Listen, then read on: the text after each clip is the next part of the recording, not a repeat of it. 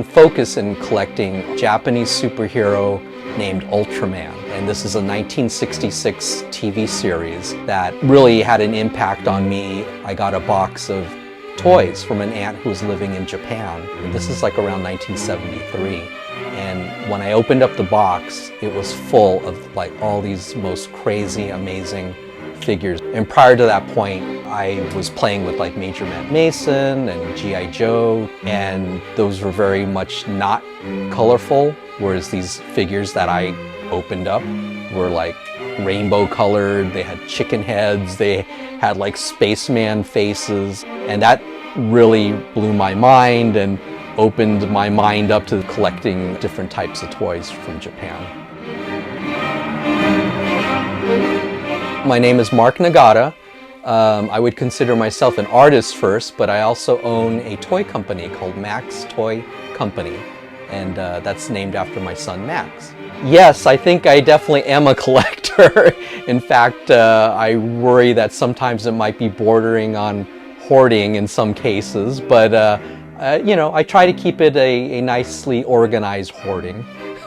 It may have started when I was about 9 or 10, but I wasn't an active collector. Occasionally we would go to Japantown in Los Angeles, which is where we were living at the time. And my dad would pick up, you know, 1 or 2 monster figures or whatever. And those just became the toys that I was playing with. And I didn't really understand that there was a thing you could do, which is like collect them or, you know, buy one and keep one, you know, sealed in the package or whatever. So for me, it was very much just about feeding my imagination, and I liked to draw at the time, so I would use those toys and different drawings that I was doing.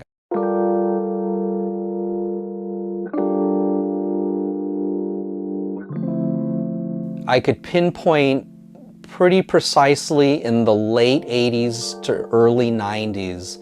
I was living here in San Francisco, and Japanese model kit stores started popping up, and within those stores they started importing Ultraman figures, and immediately I started recognizing these characters again and thinking like, oh, that's like the stuff I had in the 70s. Let me dig that out of the closet and you know, put them on a shelf, and that's sort of the genesis of when I started really collecting. And at that point, the company that was producing those was called Bandai Toys. So it was a lot of Bandai toys, kind of in the 6-inch and 10 to 12-inch size figures that I was buying.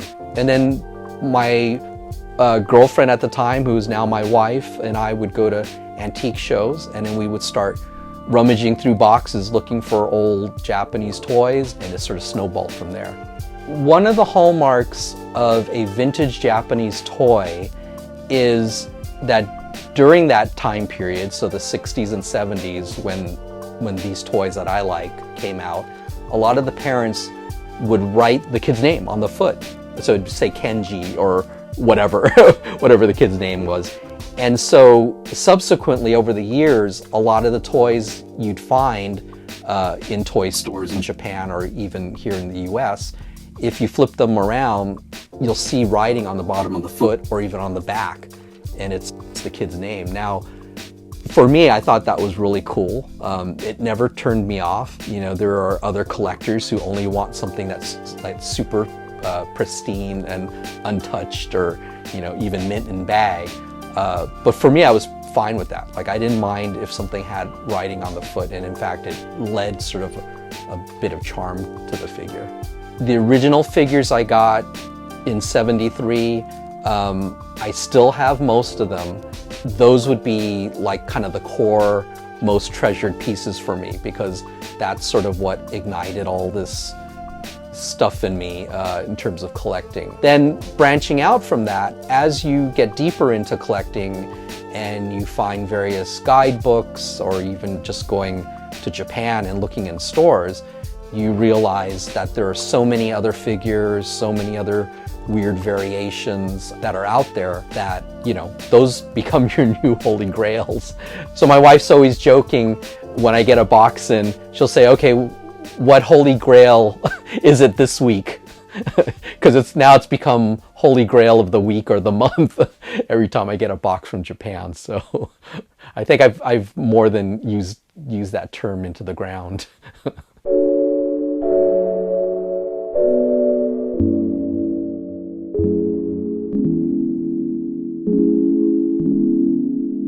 I always have to say, with a huge amount of gratitude and thanks, to Maria Kwong, who works with the Japanese American National Museum in Los Angeles, which is where you probably saw their show, Kaiju vs. Heroes, where a lot of my collection was in that show.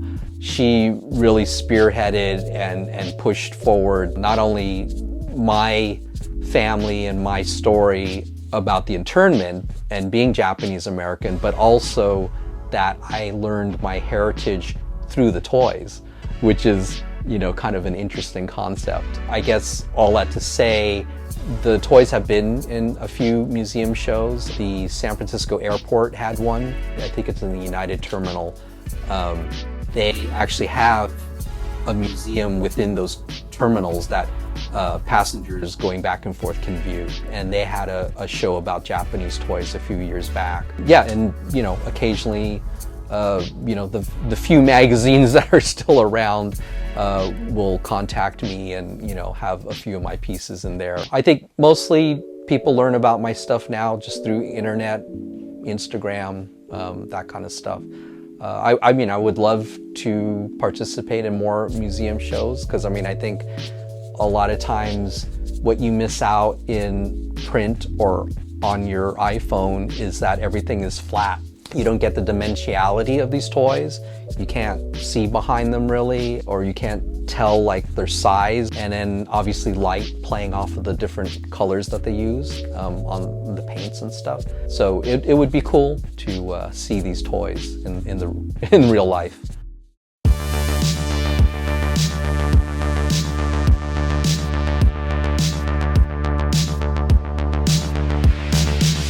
You know, just when I say, I think I'm done, I have it all, then the doorbell rings and another box shows up and I'm like, hey, you know, I gotta make some room and put some more figures in this cabinet.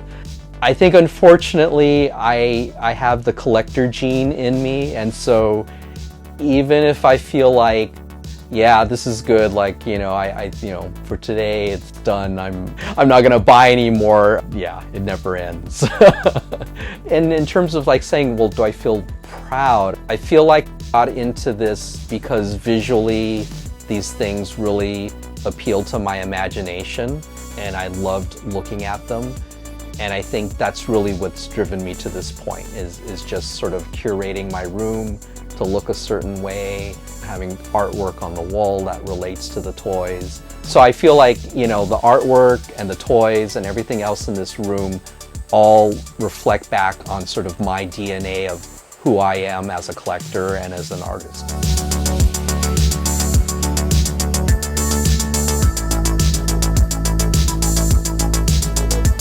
So the best way to, I guess, view my collections and whatever's new in my room is to find me on Instagram, and that's Max Toy Co. Or if it's something we've made through Max Toy Company, it'd be our website, maxtoyco.com. I think the other arc of collecting is just you get to a point where you realize what's really bringing you the joy is this era, right? Or this character. And then you circle back to like, okay, I'm just gonna narrow in on that. I went through the whole phase of like grabbing everything, right? Ultraman toilet seat, Ultraman, you know, whatever, Kleenex box. During the 2000s, Ultraman's like Spider-Man, Superman here, where you could get tennis shoes, you could get, you know, whatever, underoos, you know, you get all that stuff. And I think at some point, the mania caught up with me and I was just buying anything Ultraman, right? People were gifting me anything Ultraman. And then I look down and I see this box full of stuff and I'm like, I have no connection to this, right? It's like, it doesn't, again, it doesn't spark the joy to me that the vintage stuff does.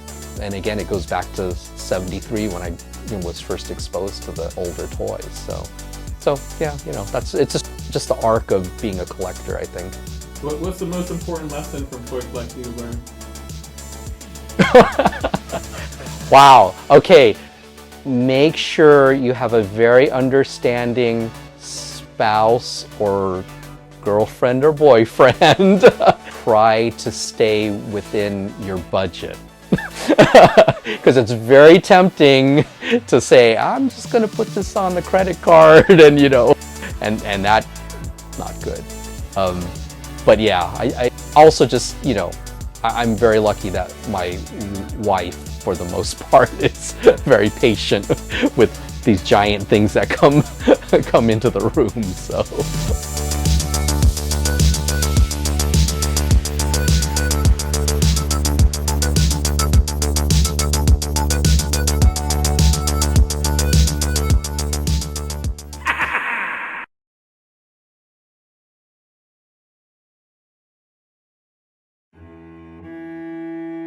I've always drawn pretty much since the age of like 2.5 or 3 years old. My parents, especially my mother, was artistic and she would always encourage my wanting to draw or paint. I don't think I ever considered that as an actual career until I went to City College here in San Francisco. My name is Mark Nagata. I would consider myself an artist first and a toy maker, toy collector second. So prior to the toy company I have now, Max Toy Company, I was a freelance illustrator during the 90s. And one of the bigger assignments that I got to work on were children's horror book covers like Goosebumps. The particular series I worked on was called Give Yourself Goosebumps. But I also did covers for Graveyard School and Spine Tinglers and a whole bunch of other one-off sort of Goosebump-like series. Basically, yeah, I think most of these are from the Goosebumps series. There's a few here that, like off to the side, this one with the skeleton is Graveyard School, and this one was actually a portfolio piece, but I like to pull it out because it's one of my nieces who now has a child of her own, but back then she was just a teenager, so it's always funny to pull that out and embarrass her from time to time. Originally, I wanted to go into film. I was like, you know, one of those Star Wars kids who loved special effects and, you know, Ray Harryhausen and stop motion and stuff, and I used to make my own little Super 8 movies. But when I was taking some film courses in City College, one of the courses was doing film storyboarding. And I didn't realize a storyboard should really just be a series of quick sketches, just kind of rough out a scene. And what I literally did was I fully painted all the scenes with details and pen and ink and all kinds of stuff. And the instructor took one look at it and he said, oh no, you should be in the art department. You know, like, you definitely have an ability to draw and paint, and that's like what I think you should pursue. I have to say, that's the guy who really put me down the path of going into art as sort of like a career or profession.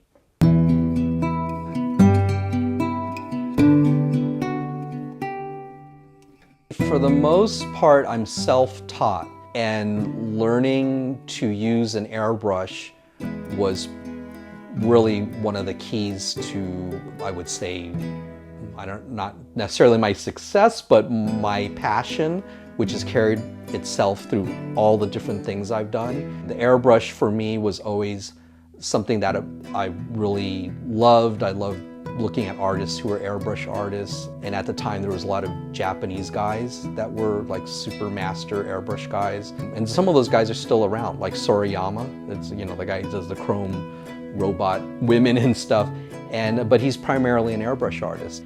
And again, going through school, you know, I got a lot of grief about using the airbrush because everybody kept saying, oh, it looks too commercial and it's too slick.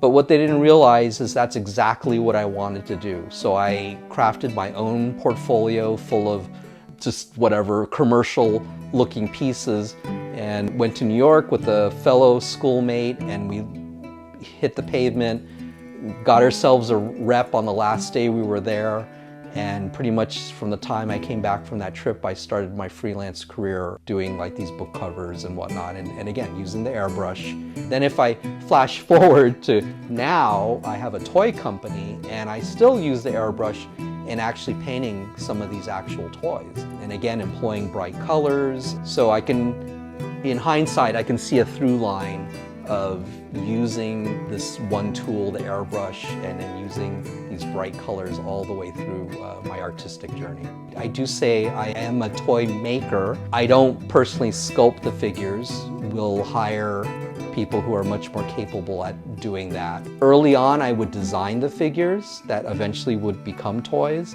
So I would do drawings like the front, side, and back of it, and then hire a sculptor to actually sculpt the figure.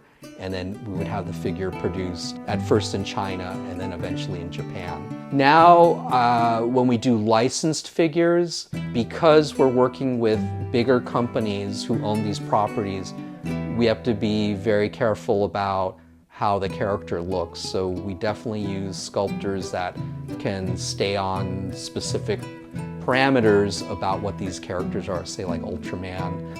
And they have to be approved by a much bigger company. So there's a little less leeway in terms of what we can do there. So at this point, I feel like mostly what I do is a lot of coordination and a lot of pre-planning. But then I let people who are much better at doing certain things like sculpting, I let them do that because that's, we work with some of the top guys in the industry. And then the result is we get, some cool looking toys.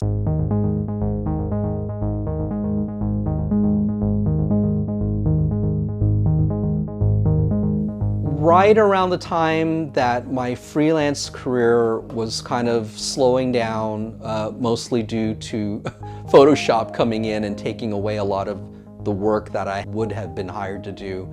I was kind of in a transition period and I wasn't quite sure what to do. And so in the meantime, I had already started collecting Japanese toys. And so I was invited to bring some of my toys to a photo shoot that this guy Jimbo Madison, was publishing a book called So Crazy Japanese Toys. And he wanted to borrow some toys to put into his book. And so it was at that photo shoot that basically myself, another collector, and Jimbo, we all sort of coalesced around this idea of, hey, it'd be cool to do like a zine about Japanese toys, because it seems like a lot of designers, a lot of our fellow friends, were all visually interested in these toys, but we really didn't know anything about them, but we knew they just looked cool. And at first we were just gonna do like a black and white kind of Xerox sort of thing. And Jimbo just spoke up. He's like, oh, like, dudes, you guys gotta do it full color. You gotta get national distribution. You gotta do magazine style, sell ads in it, sell subscriptions. And literally he just like laid everything out. And that became this toy magazine called Super 7 Magazine.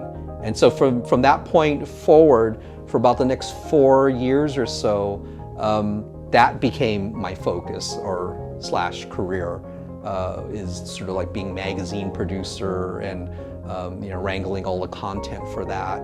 But I was still able to do my artwork to put into the issues, so that I was still trying to keep my artwork going. And then at that point, it just, I was feeling like I was losing my identity, to be honest. And I just became this micromanager of like all these different projects. And I was like super, super depressed about it, because that's not what I wanted to do. Like, I'm a very creative person and I don't want to just be a whatever middle level manager or something. So I left that magazine, and the first thing I knew I wanted to do was start my own toy company. And I had my son Max at the time, and I was like, okay, I'm gonna name it Max Toy Company, and I had the logo in my head, and that's the genesis of what I do now. So for the last 18 years, we've done Max Toy Company. So I enjoy creating. What I don't enjoy is countless meetings and hurdles to get something done. So I would say that's the only downside to certain things that maybe have to be licensed, is your creativity is not as free as it is to create your own toy, which of course is totally up to you and whatever sculptor you're working with. So having said that, Max Toy Company for me is a nice balance, because on one hand we do some licensed items, but on the other hand I'm able to still do my own original creations. Presently, the way I can still utilize my art or my painting skills besides painting on the actual toys is we package our toys with header cards, so like little cardboard things that kind of seal the top of the packaging, and I'm still able to like illustrate or paint the packaging that goes on these, and we do sort of like a retro style, so a lot of the packaging is reminiscent of the artwork from the 60s and 70s toys that I'm collecting. I'm definitely heavily influenced by that era.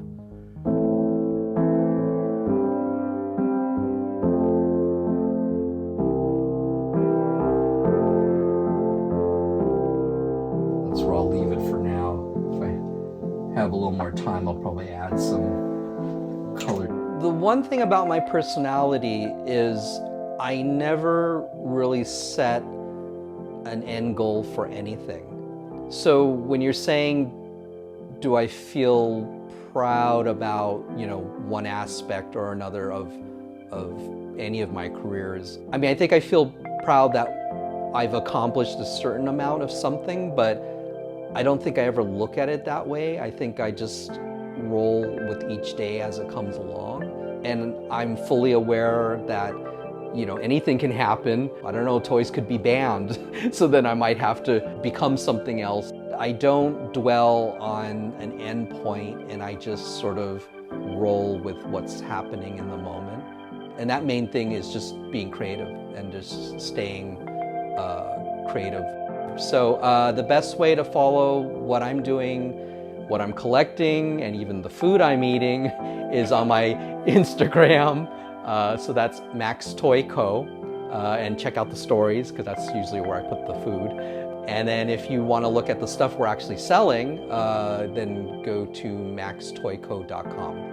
I think I'm not a very deep person, to be honest. I'm sort of, I like to satisfy my creative impulse, whether it's painting a toy, painting a painting, and that's sort of the end goal, I think. What I've learned, that's when I'm the most happy or the most bliss. But I don't really analyze it much. So I don't think well, what's making me tick? Why do I keep buying toys? What's wrong with me? That's not how I'm built, whereas my wife will point it out. She'll say, oh, well, you see, you're doing, because of this, and I'm like, oh yeah, I guess so,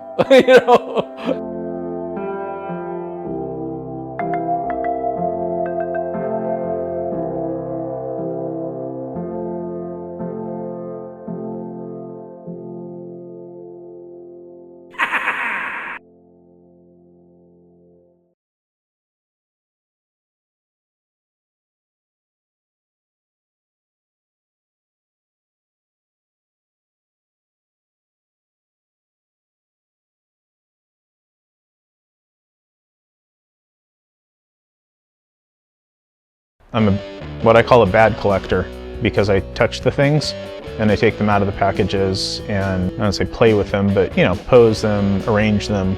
I like to see the things displayed, and even with the best packaging, it's a distortion of what the art is inside the package. I was really passionate about a lot of different things that seem to be somewhat unrelated until I discovered that what I collect is art, and the way I apparently subconsciously was approaching collecting was from the standpoint of art. It was appreciation. It was appreciation of a sculpture, or appreciation of the engineering that goes into a posable figure. Pre-production film artwork, that's a large part of the quote-unquote props that I've collected as original artwork. I draw a lot of inspiration from people, particularly like Ron Cobb. His work kind of sets a benchmark for me of, gee, I wish I was that good, and keep working toward it. Same with someone like Shunya Yamashita and the way he can capture expression in his figures or in his drawings that become figures. It's just amazing.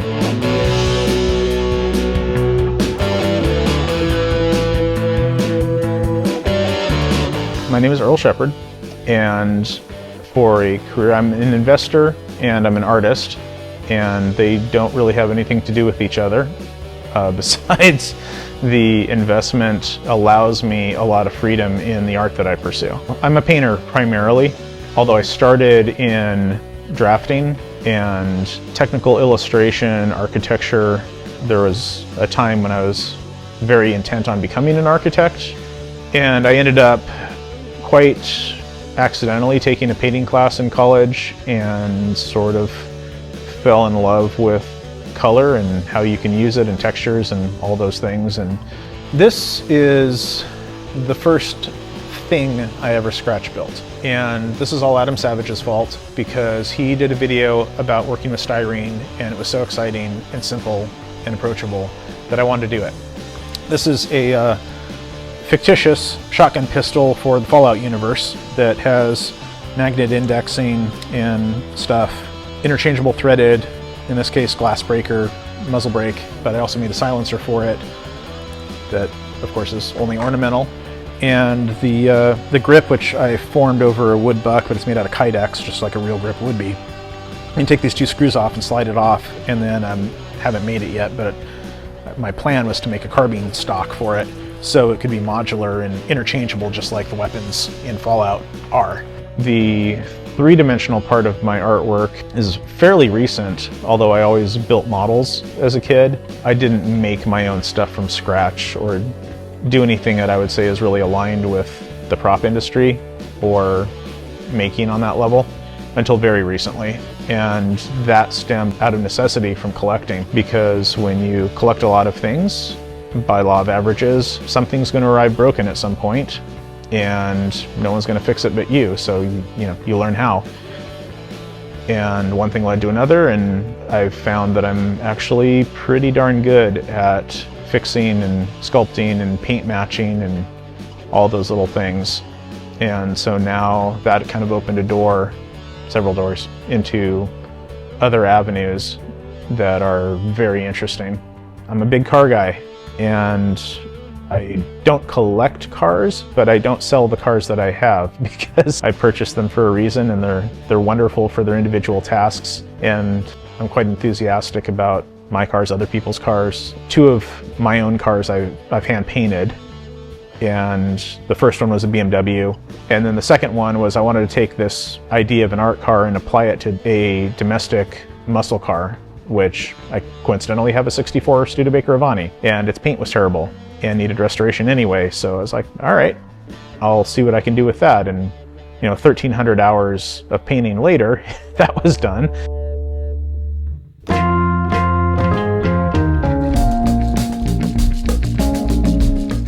The toy collecting, there's one moment in time, and I'll blame my best friend for that, because he bought my son a Kyoto Revoltech Evangelion EVA-01 as a birthday present when he was, I want to say 6. And I had never seen a toy with that degree of articulation at that scale. And I was like, damn, that's awesome. And then I remembered I used to have all these really cool toys that in varying ways my mother got rid of. So I was like, I remember playing with my Star Wars toys, my G.I. Joes, and like that was really fun. That was really creative. I really wanted my son to have that type of access to that kind of tactile creativity. And so I went on eBay and started looking for all the stuff I used to have. Best toy ever was the old AT-AT, super durable. Like I literally could not break that thing. And I was like, that would be a great one to get. And I found one that was reasonably priced and got that. And one thing led to another. And then I remembered that I used to have a bunch of old Robotech stuff. And then I found out they made new Robotech stuff. And the new stuff is actually even cooler in some ways. Well, not cooler. No, it's not cooler. It's better engineered than the older stuff. The older stuff is cooler because it's vintage. And then at the same time, I was getting more into anime, primarily like the storytelling and the art form that goes into creating it. It's insanely deep and varied, and so many different styles and genres and subject matter and levels of appropriateness for different ages and all that. So it's a pretty deep pool to dive into. I've always been a very good artist when it comes to technical illustration, and I've always considered myself very bad at cartooning. I'm very bad at drawing people, organic things, without a clear reference that I'm drawing from. And so watching anime, I was like, you know, I want to learn how to do that. It dovetailed in with collecting figures, because I was then able to see things with a three-dimensional representation and better understand the forms that I was trying to represent two-dimensionally with a line. So yeah, so the collecting started with that, and then it just grew and grew. It grew vertically and horizontally, so to speak. There was more depth in terms of new figures and items versus vintage. One of the things I really enjoy doing is juxtaposing completely unrelated series with each other with objects of the same scale. So I finally, and actually this was in a way a sort of unicorn for me, was finally getting this Bandai 144 scale Apollo 11 Saturn V rocket, which is enormous, and everything else on this platform is within reason 144 scale, including this little Kariage shop that's actually 150 scale, but hey, that's close. And this Gundam robot, little astronauts, the Sherman tank.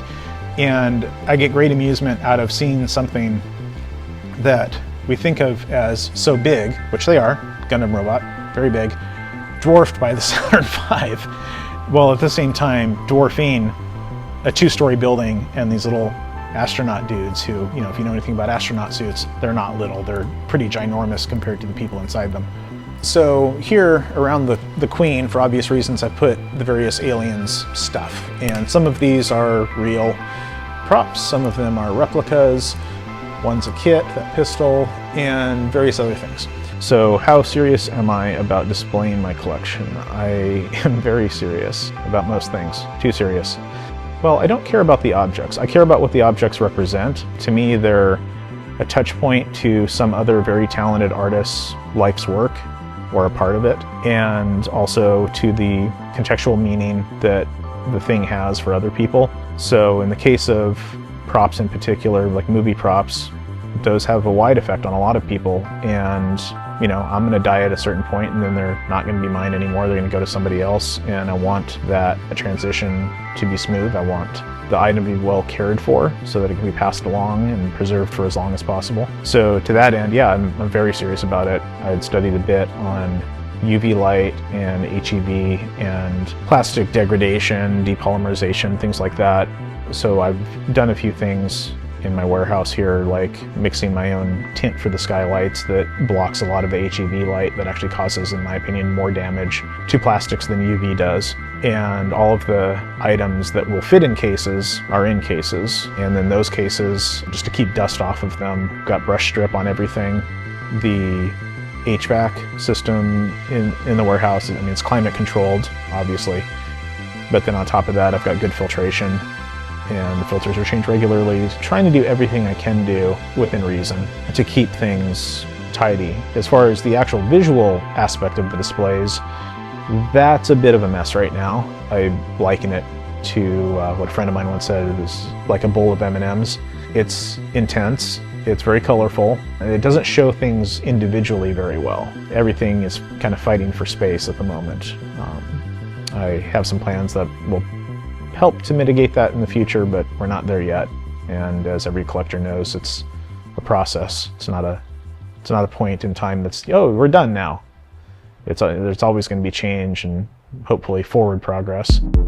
This pumpkin head, which I call an unaction figure because it was originally an action figure, and the joints were quite bad. The fit on mine, as it is older, the fit was really poor, and I couldn't really display it as is.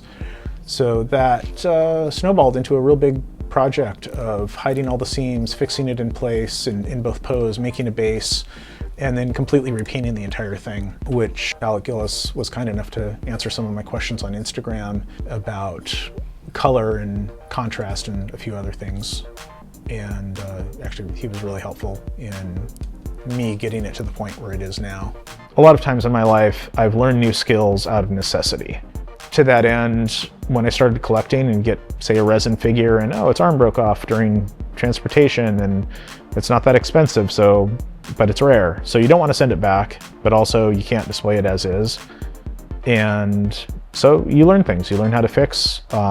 Thankfully, I'm already a pretty good painter. I have a good eye for color and for texture and sheen. As far as the physically larger collection, when I got into prop collecting, which was maybe only the last 3 years or so, I ended up being fortunate enough to wrangle both in fact you can see it behind me, a full-scale Alien vs. Predator Queen crown that Studio ADI produced that wasn't used for the movie. It was used as a test paint panel for Independence Day 2 for the cockpit they were doing. I loved the piece. I loved that it had 2 different paint jobs on it and it was unfinished in the center. And then shortly thereafter, I ended up getting this alien head that the guy who sold it to me wasn't sure who made it or where it came from, and I figured it out eventually that it was a Bruce Hansing Aliens Queen head. I would call it a trophy. It was designed to be wall mounted. And since they're of the same scale, and I rigged it up to see if they would play well together, and they did. And I was like, well, that's pretty interesting. So yeah, I figured out, with a little bit of help from one of the guys at Studio ADI who was nice enough to answer one of my emails, I figured out how to fix the tear in the paint on the Queen's crown. And then I ended up deciding to finish the center section, which had been unfinished, by taking the 2 different styles of paint application and pretending as if they were projected light, like the color shifts were from light. For the Hansing head, I obviously then just painted it to match, and that was both easier and harder in certain ways. The hard part was the tendons were cast into the piece and opaque, but the tendons, of course, as anyone would know, in Aliens are translucent. And so I did a couple of tricks to try to give them a sense of translucency. The teeth were epoxy and the outer surface had yellowed quite badly. So I ended up having to pull all, what was it, 26, I think, teeth, and taking off the hot glue that Bruce uses for the gums, which is a really ingenious way of attaching the teeth, by the way.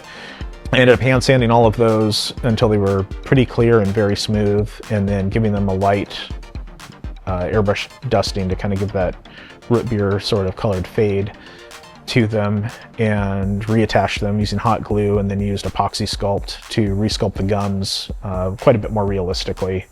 I've done some notation on the back of the Hansing head to indicate like its pedigree and that I did some work, but it's a Hansing head. One of my friends who runs this excellent Robotech related website, Scorched Earth, he got this same 1/6 scale VF1 cockpit that I had, but he got his secondhand as a donation for his channel. And the guy who shipped it to him did not pack it properly, and there was a tremendous amount of damage to that cockpit, and he was going to give it to me for me to do something artistic with it. And when he brought it over, I looked at it for a while and all the different broken parts and things, and I was like, you know, there's nothing in here that I don't think I can fix. It would just be work, you know, it'd be a lot of work, but I'm pretty sure I could fix it. And, you know, he was fine if I wanted to be that stupid and try, go for it. And so over about 2.5 months, I kind of chipped away at it, and I did keep a time log because I knew he would be curious and I was curious to see how long this would take. And it ticked right at like 80 hours on the dot. But yeah, I fixed the figure. It was broken in multiple places, had to scratch build a new collar out of styrene to go with the resin, and spent 17 of those 80 hours polishing the inside of the canopy to get the scratches out from it ping-ponging around and stuff.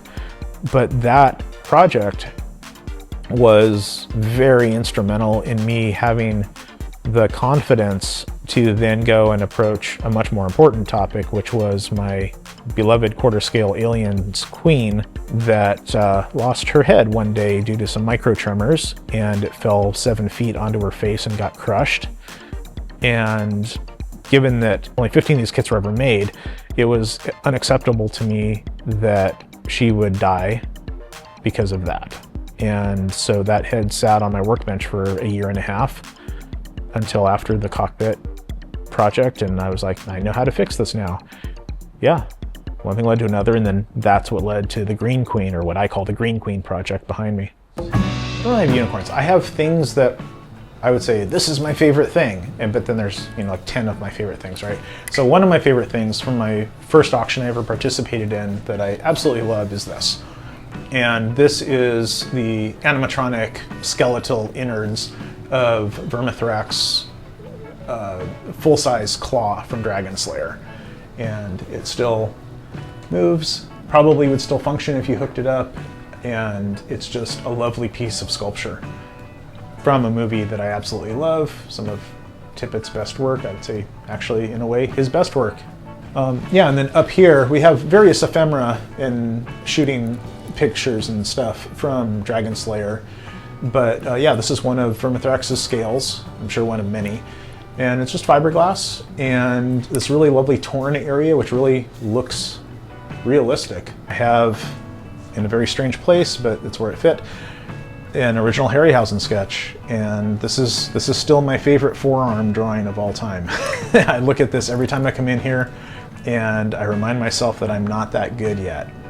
And that's the gold standard that I'm looking for in musculature and expression and feeling in a sketch. It's unbelievable. Another original cob I have is this map that was also part of the pre-production work for Conan. And then around here, I have a couple of interesting things.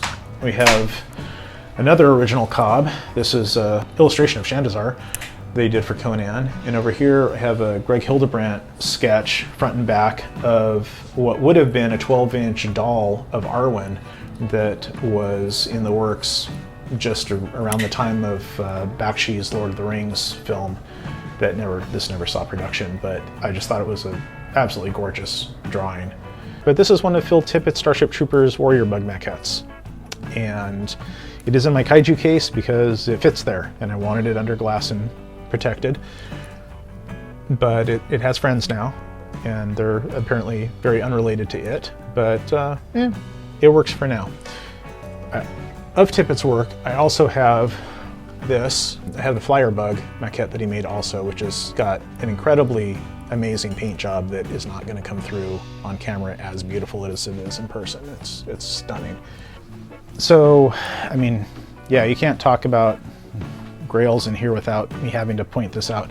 This is definitely one of my all-time favorite things.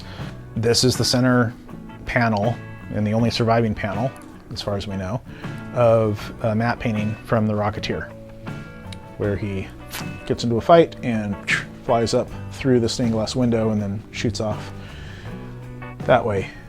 These are the Yuji Sakai Godzilla busts from original up through, I want to say 2000-ish, I actually am now forgetting, but these were all sculpted by him specifically for this run of busts, of which I'm told they only made 20 sets, and they were for sale for one day, and obviously all sold out.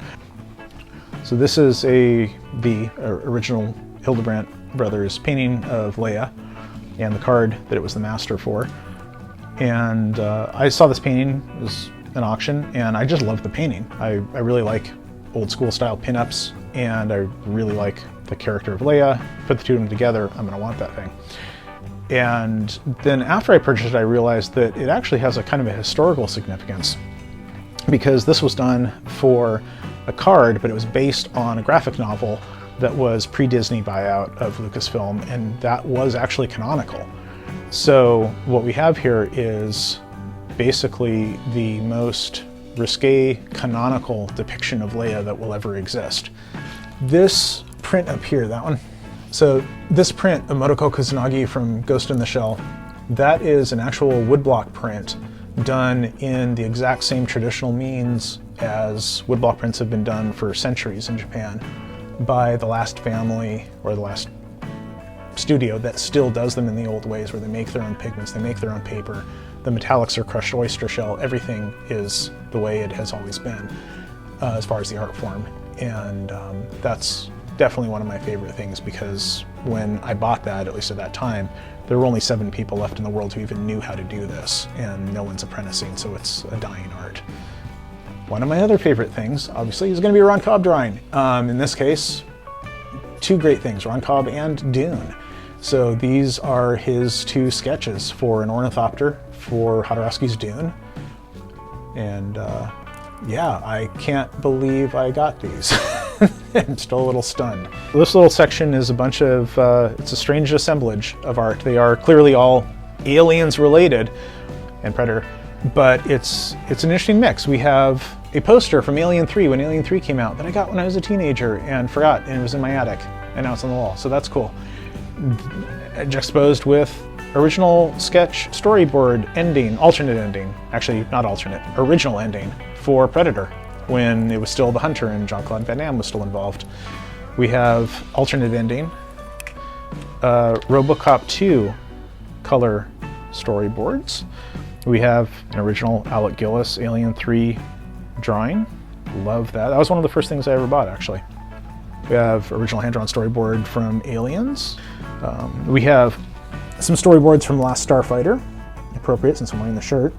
And yeah, and up here we have original art from the production Starship Troopers, including different stages of coloration for that dropship.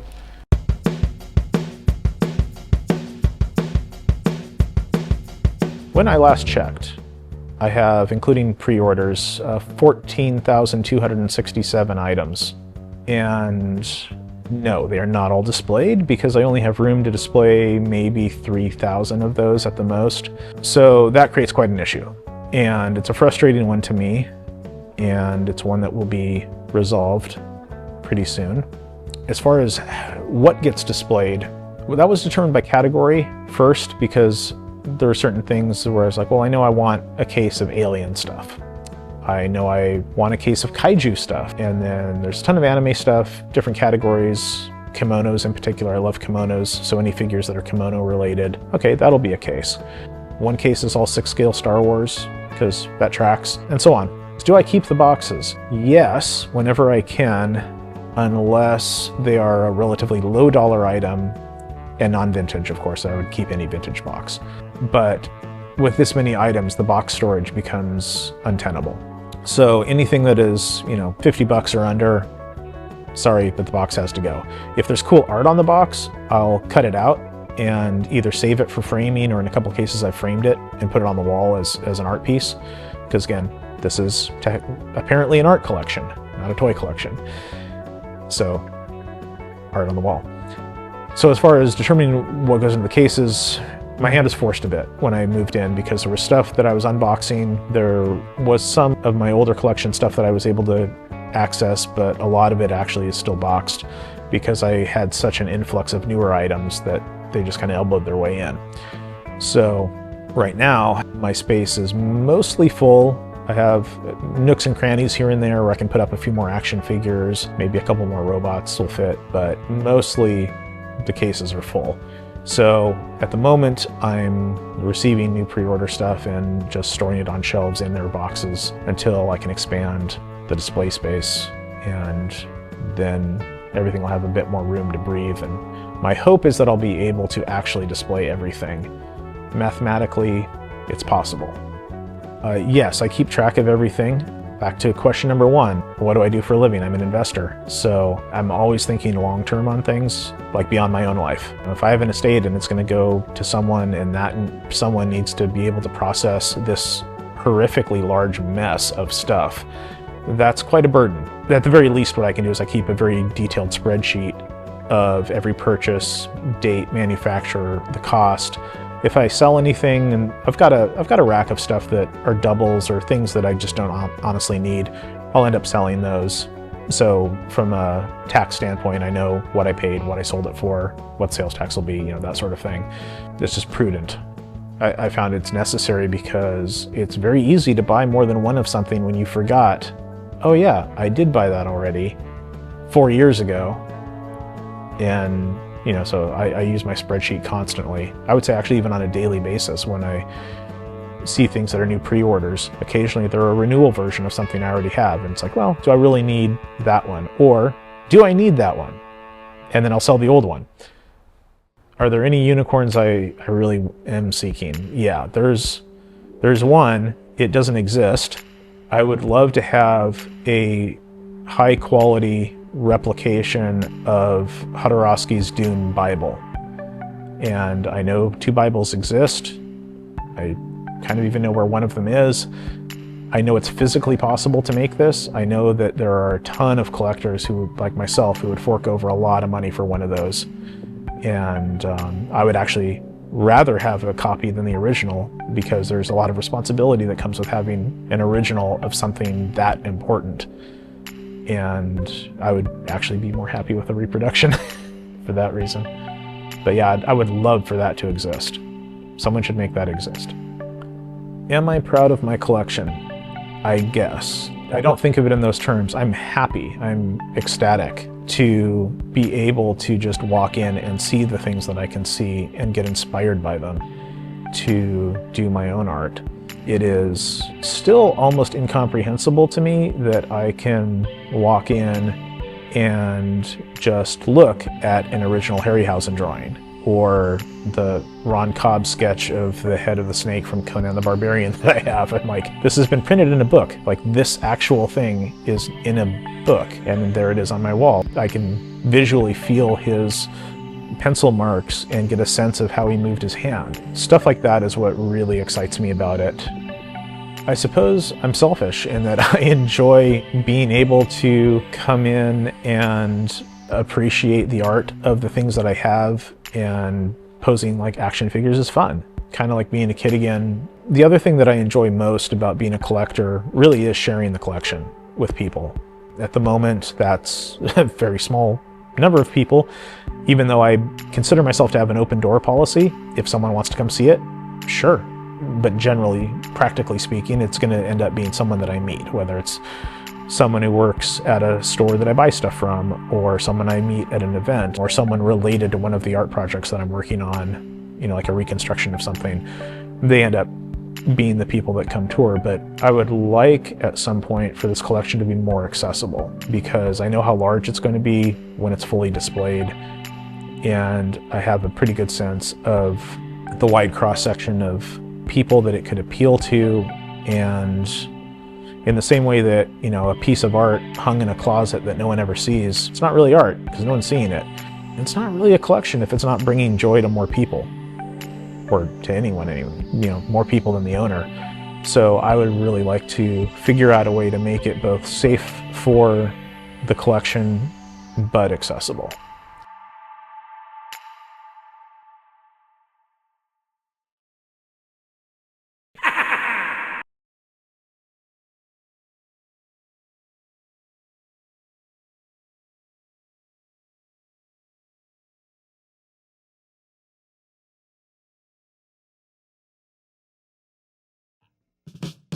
I think I made my first custom toy maybe about 7 or 8 years ago, and started taking it more seriously a few years after that, doing it kind of as a job for the last 5 years. I still collect old Nintendo stuff, and I came across Death by Toys. At the time he had a different screen name, but Dan Polydoros, and he's a custom toy artist. And he made a Mega Man toy, and I was just super interested in it. I didn't get that he had made it. I looked into it, and he was offering up the recipe and the how-to on how to make it and everything, and so I went on his site and thought maybe I'd make my own, but it seemed a little complicated for me at the time, so I ended up backing off of it. But fast forward a few months, and then he made some more Nintendo toys, and I bought all of them. And when I got them, I got really inspired, and then I reached out to Dan and said, I'd like to take a crack at this, and he walked me through and helped me get the materials and get started.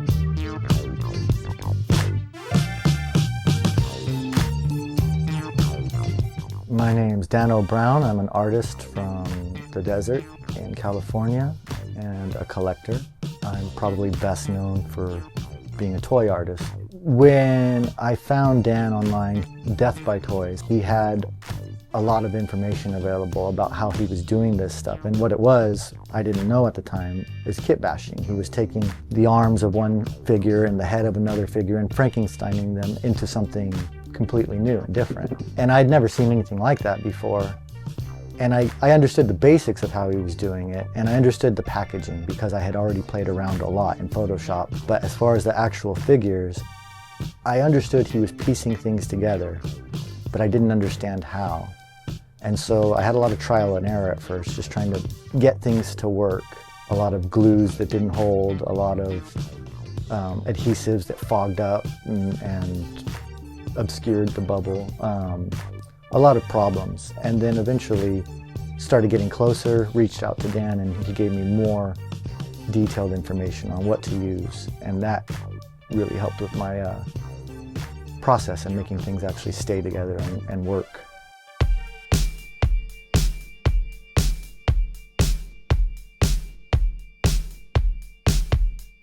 When I first started, it was 100% me making things for my own self, for my own collection. I wanted things to hang on my wall with my Nintendo collection, things that nobody else had. And at first I was reaching out to Death by Toys and just really trying to have him make everything I wanted. And he's a regular guy with a regular job and a family, and he couldn't make everything. So I started trying to make my own. And I did, and I started making a whole bunch and hanging them on my wall, and they got better as I went.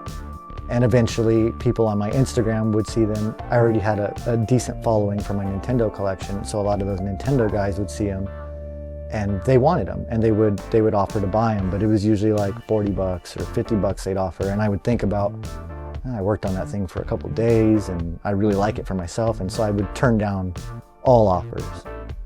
And then at some point, maybe about a year in, someone offered me what I considered at the time a sizable amount for my Paperboy action figure. I couldn't turn it down, and I sold it. At the time, I was working a job I really didn't like. I didn't make very much money.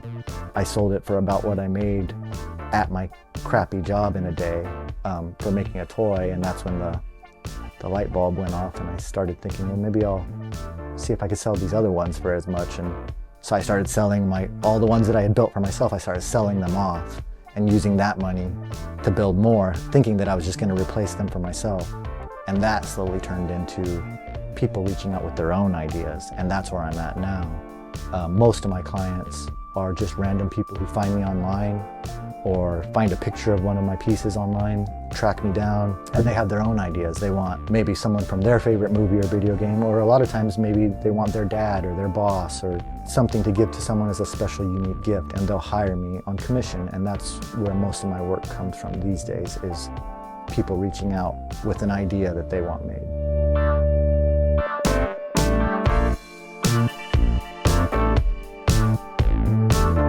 I'm proud of a lot of my work for different reasons. I mean, there's some projects. I worked with a documentary called Have a Nice Trip about psychedelics. It was on Netflix.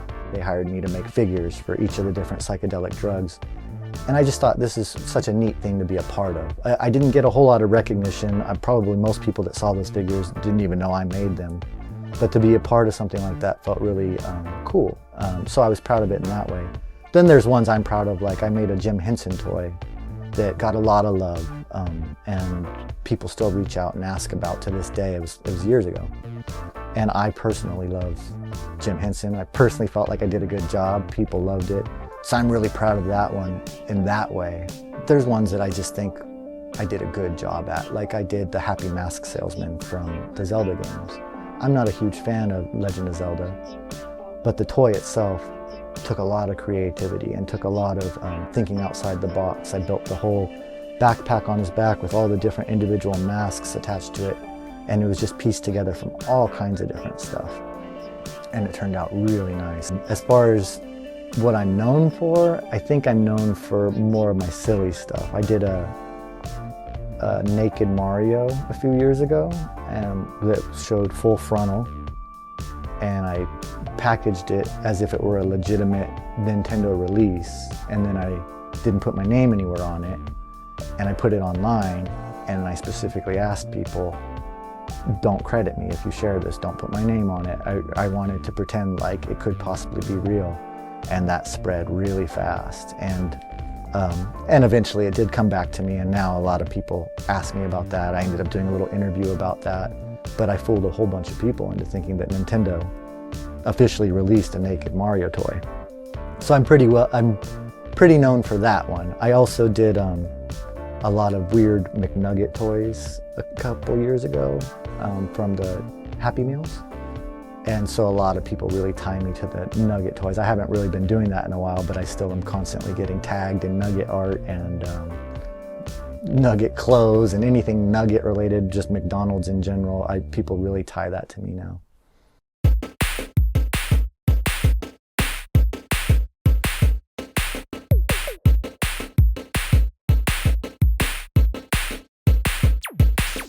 I'm definitely a collector, and I've always been a collector. I collect a lot of things. My main focus for the last 12, 13, 14 years has been Nintendo, specifically NES, the original Nintendo, and I'm trying to get a complete collection of all the games. I'm missing 2 games, but they're thousands of dollars, so I don't know if I'll ever have them. I collect Bic lighters, but only the ones that are printed on. I collect records. I collect fast food stuff sometimes, like Jack in the Box and Burger King, McDonald's. But most what I'm passionate about is Nintendo, still to this day. I'm trying to complete a lot of mini collections within my Nintendo collection. I want all of the religious games. I want all of the licensed games. I would like to have every box to the console. There's the action set, the control deck. I would like to have all the cardboard. That's where most of my focus is as far as collecting. And I've always been a collector. Even as a little boy, I collected the homies from the 50-cent machines. I collected G.I. Joes. I collected Pogs. And I remember, you know, like the G.I. Joes, my brother and I, he's a couple years younger, he would play with his G.I. Joes and I would put mine to the side, and I would like to keep them all together, and I would get upset when they weren't together. I liked the collecting aspect of it. It's just part of who I am. I like to accumulate things. Most of the games in the NES library are kind of just known for not being that great. The good ones, you already know about them. There's the Mario games, Kirby, Contra, and those games I do play. The game I play the most is Bases Loaded. It's a baseball game that I've been playing since I was a little kid. I'm very competitive about it, and my brother comes over, we play.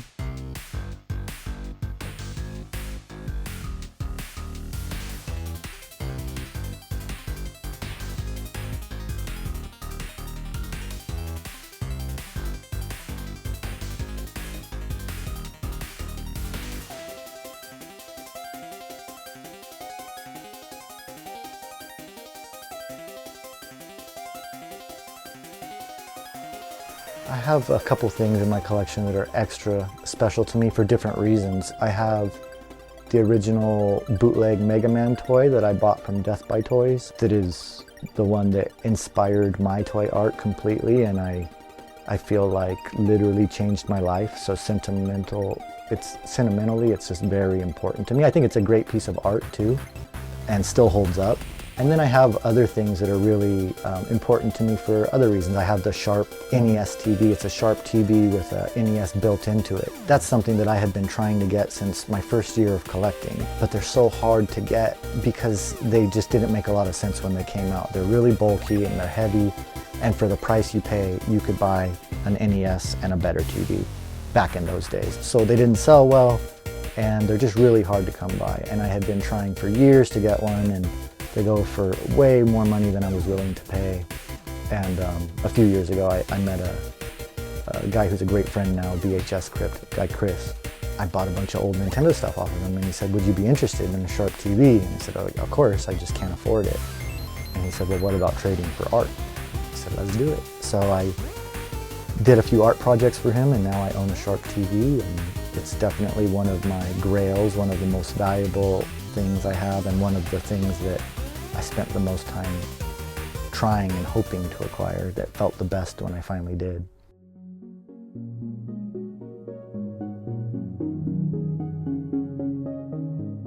I love creating, and I always have. My favorite part of creating is when I get the good results, especially if it's something funny, if it's something where I'm getting laughs. That's the stuff that I like the best. My most popular things I didn't sell, like the Naked Mario, I gave that away for free, and I've done a couple like meme-based toys that I just give away because it's not about the money for those ones. Those ones for me are about making people laugh, creating something that I thought of. But most of what I do is more like straight work, getting hired to make a certain thing, making that thing, collecting the money, and moving on to the next job. That part is a little less exciting, but equally as important. I'm very proud of what I've done with art. I did not grow up dreaming to be a professional artist or anything. I always just made art for fun because I enjoyed it, and I enjoy talking to other creative people, so I've always felt like I was an artist, but I never dreamed that I'd be making money, especially enough money to, you know, change my life, quit my job, you know, the things that I've been able to do, get a couple nice interviews or magazine spreads, things that never even crossed my imagination have happened. And so I'm very proud of what's happened. Although a lot of it does sometimes feel a little bit like dumb luck. The truth is I've never stopped grinding. So I do feel like I've earned it also, and that makes me feel really proud. As far as my collection, I'm proud in a whole different way. My collection is one of the only things in my life that is for me. And I love to show it off, and I like when people like it, and it's exciting when I see people see all my stuff for the first time, but it's always for me. I buy the stuff that I like. I don't display anything that I don't like. I order art from the artists that inspire me. I buy toys from the sellers that I like. It's all just so much me. I'm proud of it in a different way because I feel like over my entire lifetime, really, I've done a really careful job of curating all this stuff that might not look like anything special to anyone else, and might even look a little strange to someone else walking in and seeing all the things I've collected. But to me, it's just a story of all the things that I wanted that I was able to get. I mean, and honestly, that's kind of how it started. You know, just being a grown-up with a job and finally being able to afford the things that I couldn't get when I was a kid. And then that just kind of snowballing into like, well, what if I just get all the things I want? You know, what if I just keep trying to get them all? Because I'm not collecting Rolexes or anything. It's all attainable if you're willing to do the treasure hunt for it, and you're willing to wait it out and wait for the deals and talk to the people and make the trades. And I enjoy that part of it. So my collection to me is a physical representation of a lot of work and thought that I've done over the last 15 years specifically, but really my entire life. I mean, some of the things in this collection are things that I've had since childhood. I'm on Twitter, Instagram, and TikTok, all under Dan O'Brown. Instagram is definitely the best place to find me, though. I'm not active at all on TikTok, and then on Twitter, I'm more just stalking other people. My Instagram is where I post all my business stuff, all of my art stuff, and even a lot of personal, family, and hobby stuff that doesn't have to do with art. I'll create until I die, for sure. As far as custom figures, I will do it as long as people want me to. I think if and when this ends and people lose interest and stop ordering commissions from me or stop buying the things I make, I probably will revisit my original idea of making Nintendo-based toys for my own collection to hang on my own wall, and then I'll call it. I don't wake up with the desire to make figures of movies and people that I don't know. I just like to make the things I like to make, and so I will always do that. But as far as making figures, once I make everything that I need for my own collection, I'll stop unless people keep hiring me. It's the best job ever that I've ever had, and I can't imagine a better one. So if people keep reaching out and saying, hey, I will pay you to make this for me, I'll do it until my hands won't work anymore.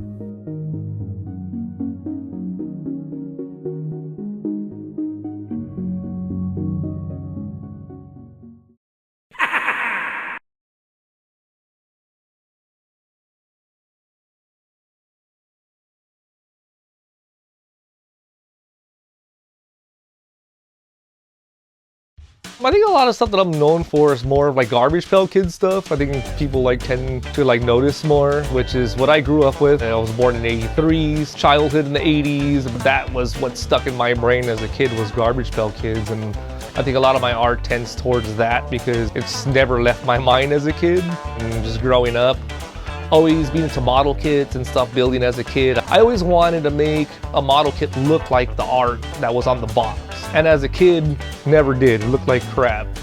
And now as an adult, knowing what I know and how to make things look the way I want them to look, I think that's what gets my juices flowing, to be able to paint something and create something to make it look like the card. I think that's my biggest draw to Garbage Pail Kids, is looking at the art on the card, which is amazing, and turning that into real life.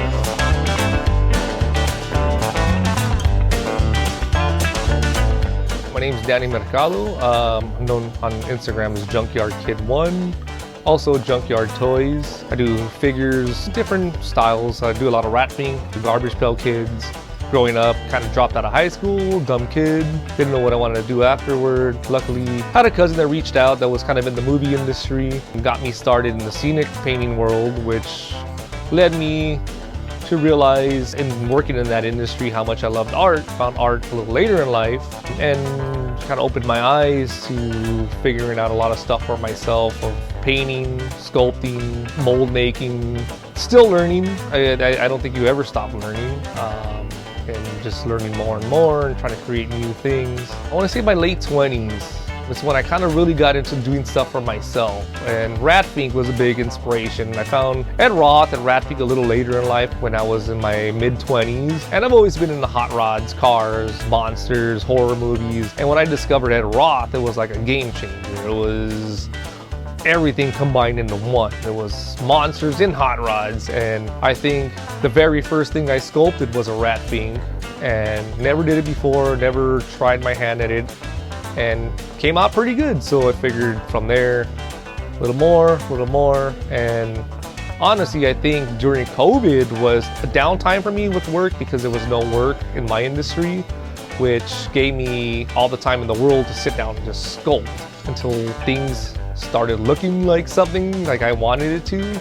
And I think that's really what kickstarted my sculpting and being able to learn how to mold and create figures. I don't make things to sell for the most part. It's always, I want to make something I think is cool for myself, and then once it's done, I figure, hey, somebody else might like it and offer it for sale, whenever I can.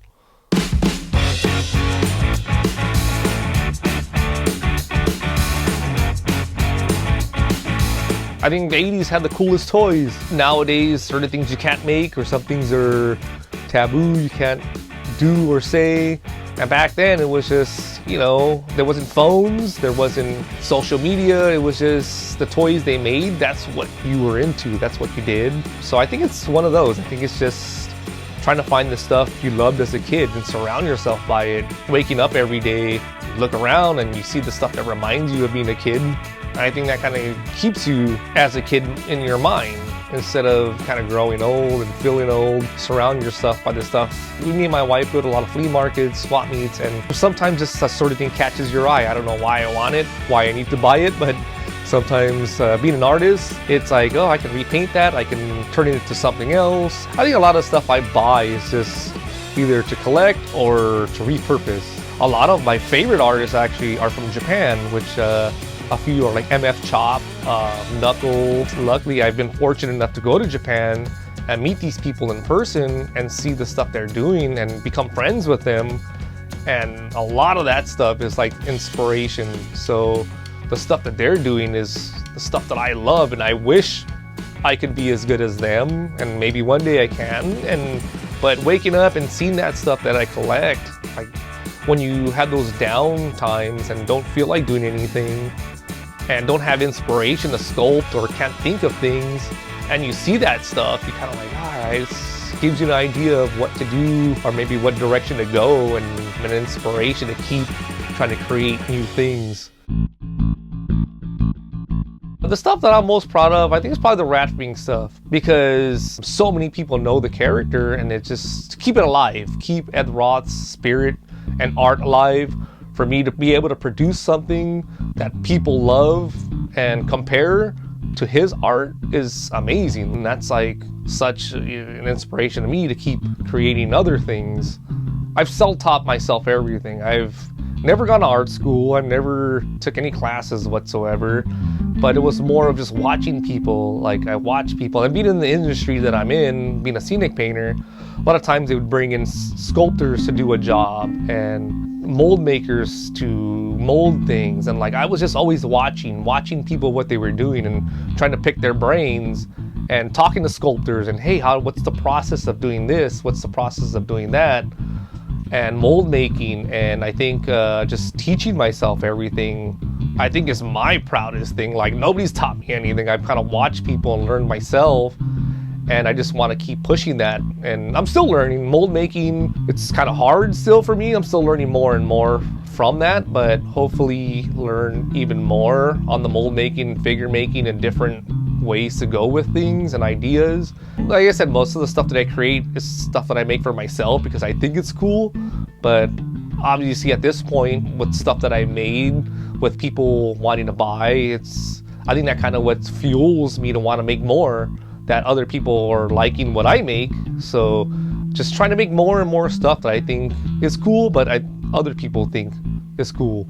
I'm on Instagram. My Instagram's junkyardkid1, which is my main page. I also have another page, Junkyard Toys, which I don't post much to, but it's, part of my social media. But that's really what I'm on. And it's funny because I was never on any kind of social media before. My wife is the one that pushed me into getting onto Instagram, because a lot of stuff I used to create and make, I would just sell on eBay, and it would, eBay would only go so far. But my wife pushing me into getting social media and Instagram, that's opened actually a whole another world for me. And I think a lot of time now, that's where I sell most of my stuff. Normally, whenever I have anything done and ready for sale, I post to Instagram. I started from nowhere. Didn't know anything about art starting, and just learning as I was watching other people do things, and inspirations of watching other artists and what they're doing, kind of sometimes motivates you to keep going when you don't want to do anything anymore and you kind of feel discouraged, or you do make something and maybe you make a mold and the mold doesn't work and your parts come out crappy. It's discouraging because you put so much work into things and you want to stop, but you have another idea for something else and you do that and that works and it comes out great, and that's, it keeps the motivation going. So other artists that are out there that might feel that way, where you feel discouraged and you don't want to do things, just keep pushing, man. That's how I feel. Like sometimes I don't want to do it anymore. I tell myself, why am I doing this? It's going nowhere. And then when people start reaching out and like, man, your art is great, that's the motivation to keep going, and you create something else and create more and more. And there's going to be ups and downs where you don't want to do stuff, but when you keep doing it and you finally finish a project and you start from zero and do a sculpture, you make your molds or make your part and to finally a finished product, the gratification is amazing. That's what pushes you on to wanting to do the next thing. And so if there's any other artists out there that feel discouraged, just keep pushing your art, just push it out there. People are gonna like it. Whether it's one or two people, it doesn't matter. Just keep doing it. Just keep doing your art. Keep the art alive.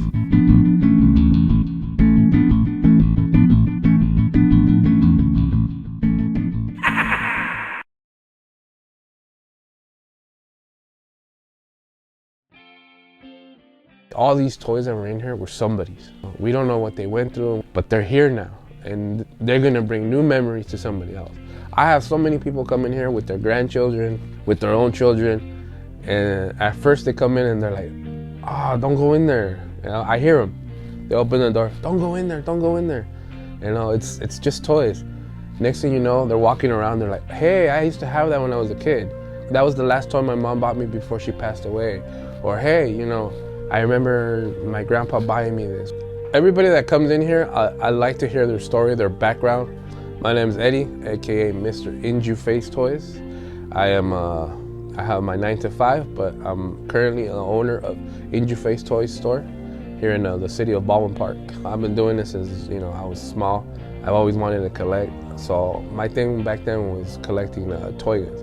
I think it hit off when I turned 22. That's when it really started hitting me. That's when I started collecting the Marvel Legends. That got me to the point where I wanted to do that. I wanted to have a toy room full of toys. So then that finished like around, I turned 25, so it only lasted a couple years. When I got with my wife in 2015, that's when she was like, what do you like? Do you have hobbies? At the moment, I was just at home being a couch potato. And then next thing you know, she's like, well, I used to like vintage toys. We went out to Cape and Cows. And I was like, yeah, I remember there's a store out here in Orange County called Cape and Cows. I saw Marvel, the Toy Biz one, and I was like, dude, these are cool. I remember these. She's like, get some. I got those. I took them home, and then I told her, hey, you know what? I also remember G.I. Joe, He-Man, Sectors, Dragons and Daggers. She's like, well, why don't you start looking for stuff like that? So I said, okay. So I started looking on swap meets, going and buying G.I. Joe. I'm like a 32-year-old looking through bins of G.I. Joes, like at random like toy shows and stuff. And everybody's looking at me and my family like, hey, what are you doing? You're collecting toys now? Yeah, I was like, yeah, collecting toys now. And that's how it started. And I've been doing that. Then I started like getting to the point where I was like, man, I can make some money off of this stuff. Let's just start selling. So she was like, well, don't pushing me. I started an Instagram. What are you gonna call yourself? I said, well, my sister, we used to play basketball on the back, and she was taller than me. And you know, being a paisa, she would be like, smack the ball, she'd be like, in your face. And I'd be like, no, you don't say it like that. You say in your face. She's like, nah, but I say it in your face. So we were messing around, and I was like, I told my wife, I'm like, I remember my sister telling me in your face. And I'm like, well, it's kind of like in your face. So she's like, hey, let's go with that. I'm like, that's where it started, in your face toys. You know, and now look at where we're at. You know, we got our own store. Hello, everybody. What's going on, people? Just letting you guys know that In Your Face is about to start having its own store.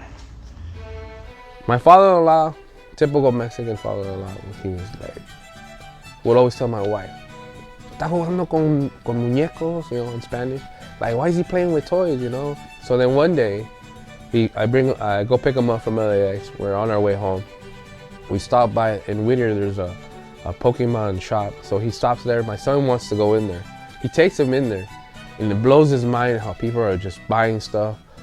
So he comes out of there and he's like, "We could do a toy store with all your toys in your room." And I was like, "Yeah, that's eventually where I'm gonna be." No, we gotta open it. We have to. It's a must. 2 days later go by, I'm at work, he calls me, he's like, "Hey, can we borrow your social? Can we borrow?" I'm like, "Huh? For what?" He's like, "Oh, come on down to this direction." I was like, "All right." So I go, I show up, they're all jumping up and down, they're like, "This is our toy store, this is a toy store." I was like, "What?" And they're like, "Yeah, this is our toy store." Next thing you know, I'm like, "You guys are kidding me, right?" They're like, "No, here's your key, this is your toy store." Me personally, I was nervous. I didn't know what was gonna happen. I'm like, "Well, we don't have anything." So everything you see in here has been bought in the last 7 months. I just got into the point where it's like, we gotta open this store. And he was the one that actually supported me and was like, you could do this, you're gonna be good. We've been open for 7 months and we're still trying to push it to the limit where it could be that toy store where you go just to find arbitrary toys that it's not gonna kill your pocket. That's what I want to do. Me personally, what I enjoy more is the people that walk in every day. I know it sounds corny. A lot of people say, "Oh yeah, the people that come in." But then you go off camera and you're like, "I hate the people that come in." I don't. I love everybody that comes in. I love toys. I don't mind losing $1 or $2 on some of the stuff, as long as I see that the people that are taking it are actually like thrilled with their toy. Don't get me wrong. I have people in here that come in and they're resellers. They give you the whole story about like, "Oh, I'm not a reseller." Once you tell me that, I already know you're a reseller. So then I try to work with you in that way. But the people that actually come, show me their pictures like, "Oh, look, I had this when I was a kid." Those are the stories that I love. This is why I love this store. And not just that, seeing the toys that come in sometimes, you know? I've never seen a scratch. And when somebody brought in a scratch last time, I was like, psh. And the guy's like, "I found it in a box." It's like, "Yeah, it was under my TV, and now it's here." Collectors are going crazy over it. Unfortunately, we haven't had a buyer. So anybody out there that watches the video, you need a scratch, come in. You know, little promo. From me opening the shop out of the blue, you know, not being prepared, like I've seen some guys they save so much amount of money and they're ready to go. Me, I just jumped into it. I say, do it if you love this and if you have a resourceable income. If you don't have love for this stuff, don't do it. The difficult part about owning a shop is, one, of course, you have to make money to pay your overhead. So you have to have the right prices. You have to, be able to bring in the customers. That's the hard part about having a shop. I could have the most expensive toys in here, but what's the point if nobody's gonna come in for the same fact that your stuff is super overpriced? Another challenge, and I would suggest to people, is look at your community, where you're at. But the thing I love about here is that you have so many different cultures around us that you could have people that you would never think walk into your store and just remember the stuff, I had this 13-year-old, he was telling me everything about Godzilla. I know Godzilla, but I don't know to the extent where he knew Godzilla. And his dad was telling me, oh yeah, we've been teaching him since he was a kid, he's been watching the movies, blah, blah, blah. It's amazing how you as a collector and all that help out your children, if they're gonna be collectors. And that's why I say, when you go to a toy store, appreciate a little bit of what they have. It might not be the greatest stuff or the stuff you look at, but it's a challenge to bring in stuff to the store so that the consumer could constantly be like, yeah, I like this store. And that's what we try to do here. It's not just like, oh, all vintage toys. We have accessories for women, because sometimes a lot of guys bring in their girls and they're like, oh man, I don't want to be in here, it's boring. We try to accommodate that. We say girl toys, women toys, vintage ones, like Care Bears and stuff like that. So all that is the hard part of owning a store. Bringing in the material that everybody's gonna wanna actually come and see. If you come in here and you just take a picture, that's cool with me too, I don't mind. Because not everybody has the funds to buy action figures, or they don't have the room. I have a lot of people telling me that. I wanna buy this, I wanna buy that, but I don't have the room, or I don't know where to store it. That's the pros and the cons of owning a store, If you love it, you're gonna enjoy every day. I am a giant Incredible Hulk collector. I love them since I was a kid. My wife's like, well, why do you like the Hulk? You could have liked Thor. Everybody likes Thor. Everybody likes all the cool guys.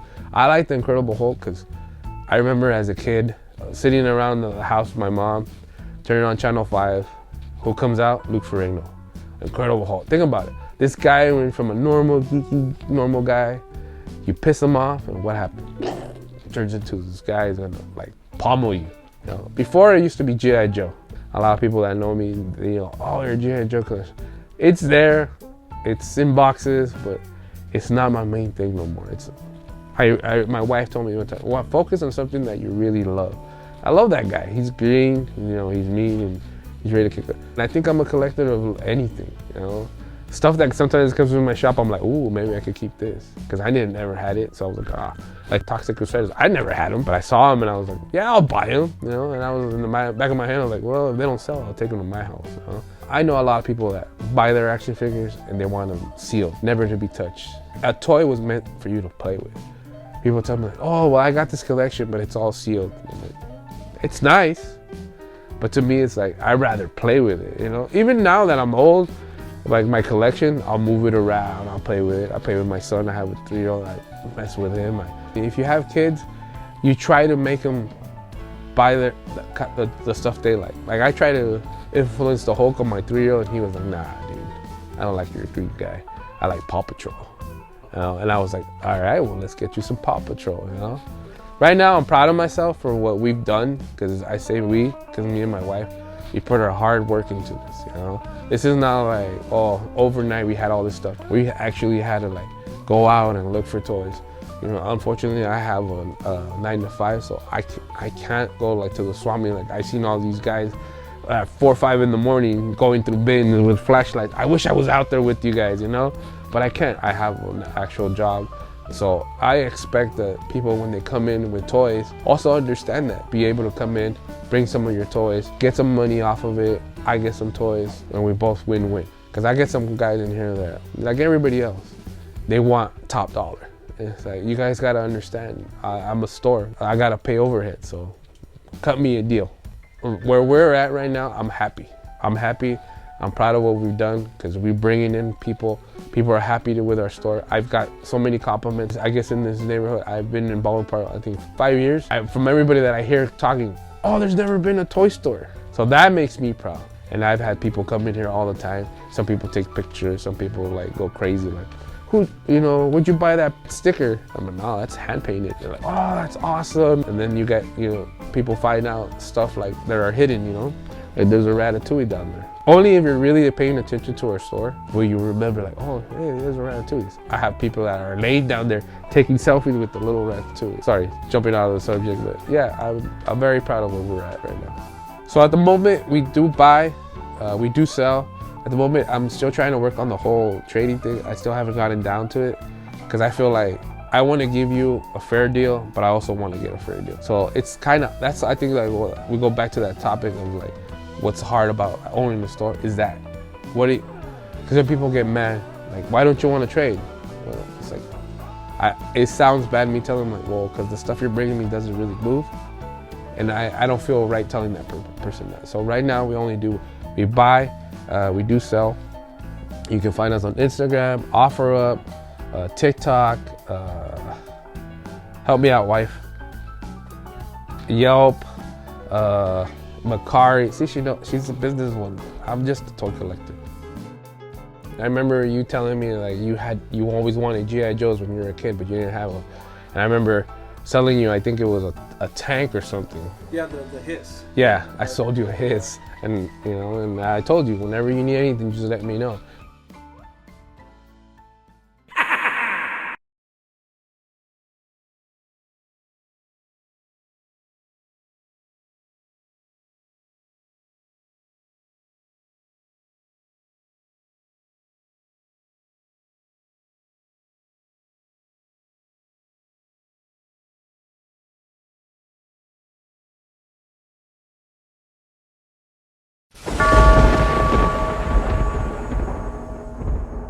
I sold a screenplay, so I got some dough now, and it just so happens that 12 days from now is the biggest toy show in Japan.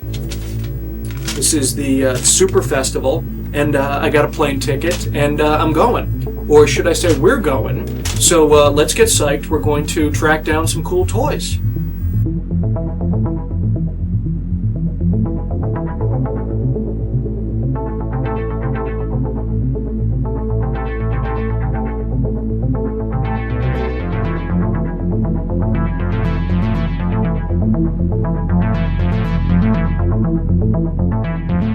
My name is Tom Frank, and I collect a lot of things, but I am known for collecting one particular line of Japanese toys, and I am further well known for my sort of maniacal 13-year hunt for one specific entry in that toy line. So the toy line is called Jumbo Machinders, and the character that I looked for and finally found was Garada K7. When I started collecting is kind of a confusing question, and why is a very big answer. And I am a little bit unusual, I think, in that I never stopped collecting. There was never this nostalgic return to going after the toys that I was interested in when I was a kid. In high school, it was tricky for me because I'm like, no, I'm not giving up on this. I'm still collecting toys.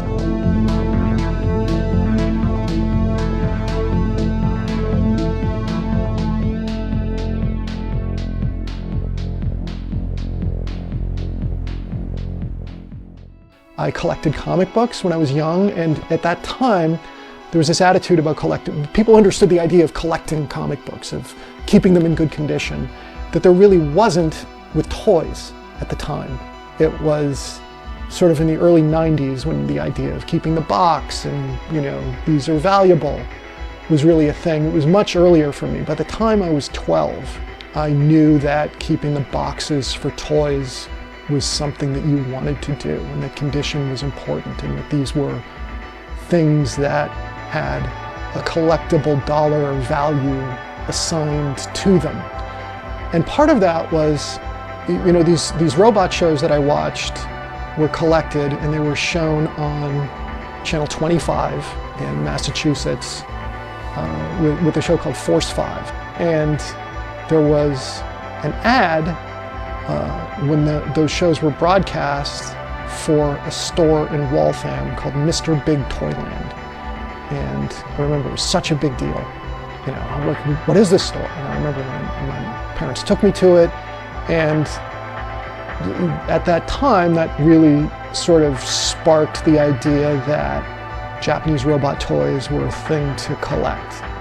So this is before I'm in high school. So you get to high school, and what happens with a lot of people who ultimately later in life become toy collectors is toys and cartoons it's not really cool to talk about them anymore. You can talk about girls, you can talk about music. So I sort of like kept my identity as like a big toy geek, a secret. I collected in high school and I collected in college, and you know, after college I just kept going. So super robots are sort of the genre that I collect, the dominating force. If you look at this here, this is Ultraman Taro. This is a jumbo Mashinder of that, and that's a tokusatsu show. It's not a super robot. But super robots have the unofficial starting point for them with a manga and an anime called Mazinger Z, which was created by Go Nagai. So Mazinger Z 1972 is considered the starting point of super robots, and it was a giant smash hit. In 1972, you were looking at this huge population growth of children. You know, everyone now in Japan is talking about the graying of Japan and how Japan's getting older and there aren't enough people having children and there aren't enough kids around. And in the 70s, there were tons and tons of kids. There were more kids than ever before. And also in the 70s, you were talking about a period of time before video games. So Atari is the late 70s, and this is before that. So video games took a big bite into the world of toys. You know, that's more disposable income and paper route money that was going there rather than to toys. So before that, toys kind of had free reign everywhere. And that was very true in Japan. And cartoons had free reign. In the 70s, kids had much fewer things, and two of those things were cartoons and toys. So they were a big deal. And when Mazinger Z debuted, it not only saw this huge success of the show, but 1972 was the birth of Bandai's offshoot company, Popey. So Popey made a whole, just massive amounts of toys, a real golden era for Japanese toy making. And they made a line called Chogokin, which were die-cast figures. Now in Mazinger Z, the reason that the robot is indestructible and able to defeat the enemy Kikaiju of Dr. Hell week after week is he's made out of Chogokin, super combination alloy. So the idea with Chogokin toys is, hey kids, the toys that you're buying, these metal toys that you're buying, are made out of the same indestructible metal as your robot hero Mazinger Z. So Chogokin was a huge thing, and super robots were a huge thing, and there were dozens and dozens of animated robot shows in the 70s, and they were really glorious. And it goes, sort of the unofficial ending is around 1983, that's when Popey ends, and we're talking about, at that point, the movement to the genre of real robots, which begins with Gundam in 1979. But then it's not that clear a delineation, because Gundam did not do well when it was first aired. It was re-edited into 3 movies, and then it took off. And you've got realistic robots shows after that. You've got Dougram, you've got Vifam, you've got Dunbine, all of these shows. So super robots are kind of 1972 to 1983, but there are some shows that kind of extend beyond that. And it it was really a magnificent time for toys. And I feel that Japanese toys, the single best year is 1976. That's when these toys were so deluxe and there were just ridiculous amounts of them. And the extent to which people agree or disagree with that statement about 1976 is going to be largely influenced by the sort of emotional reaction they have to the idea of hard plastic as a toy medium. Because in the 70s, you're dealing with great die-cast metal, you're dealing with polyethylene, you're dealing with soft vinyl, and you're dealing with a lot of spring-loaded shooting gimmicks, which are just the coolest thing in the world to me. And those are expensive to produce, and companies began to realize that hard plastic in mass numbers is cheaper.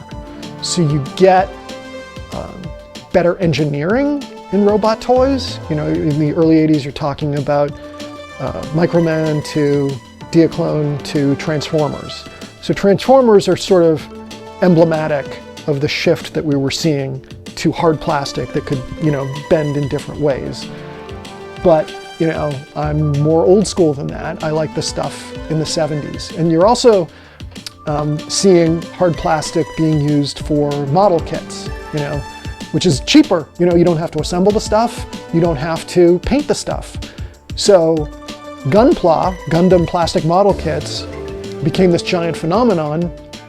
And it was, the profit margins on that were just huge. So that sort of kind of put the nail in the coffin for super robots, but they kind of said what they had to say, as it were. You know, it did really play itself out. By the end, you know, the later super robot shows aren't as good as the ones that sort of came before it. You know, I like Grendizer was really popular. You know, the Go Nagai shows, Great Mazinger, Get a Robo G was sort of the high water mark of that. But you know, when you're dealing with nostalgia, as I was saying before, about going back to what excited you as a child, like the 90s really saw the revival of nostalgic interest in super robots. We started seeing modern toys of older characters. You know, that's, I think 1997 is when Soul of Jogokin started, which is still going on to this day. So super robots had their, you know, initial reign, but they're still really popular now in a nostalgic sense. I think they deserve that. I'm glad to see super robots still having their say to this day. So in addition to Chogokin, the other toy line that Popey did to launch the super robot line were jumbo machinders. You know, the idea was, hey, these are giant robots, let's make giant toys of them. The first two were Mazinger Z and Kamen Rider V3. So they made prototypes of 100 centimeter tall toys. They were a meter tall. And that was deemed too large because they could crush a child at that height. So they reduced them to 60 centimeters, like this. And so about 2 feet tall. So with jumbo machinders, 60 centimeters tall, 2 feet tall, people watching this probably know some of them as the Shogun Warriors, which were released by Mattel in 1977. The thing about jumbo machinders is how massive they were. You know, this 2 feet tall, and they were expensive, you know, but they weren't impossibly expensive. The reason that they're such a perfect storm of a collectible isn't so much that they were costly, is they just took up so much space. And you're thinking about how precious space is in Japan. So even if you're a rich kid, you know, with wealthy parents in Japan, at some point, they're gonna say, you know what, I'm not getting you any more of these things, you know? So jumbo machinders, because of the space that they took up, they were thrown out in higher numbers. You know, you'd see them in, you know, garbage bins in the 70s. I was talking to people in Japan, like a wealthy kid might have 10 or 12, is what I was told, which is a lot. You know, the Pokemon philosophy, gotta get them all, doesn't really work with jumbo machinders, at least when you're a kid, because like where are you going to put them? And that's still an issue today. So like jumbo machinders have this odd purpose of, I think that they ultimately, unintentionally, were designed to be collected by crazy adults to try and get them all, because they're so challenging to collect and they're so expensive. You know, they cost a lot of money because of the genuine rarity that they have. With jumbo machinders, you know, I don't know that they were expecting it to be as big as it was, because the line, they kept going until Popey folded. So they were going to release the first two, as I said, Mazinger Z and Kamen Rider V3. Popey said, you know what? To help sell these toys, let's make some store displays of the enemies that they fight, so that we can set them up in a store, and that'll help get kids excited about the heroic characters which they can buy. And the idea for that was so exciting that the feedback that they got is, hey, we want these enemy machinders to be not just store displays, but actual products. So this is one of the first villains that they made, and you can see it's slightly smaller, and it came in this cardboard box. And so they made 4 of them. They made 2 for Mazinger Z and 2 for Kamen Rider V3. And those did well enough that they said, hey, let's make 6 more. So this one is Spartan K5 from Mazinger Z. So they made 6 in the second wave. And those are kind of the crown jewel of jumbo machinder collecting. I spent a lot of time looking at pictures of toy collections, as I'm sure a lot of people on this channel do. And you know, I do feel that because of the nature of the internet and photography and Instagram and this and that, there is kind of this, you know, arms race of toy pictures. And it's fun to look at this wall of toys and pick out, oh wow, that's special. Oh my God, look, he has this or this. And you know, with jumbo machinders, like when I look at a collection, like, oh wow, look, he has a Shogun Warrior. There's Raideen, that's cool. Or you look at someone who has a bunch of them and they'll have a Japanese one. Like, oh, there's some Shogun Warriors and there's, you know, Dengard Ace. Wow, that's really special that he has that.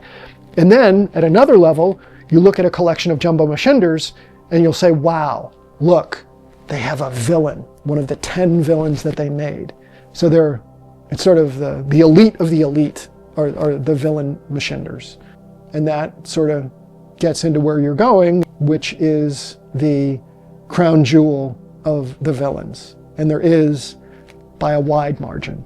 So the story behind that is Garada K7. The term Holy Grail is really thrown around a lot. And I remember in the 90s when I was trying to figure out jumbo machinders, and it was mysterious, it was like archaeology. You know, you felt like Indiana Jones. You know, I went to Japan a number of times and I would talk to toy dealers and talk about what was made and what wasn't made. But I remember hearing that they made some villains and that they were a little smaller and they were made out of vinyl. And I remember someone telling me, yeah, I saw one of them and one of them had 2 heads. So that would be Douglas M2, who appears in the first episode of Mazinger Z. And he's one of 2 enemy robots that Mazinger Z is fighting, and the other is Garada K7. So I remember at that point thinking, oh, they must have made a Garada K7, and that's cool. Like, but no one had seen one. So the second series of Jumbo Machinder villains featured this box, but it's got the 6 villains in the series lined up. 4 from Mazinger Z and 2 from Kamen Rider V3. And they all had launching gimmicks. This one here shoots the spear from this. You pull it back. You know, these are all really hard to get. And, you know, Garada K7 is the hardest. And you say, well, why is it the hardest? You know, Garada K7 has a skull head and these sickle horns. And you have to remember that toy making was very different in the 70s, when toys were aimed squarely at kids. So the theory is that because Garada K7, with its skull head, is so terrifying that it might scare children, they only made a few of them because it wasn't going to go over well. And as you can see, they changed the paint design to green. This is not what Garada K7 looks like, but but they added this green and they put these dots where the teeth lines are, maybe to make it look like a grasshopper. There's some sort of insect. It's a mystery, but they all were made that way. And it was such a rare toy, it wasn't clear that it was even made. You know, I remember I went to Japan 7 times and I was asking people about it and I was looking for it. And no one had seen one. People were thinking, oh, maybe they decided not to make it because it was too scary at all. And then there was a very famous toy scholar, Koji Igarashi, and there's a guy that I know who's a big sort of journalist about Japanese culture, Matt Alt, who did some writing for me on my website. He's the author of the book Pure Invention, which I recommend everyone to read. It's wonderful and it gives you a great history about Japanese culture and how it conquered the globe. He called me up from Japan and he said, I've seen a picture of Garada K7.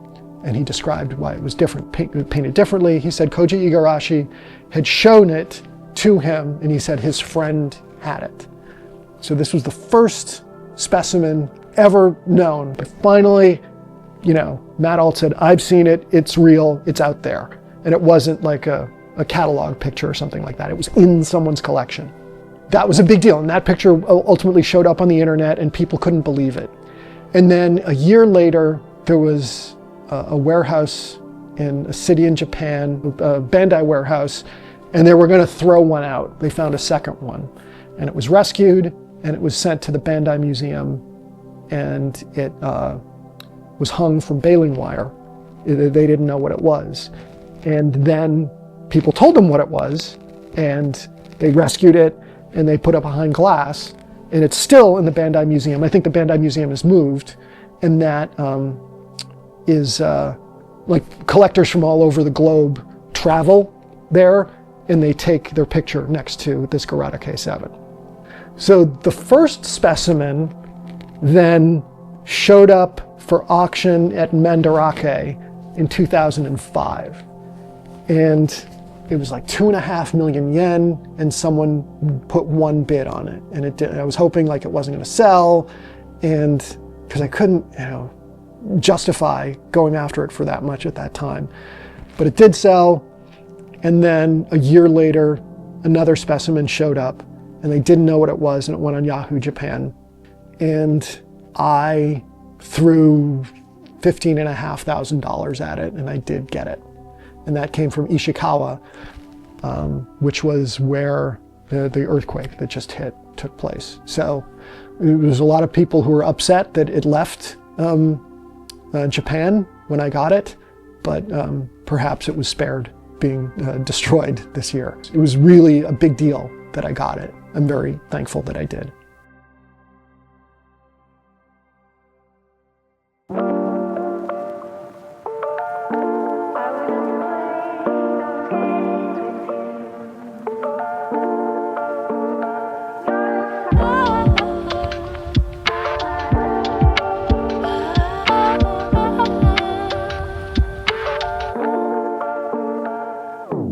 Is forgery a problem within the world of Jumbo Machinder? So there was a Japanese Twitter account which is exclusively dealing with pointing out auctions and sales that it believes to be fake, you know, bootleg replicas.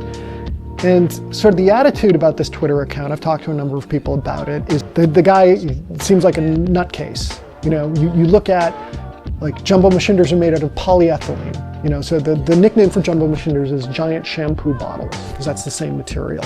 And those have to be rotocast, and the molds are really expensive.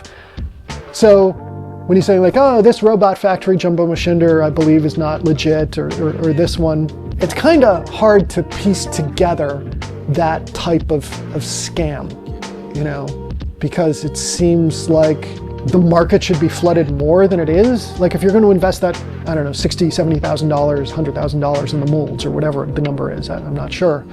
Like you'd have to sell a whole bunch of them in order to recoup the costs. And even if they're going for $5 grand a piece, I don't see how it pencils out. However, with the villains are once again not made out of polyethylene. They're made out of soft vinyl.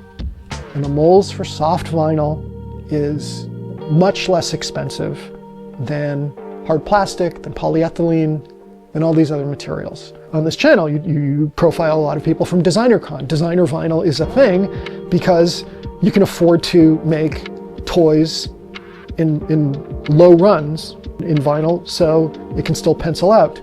So when you are talking about the potential of forgeries with the vinyl Jumbo Machinder villains, the risk seems much, much greater than with the polyethylene heroes. So I spent a lot of time looking at photos that are suspicious to me. Now, I'm very concerned about, the burden of calling something real or fake falling on me, especially from photos.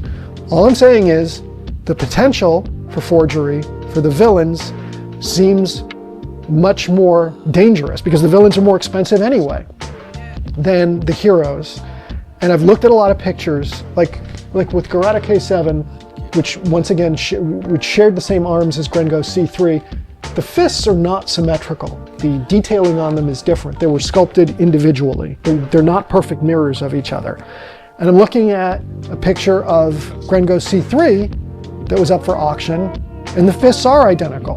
So that doesn't add up. That can't be right. A very great collector and a wonderful 3D artist, Mike DeConnick, and he and I spent a lot of time talking about this and going over every brush stroke. There are pictures on Spartan K5 counting the rivets from one end to another in these different places, and different specimens are having different numbers of rivets. So did one of these get 3D scanned and then molds were made from, and then you print it out and then you hand drill the rivets and the rivets don't add up? I don't know. It's a scary time. So when you're dealing with Jumbo Machinder villains, provenance is almost more important than condition. Like if you know one that has been sitting in someone's collection for 20 years, maybe that's better than one that is more shiny and cheaper. So it's scary times that we're in, but I hope not. The father of super robots is Go Nagai. It starts, whether you want to count stuff that came before him or not, he's the guy. His contributions to manga and toys and anime simply cannot be overstated. So in 2018, he was the guest of honor at Anime Expo. And I had been friends with a movie producer who wanted to do something with him. And he wanted to sort of wine and dine him at a studio. And part of that was he wanted me to bring in some of my collection to show him. And, I jumped at the chance and I got to be in a room with him. So I was able to have a really good conversation with him. And I can't express how much that meant to me. These properties are really cherished, and it's difficult, when we're thinking about cartoon shows for kids, like how much of an impact they had in different countries. So for me, it's really the transition from Mazinger Z to Great Mazinger. So with this, Koji Kabuto, who's the pilot of Mazinger Z, he's still around. It's just there's this new threat, and his robot isn't good enough anymore. And Great Mazinger comes in and is able to defeat this new enemy. And Great Mazinger is built by Koji's father, who he doesn't know is still alive. So you've got this paternal love triangle going on, but just the replacement, the regime change from Mazinger Z to Great Mazinger is so moving to me because it's so real. When we're dealing with replacements in our own lives, it's not we die and someone else comes in. That's not normally the case. It's your girlfriend or boyfriend dumps you for someone better. You get replaced at work by some new hotshot who comes in. You get a baby brother or sister, and all of a sudden they get all of the attention. And watching this, I can't express like how much I felt for Koji. And what happens to Koji Kabuto is he winds up showing up in Grandizer and he's just piloting this little flying saucer. It's just like, how many, you saved the world for 92 episodes and like this is what you're regulated to? And it's really like disturbing. And just being able to express that to Go Nagai and tell him like how deep it went. To me, I didn't sound like a normal fan for him. Like I think it really meant something to him. So he did draw me a picture of Garada K7. That was amazing. And he was completely friendly and just, I can't express what it meant to me in my life. But I was so worried in like bringing in all of these toys from characters that he created. The producer was like, okay, yeah, we got to impress him and, you know, this is really important. And I'm thinking to myself, this is Go Nagai. He is gonna look at this stuff. You know, even Garada K7, which I spent 13 years looking for, it is super rare. This is the only person on the planet who might look at it and say, ho hum, I have 6 of those at home. But that wasn't the case. He's just like, oh my God, you have it. And he knew it was rare and he was really impressed. And I asked him, I said, what is your toy collection like? Here's the guy who invented super robots.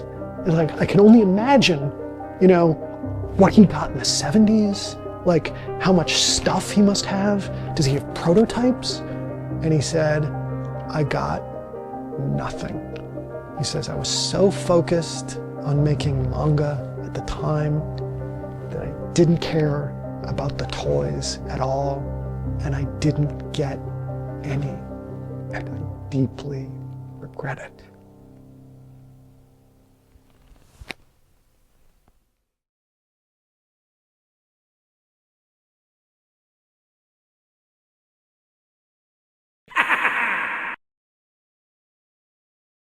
My love for Jumbo Machinders is so great, you know, and I know in the initial part of the conversation I was talking about it sort of from a dollars and cents point of view, but aesthetically I love them. I think walking into a room of Jumbo Machinders is a great room to walk into, and I like making my own. And I've made my own for a long time by hand, you know, sculpting in my garage and with wood and Magic Sculpt and Sculpey and molds and casting in plastic. But now I've really gotten into 3D printing. And I love making Jumbo Machinders of characters that I've never seen in this form, or probably would never be in this form. And that's an exciting challenge for me, but it is still, at the end of the day, fan art.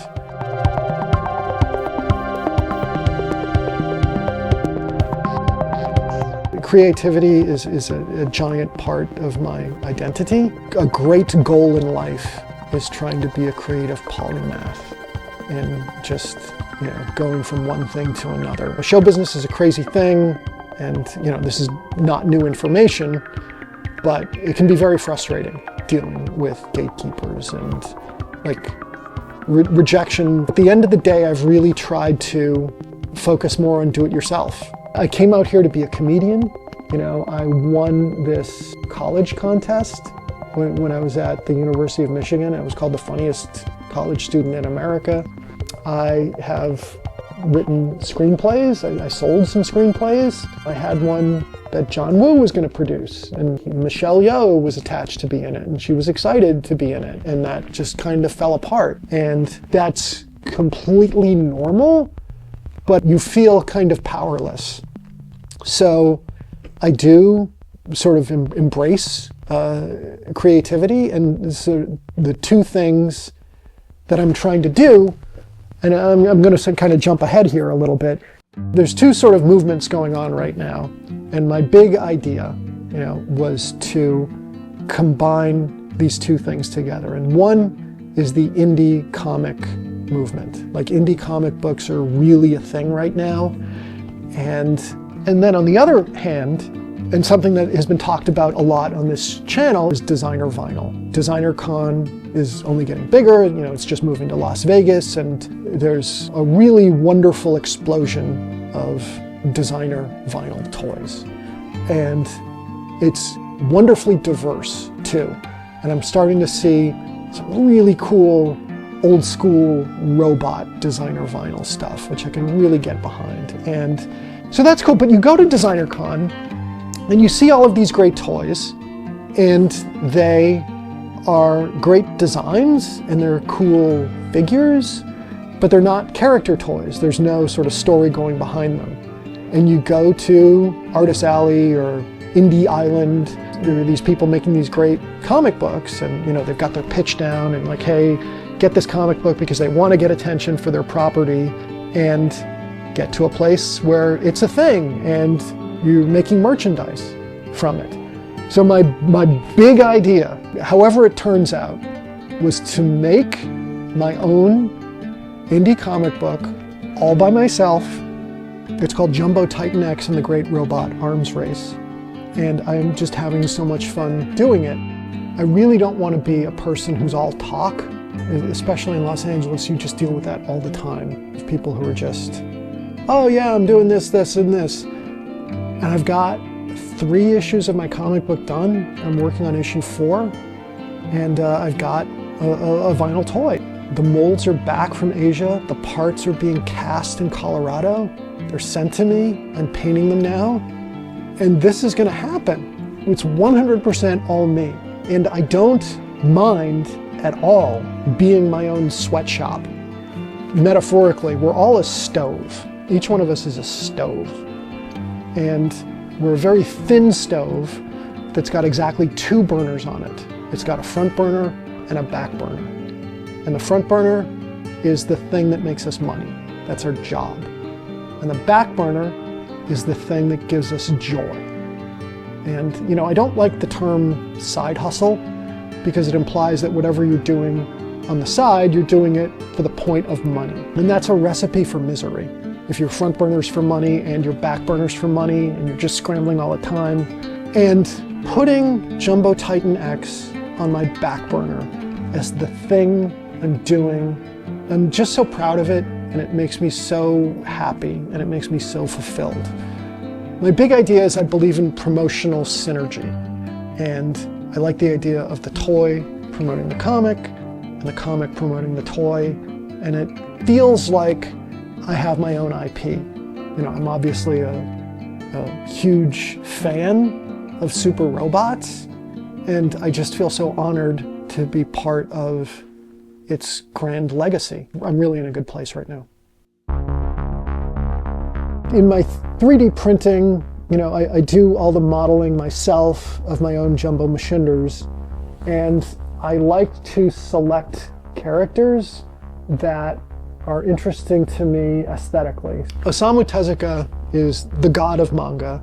He created Atom, Astro Boy, Phoenix, just so many things. He is really the forerunner of robot design in the 60s, him and Mitsuteru Yokoyama.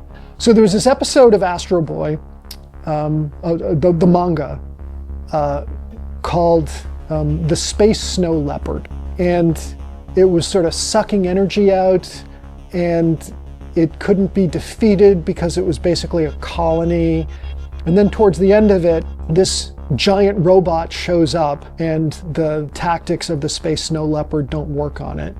And that's because it is also a colony. Astro Boy has taken a number of Earth's robots and combined them all into one in this beautiful amalgamation of like little heads and robotic details and inefficient jets on the legs. You look at it and only Osamu Tezuka could have designed it. It's just so indicative of his style.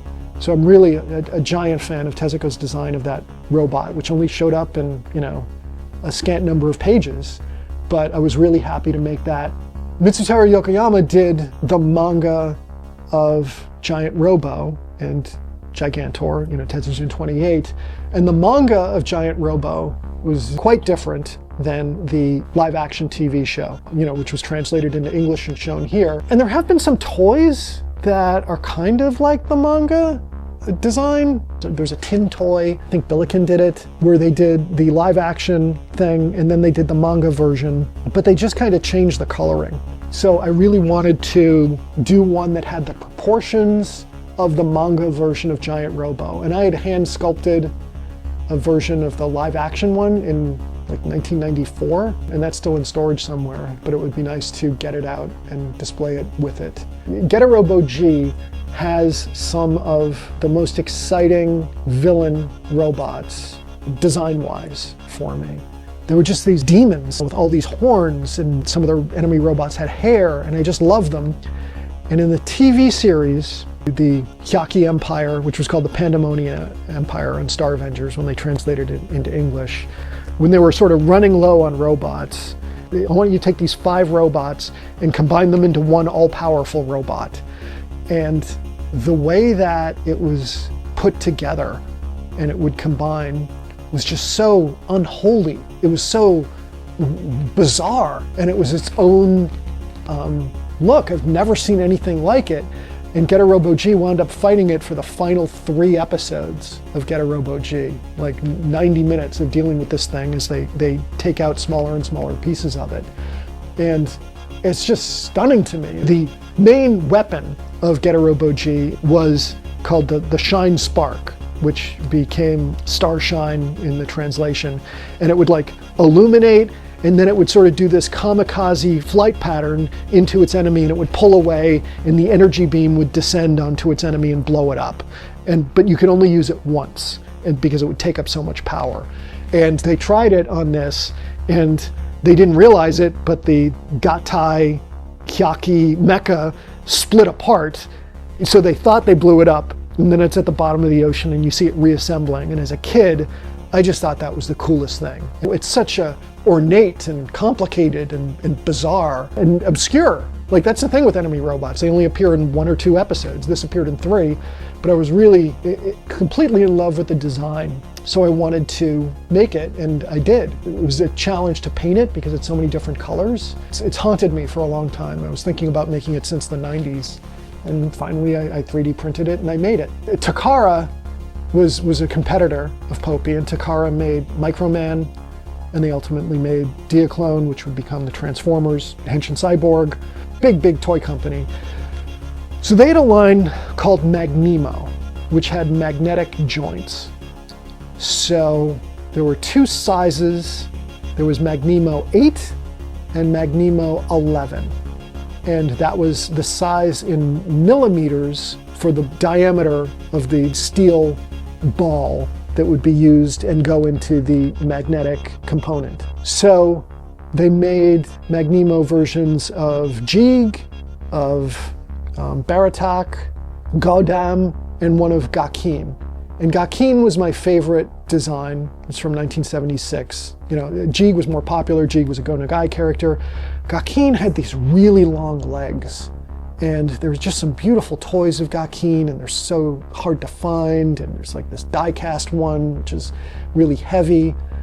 So I had thought about doing a Magnemo Jumbo Machinder Gakin. So what that meant is I had to find 2-inch steel balls with like a female end for screws, and then I had to find the screws, and then I had to find super powerful magnets. It was a lot of engineering involved, and putting it together, like, it fell apart because it was so heavy, but I did it. And I made a Jumbo Machinder Magnemo 48, because they're 48 millimeters across, Gakin. It works. I wanted to have it embrace the 70s gimmick aesthetic, and I drilled a hole in the chest. And then I got a spinner to put in the chest, because when you're talking about 70s toys, a lot of them had these like flying saucer spinners that were like spinner guns. And that was not an easy decision for me, but I think it was absolutely the right one, and it totally captures the 70s toy aesthetic that I love so much. Ken Ishikawa unfortunately died in 2006, and one of the Get a Robo G mangas that I loved so much was called The Challenge of the Devil King. And it's about like an old schoolmate of one of the pilots of Get a Robo G is back, and he's sort of leading this underground movement, but he's really working for the Hyaki Empire. and they're assembling this robot called the Devil King. And it's not unlike the Colony robot in that it's this whole bunch of little robots coming together to form this really evil thing, and there's like a face. He becomes the face and the horn. It was too ornate to put in the anime. Again, same thing comes up, but it was just gorgeous. And there's this double page spread in the manga of him stomping on Getter Dragon.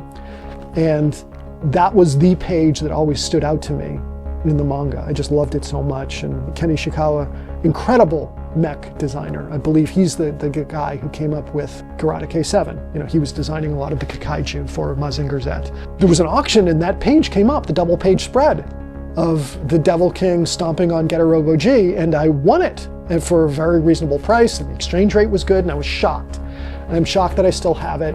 So I wanted to make a Jumbo Machinder of it, but I wanted to do it in the style of the villains. And so it's slightly smaller, it's not 60 centimeters, and the head is detachable. And like there's a Jumbo Machinder villain, Rockron Q9, and the heads shoot out, and it's got this unique launching gimmick where you pull it back. So I'm gonna try and replicate that cosmetically in the Devil King Jumbo Machinder, and I'm really thrilled to have it next to the original page, which was so good. And then the last one I'm going to talk about is Pluto.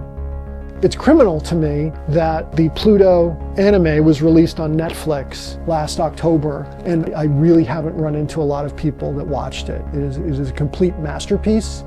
So Osamu Tezuka, you know, created Astro Boy in the 60s, and one of the most famous manga stories and one of the most famous episodes from the TV series was called The Greatest Robot on Earth. And it's by this Arabian prince who wants to have the most powerful robot, and he has Pluto built for him, which is this giant black robot with really long horns. And it was a 2-part episode. The goal of Pluto is to destroy the 7 other greatest robots on Earth, so he will be number 1. And Astro Boy is one of those 7 robots. So it was a big deal in Japan. And when I saw the episodes, you know, I was watching a bunch of Astro Boy episodes in like 1989. That's the one that stood out. The great manga artist Naoki Urasawa, who did 20th Century Boys and Monsters and Yuara, and he has a great video interview series called Manben. It's Naoki Urasawa interviewing old and new great manga artists talking about the artistry of manga. Definitely check it out. He wound up remaking Pluto as a manga, and it is a complete and utter masterpiece. And he turned this 2-part kids story into this gritty, noir, geopolitical murder mystery. And it's like 1,700 pages long. Pluto doesn't show up for like 1,100 pages. So, I don't know, 2017, it was announced that it was going to be turned into an anime, and Urasawa was such a control freak, he really had to make sure that it was done well. So it was released on Netflix this past October to not much fanfare. I mean, everyone who sees it is like, wow, this is a masterpiece, I love it, but it's not getting the same amount of attention that I think it should. So I decided to make a Jumbo Machinder of Naoki Urasawa's redesign of Pluto, which I think is beautiful and scary. Even though we don't see it much in the manga or the anime, it does show up ultimately.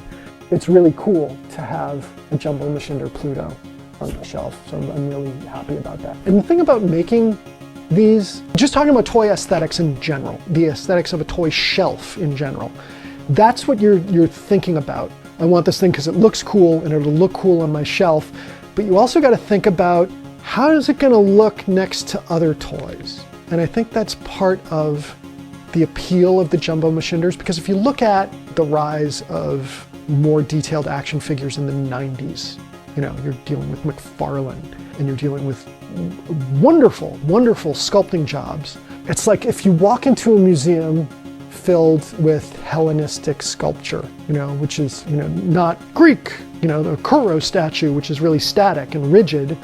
The more dynamic something is posed, the more it kind of needs to be viewed on its own. because if you're dealing with a shelf full of heavily dynamically posed figures, it kind of becomes this sea of detail that you get lost in. And I do have a bunch more than just these that I've made, some of that I sculpted by hand. I was talking to a gallery in Burbank. It would be nice to have an exhibit of a lot of these with long captions, beneath each piece to sort of go through the history of super robots as I see them.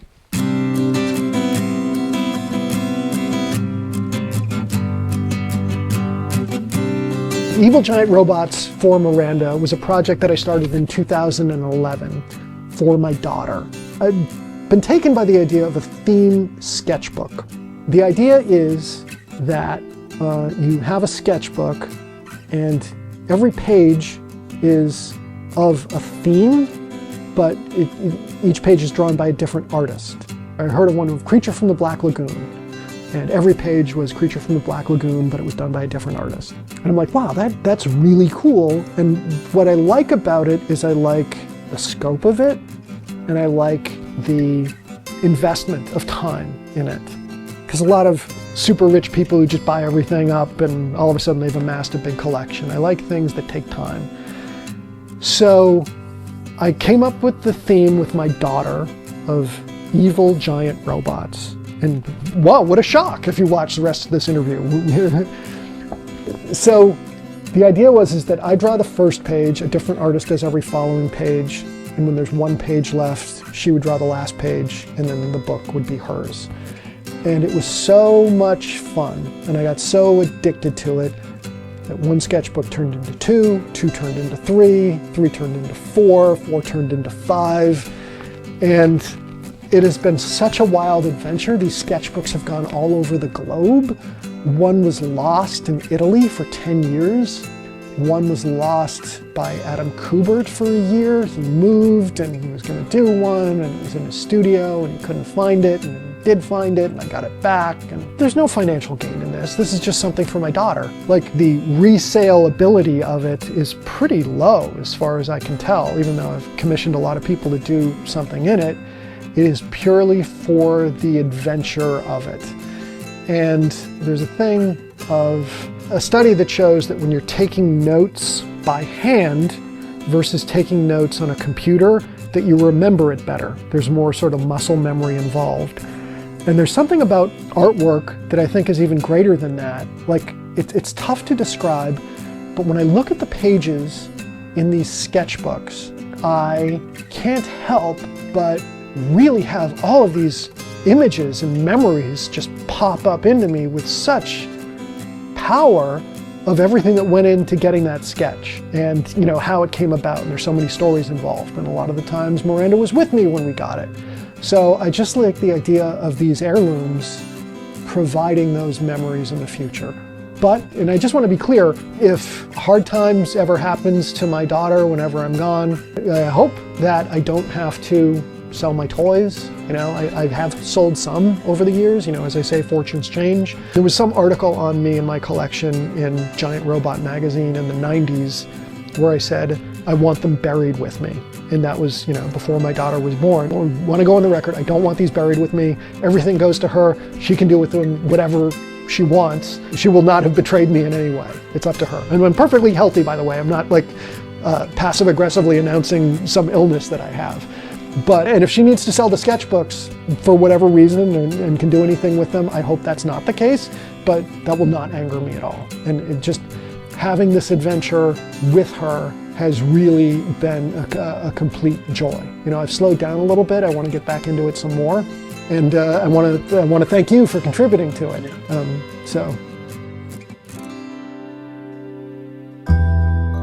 I'm really well known for my collection. And I think people assume that my collection is complete, and it really isn't. I have a giant want list, and I'm not done. And I don't take for granted what I have. I don't feel like it's only the thrill of the hunt. I mean, I really enjoy having what I have, but there's a lot that I still want to get. And in the 90s, when I had Cool Japanese Toys, You know, I would inspiring people. It's like cartoonist kayfabe, where they would break down some issue of a comic and, hey, this is cool and look at how great this is, and then you can't find it anymore. You know, yeah, the kayfabe effect, it's called.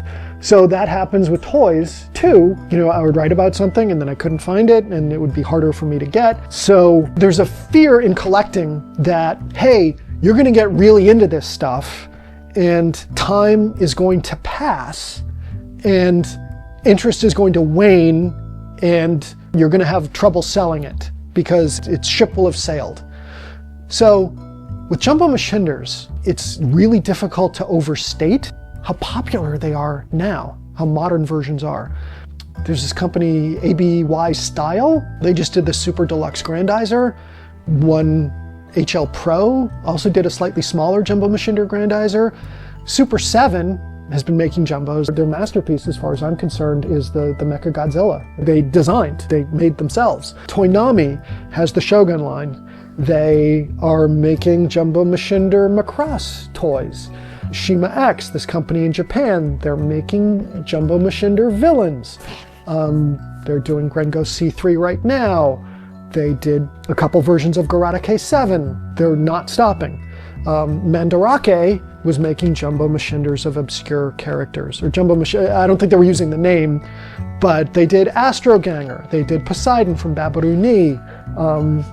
They did some Mazinger villains as well. Gelbros J3, I think it was. Mattel, you know, which had the Shogun line.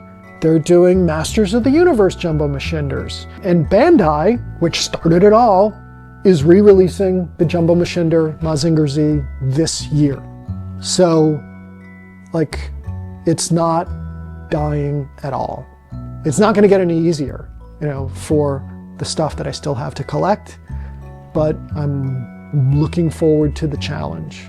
And in terms of what I've achieved as, you know, an artist, I'm very, very proud of the jumbos that I've made for myself and my own collection, but I'm more proud of making this comic of Jumbo Titan X and making my own vinyl toy of it. So that was my idea. Like, can I do both all by myself? And I have.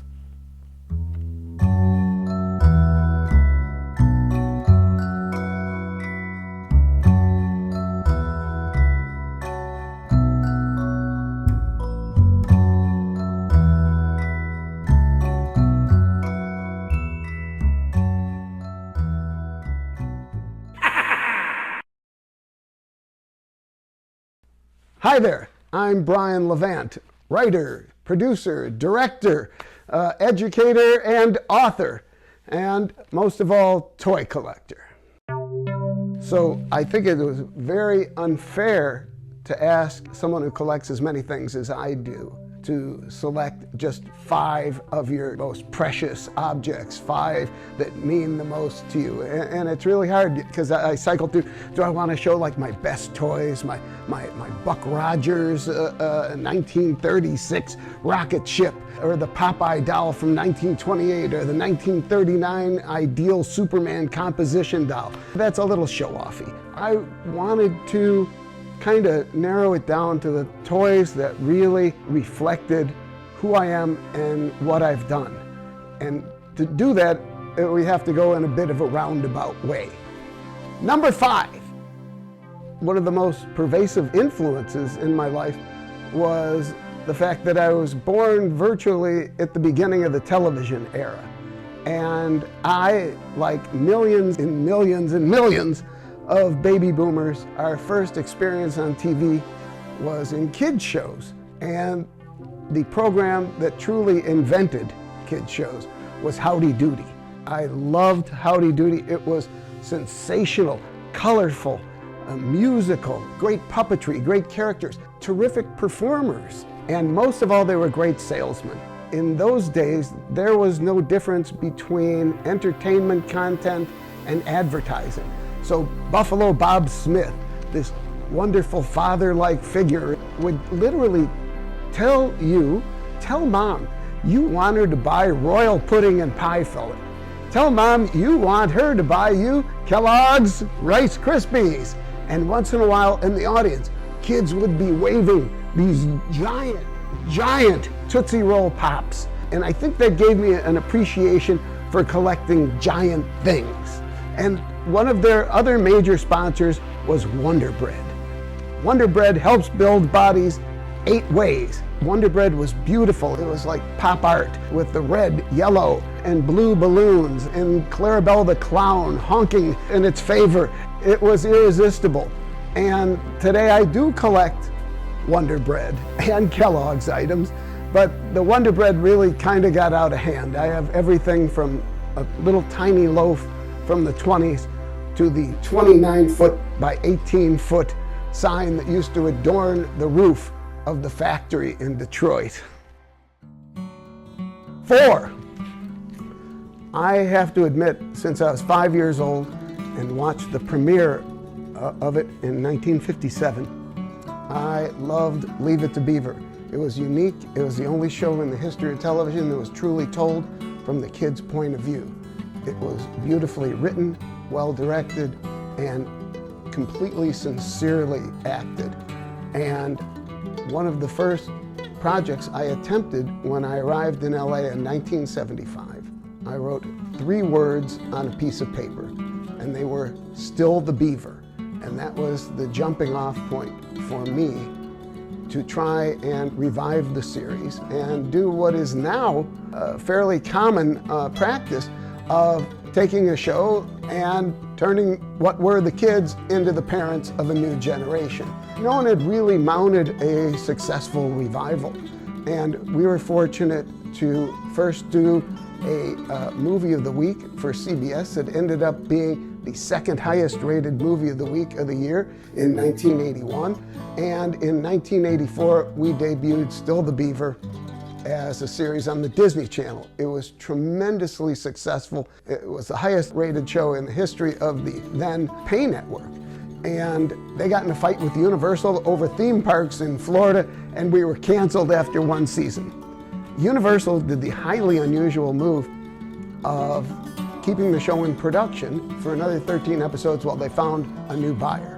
And that buyer turned out to be Ted Turner at WTBS, and he bought a record 78 episodes of the show. And of course, throughout this process, I collected everything imaginable from Leave It to Beaver. The novelizations, the 4 board games, the 6 file copies of Leave It to Beaver Dell 4-color comics, and all the marketing materials we could find. And there was one object that I couldn't find, the Salafield Magic Slate. And I looked for over 25 years. One day, not too many years ago, on a whim, I went on eBay, and there was one for $29, and I couldn't believe it. My hands were shaking as I ordered it, and when it arrived, I almost cut it in half in my haste in opening it.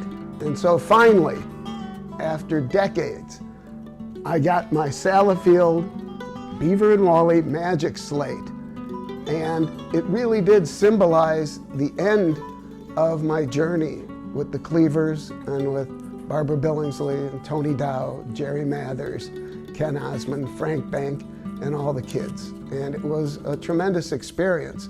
And when I did get this, it did feel like the end, and it was a very successful voyage. And I really do love it, even though it seems that the artwork was copped from the Salafield coloring book of Leave It to Beaver, 1 of 5, which I have all those too. Number 3.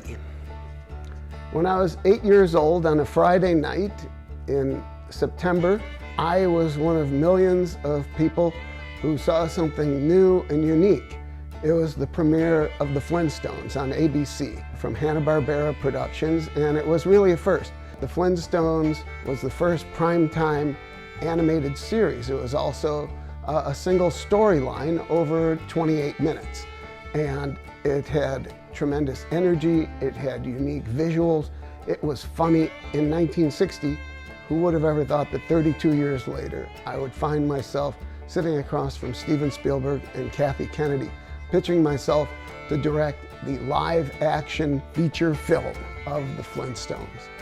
And it was an incredible creative journey that tapped every bit of knowledge I had about virtually everything to create this world and create an appealing world and be true to the animated version, at the same time be liberated by the opportunity to work with some of the finest craftsmen and art directors and artists and cinematographers and visual and special effects people. The Flintstones is the only collaboration between Steven Spielberg's Amblin Entertainment, Jim Henson's Creature Shop, and George Lucas's Industrial Light and Magic. And to be the conductor of this amazing orchestra was challenging and frightening and tremendously satisfying. And what was most satisfying, especially for a toy collector, is the fact that the things that we designed for the Flintstones became toys, became a pinball machine, became vehicles, models, action figures, PVCs, cookies, candy, everything under the sun was Flintstones. And I'm the one who got to make the presentations to everybody. And as a result, I was very lucky to be given like the maquettes for the Happy Meals. And to see the cars that I helped design, the Sabertooth 5000, which was built on the 1937 Delaplane, which was a car that I first saw in Topper with Cary Grant and Joan Bennett as the ghostly Kirby's. And it was also the inspiration for the original Batmobile for Bob Kane. So we took that general design and we built it out of petrified wood. And when Fred gets money, that's the car he buys and rolls around in his fancy zebra skin outfit. Number 2, I was fortunate to be the director of Jingle All the Way, starring Arnold Schwarzenegger. The most fun part of that experience was designing a superhero along with Tim Flattery and my storyboard artist, Daryl Henley. We created Turbo Man, such a great and fun challenge. And then knowing that what we did would be translated into a 14-inch talking action figure that would be sold exclusively at Walmart. And we had visions of a movie about chasing the #1 toy in America, that we would produce the #1 toy in America that people would be chasing after. And unfortunately, the film did not fly like Turbo Man, and certainly the Turbo Man figures from Tiger Toys did not fly off the shelf, I'm sorry to say.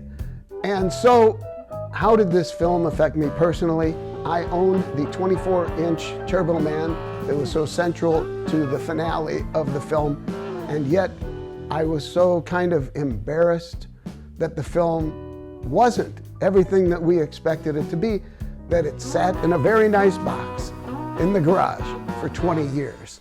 And then a strange thing started happening. When I was on campuses, kids would ask me to sign their VHS family copies of Jingle All the Way, and I'd start to hear how watching the film became an annual part of their Christmas celebrations. And I saw something was happening. And now 27 years later, the film is held in very high regard, and there's been marathons on TV, and best of all, for the 25th anniversary, not only did Funko honor Jingle All the Way by reproducing the Tiger toy almost identically, lo and behold, it became the #1 toy in America as we always dreamed of. And not only that, there are Funko Pops fan art, and my friend Kasai in Japan, at Rumor Skywalker, and his friend at Hysteric_Creations have been creating magnificent, articulated, talking Turbo Man dolls, even featuring the voice of Dan Reardon, who was the original Turbo Man in the TV series. It's been a wonderful redemption. I've been invited to go to screenings of it over the years and see how enthusiastic people are about it, and the film has found a place in people's homes and in their hearts. And I thank Turbo Man for making that possible. Now, #1, okay. When I was 22 years old, I had my first story meeting on Happy Days. I sold them the first story that I pitched to them. They sent me out to do an outline. I turned it in, they liked the outline, they sent me the script, and right after I turned in the script, they said, we'll take it from here. I did not do a good job on my first script. However, they took pity on me and thought I needed seasoning, and they brought me in to observe the week that my script went into production, AKA the Fonz. And I learned so much that the following year they invited me back, and this time when I turned in my script, they offered me a staff job. I was so lucky to be so young and fall in with an organization led by such outstanding people, Gary Marshall and Jerry Paris, who had both been veteran actor, director, and writer, respectively. And they learned from the masters, from Carl Reiner, which was handed down from Sid Caesar, and the writing staff on Your Show a Show, which included Mel Brooks, Carl Reiner, Woody Allen, Larry Gelbart, and many other wonderful, wonderful people. And it was a wonderful organization. It was family-oriented, and they allowed me to grow as a writer and as a person, and they helped me to accomplish both. And never be more grateful to a group of people. And I was there on and off for 8 years, leaving to produce a series I sold, and was gone for like 5 years, and came back and the show was still on the air, and Fred Fox and I produced the final 2 seasons. And now we are finishing up a book called 50 Years of Happy Days to celebrate Happy Days' 50th anniversary. And it's been wonderful to spend time reminiscing with our friends from the show and watching them and trying to distill this experience. And still, the most exciting part for me as a collector was, at the time they were making gobs of Happy Days toys, action figures, board games, vehicles, Fonzie's Garage, all kinds of amazing stuff. And they still do. And in 1999, I believe, I got such a thrill. The Figures Toy Company made a whole line of Happy Days figures, including people who never got a doll, like Joni and Mr. and Mrs. C and Al Del Vecchio. And they did a couple of very special limited editions of Fearless Fonzarelli from when he jumped 14 garbage cans in season 3. And they did him in his overalls, working at Bronco's Garage, and they issued this one, Fonzie in his Falcons jacket, his original gang. And this he first appeared in the 3rd episode I ever wrote for the show, called Our Gang, which was a flashback to how Richie and Fonzie met. And when I saw this, what could be better? And this was the first toy that I ever had a hand in any way, shape, or form. And it still tickles me, and it reminds me of an incredible period in my life, and a place where you learned how to obtain success and maintain it. And I've tried to live up to that for the past 35 years. Even though all these things are part of my past, because I live with them every day, they're very much a part of my present as well. Wonder Bread, building strong bodies since 1921.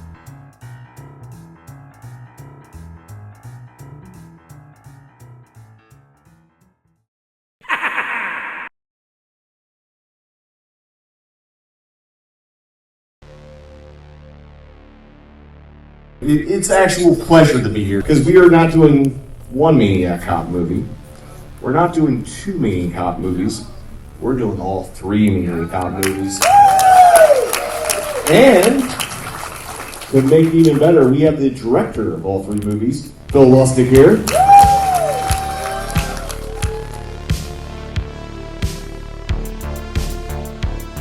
Hi, I'm Bill Lustig. I produced and directed the first 2 Maniac Cop films and co-directed the 3rd. And Santa Ana, California at the Frida Theater for a screening of the 3 Maniac Cop films. The turnout at Frida has been overwhelming, and I've been signing loads of autographs of video covers and posters, and one guy had me sign a t-shirt, and the crowd here, it's a nice turnout. I'm very pleased. It's an absolute pleasure to have you down here. Thanks. Give it up for Bill Lustig, everyone. How did Maniac Cop come to be? I was having lunch with Larry Cohen in New York, and he asked me why I had never done a follow-up or a sequel or to Maniac, my movie Maniac. And I said, I kind of felt it was over, you know. There was kind of a period at the end of the film. And so, you know, during the lunch, we started bouncing around ideas. At the time, there was Beverly Hills Cop, RoboCop.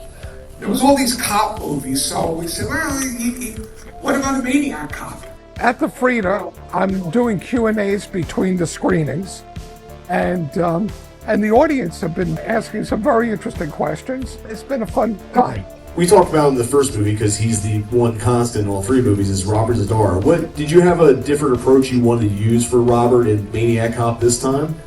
Not a different approach, but what happened with Robert is we were in pre-production, and Robert came to visit me, and he had been working out. He wasn't as big and as bulky, you know, as he had been in the first Maniac Cop. I said, Robert, what happened to you? He goes, oh, look, I'm in great shape and all this. I've been, you know, dieting and working out now. No, but you don't understand. Robert, I want Big Bobby, not Little Bobby. I need Big Bobby. And he goes, well, you know, to do that, I got to take steroids. I said, well, I go into the petty cash. I said, Robert, knock yourself out. I'm so happy to be here because it seems like the films I made decades ago have resonated more today than they did when they were first made. There seems to be a new generation that's really appreciating the films, the genre films that myself and my colleagues had made back in the 70s and 80s and 90s. If you look back, Universal is known for their monster movies. Those are the ones that stand the test of time, not their silly comedies they made at the same time at the same studio. So it just shows you that good genre films have longevity. They don't perish. I do have a question for you, Bill. Yes. Was at any point, even with what happened with this one, was there any discussion of doing a Maniac Cop 4? Yeah, I mean, I was actually, God, after this, I was approached by the people who financed this film. At the end of the day, it was profitable, and profit means they want to do another one. And they came to me, and I just didn't want to do it. I really did. I was just so burnt. I didn't want to do it. I don't know. It was like the last thing on my mind. Now, with 30-year difference, I kind of say, you know, I have ideas that would be really great to do. And I kind of think about it, you know, not as a Maniac Cop 4, but it's kind of a reboot of the original. Doing a Maniac Cop today, there is a lot of interest in it. So probably easier to make a Maniac Cop today than it was when I first did it. In fact, in the first contract, I was so adamant about the movie being called Maniac Cop that in order for me to secure the financing, I had to agree that the company could change the title because they didn't like Maniac Cop. I've recently been seeing toys. We've been licensing them. And I have a table in my home where I display them. And yeah, it's been fun that these things have come out. I'm very grateful for companies like Preacher Bazaar and Cinematic Void and Polar Bear Press. These are the companies that celebrate the movies that I made, and I'm very grateful to them.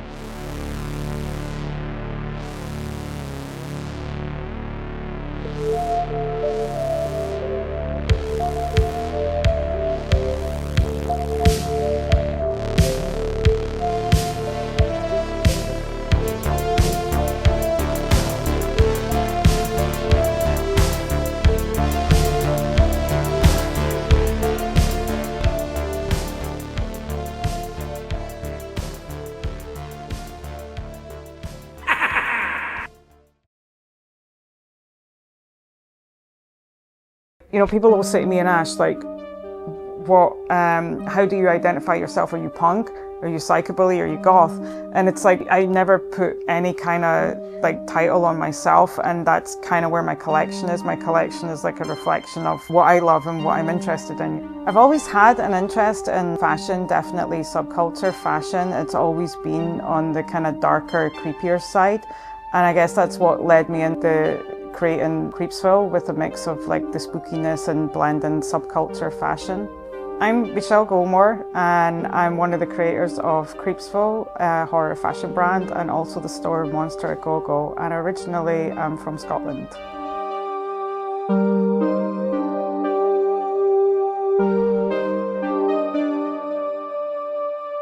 Probably from quite an early age, I got into music like punk, goth, and that obviously led to the fashion side of things, dyeing your hair, being just like kind of that bit different. I got into body piercing, and I guess it just evolved from there, and I never really grew out of it. Where I grew up and went to school was in the northeast of Scotland, so definitely there was no real subculture fashion.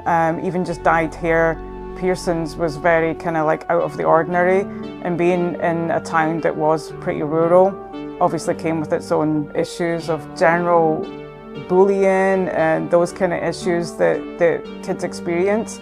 Back then when I was growing up as well, there was no internet, so there was no way really to connect like the scenes that I was getting into. So it was really just having a few friends and getting into music and arts. Now I guess everyone's got the internet at their fingertips, so it makes it a lot easier to explore things that you're into, such as subculture, spookiness and fashion.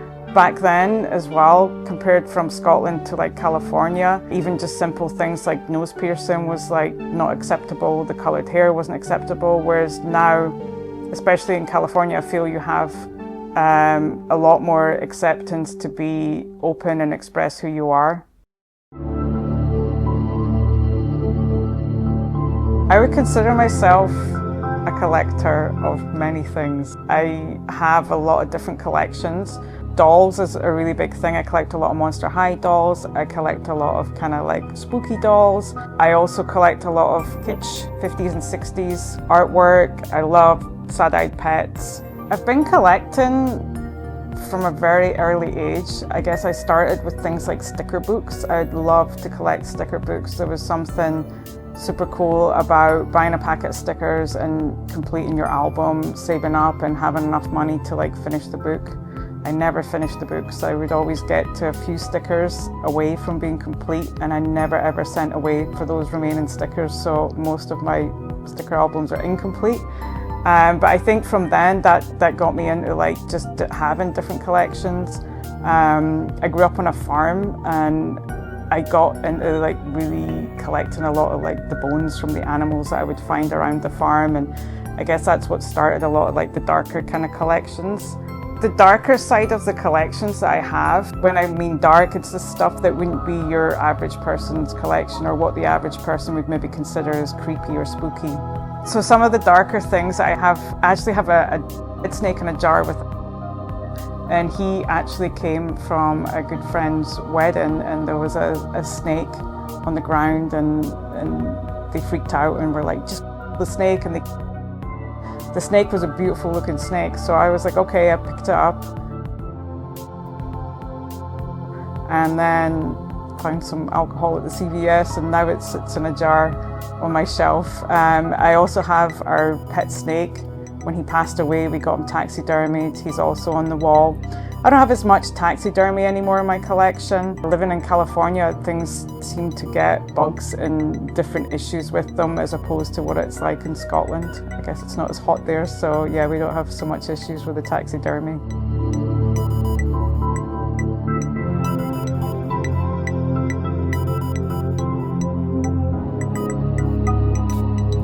I have a lot of Catholic relics and artifacts. I've always been kind of fascinated with the icon side of it. Our bathroom is where I have a lot of that collection, and I think one of my prized pieces in that collection is definitely the lenticular Jesus picture where the eyes open and close. It's definitely one of the creepier things that I have. But yeah, I'm very fascinated in it. Obviously, having the collection all in one place as well, it gives it its kind of impact.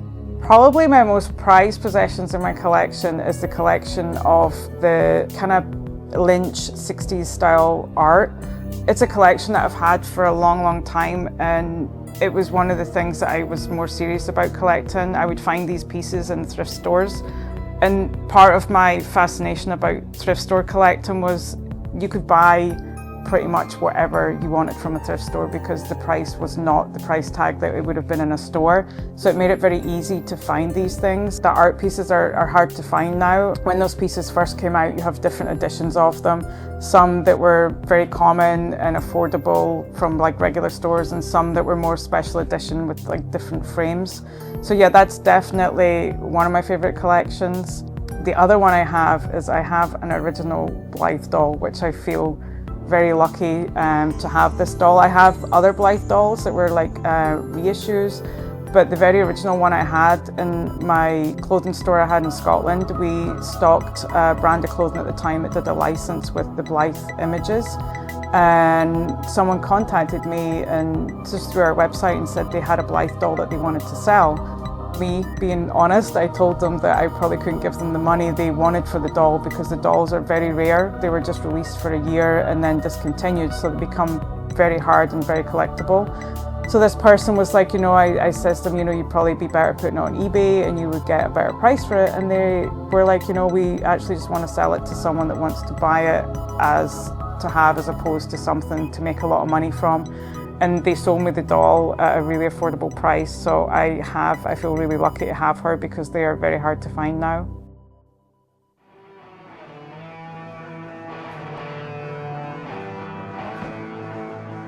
So Creepsville is the fashion brand that we started back in 2006, and it's definitely subculture fashion meets horror. We have some very iconic pieces that we create, and Monster A Go-Go is the flagship store for it in East Los Angeles. I've been in business since 1996, where I first started a clothing store in Aberdeen, Scotland. The clothing store was like a small alternative store selling goth, punk, horror, metal kind of fashions, and it grew, and as it grew we wanted to just give it a bit of an identity, so we created Creepsville back in 2006. The brand then moved to Los Angeles in 2011, and here we are today.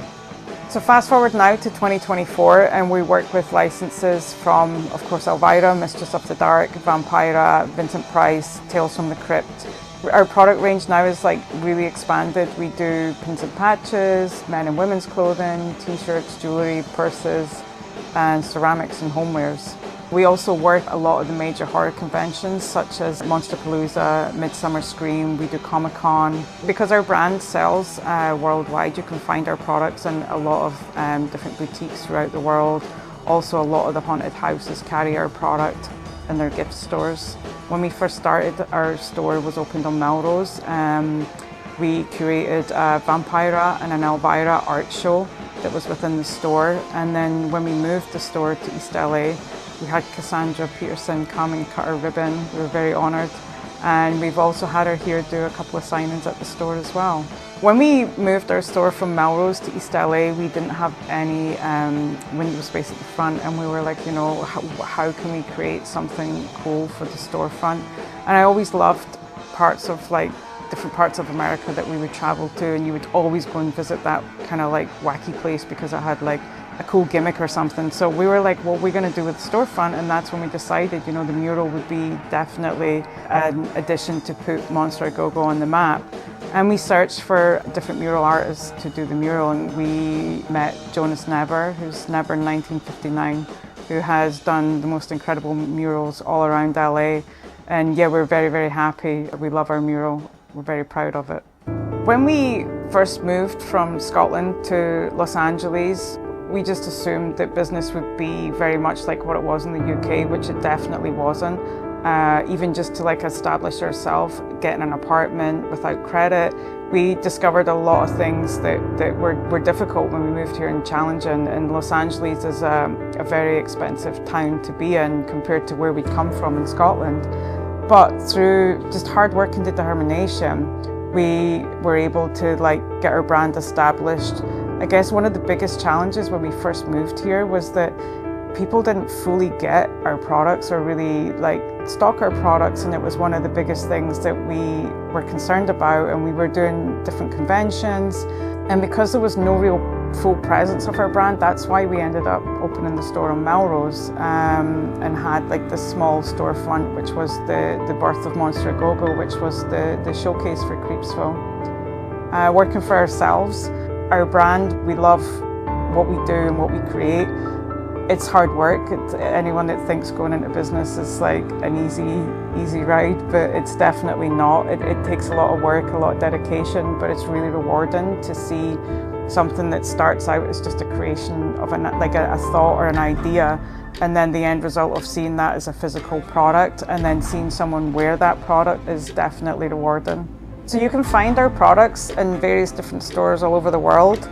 You can visit us directly at Monster A Go-Go in East LA, and you can also go visit our website at creepsville666.com, and then you'll find us on all the social channels. Since our brand started, it's sometimes working for yourself, you don't really see everything that you accomplish because you're very involved in the day-to-day running of it. But when I look back to in the very beginning of Creepsville, one of our first creations was a dead girl coffin necklace, to now having a store full of all our own products. It's very rewarding to see where we've come from that town in Scotland to now our storefront in Los Angeles. So yes, it's very rewarding.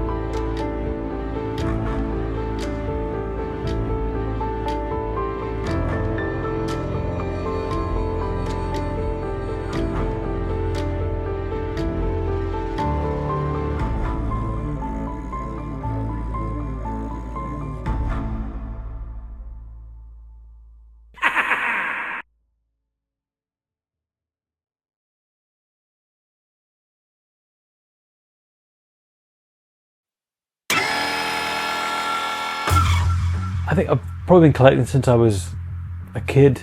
I like things that speak to me. I like to kind of see a kinship in these items and like to kind of amass them together, you know. I was a bit of a loner as a kid, so maybe I'm a bit less of a loner. I have a gang of inanimate objects around about me. My name is Ash Coolmore. I currently work for Creepsville 666. I'm one of the co-founders of the business. Originally, I'm from Aberdeen, Scotland, which is in the northeast. I've now relocated to Los Angeles. We moved here in 2011. Basically to expand the business. We've kind of grown as big as we could grow in Scotland. And we thought we need to move to pastures new and expand our bat wings a bit more. Yeah, I love collecting stuff. I like collecting toys, records, comics, books, artwork. Yeah, you name it, I love collecting stuff. Favorite toys.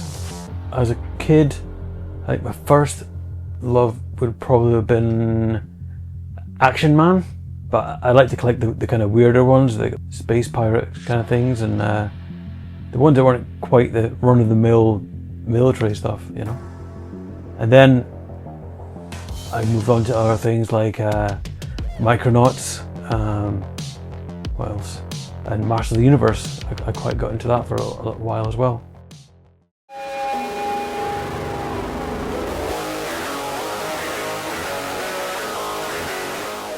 My favourite Masters of the Universe figure and character, I think it would probably need to be Trapjaw.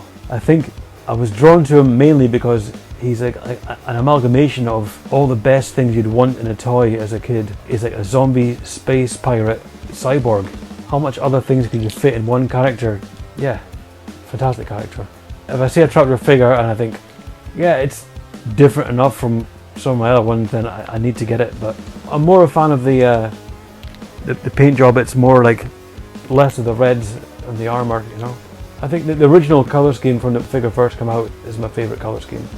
I'm somewhat satisfied with my Trapjaw collection so far, but there is one item I'm looking for, and if anybody has their hands in it, I would love to maybe meet up and maybe try and get it off them. It's a Trapjaw kite. So the artwork for the kite was done specifically for the kite, so it's not on anything else. And yeah, it's kind of interesting. This company they did a He-Man one, They did a Skeletor one and a Trapjaw one, and yeah, it's great. It's like a 5-foot kite, right? I think the length of it. Yeah, it's amazing.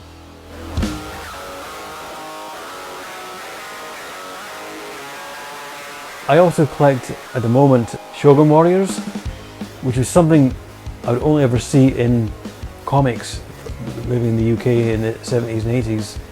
So when I first moved here, I managed to actually get my hands physically on these great toys, you know. They were always ever like little pieces of paper in the back of a magazine. And wow, you didn't know how big they were, even how big they were, you know. Are they this size, are they this size? But yeah, fantastic toys to have. I've been collecting comics since I was like maybe 5, 6.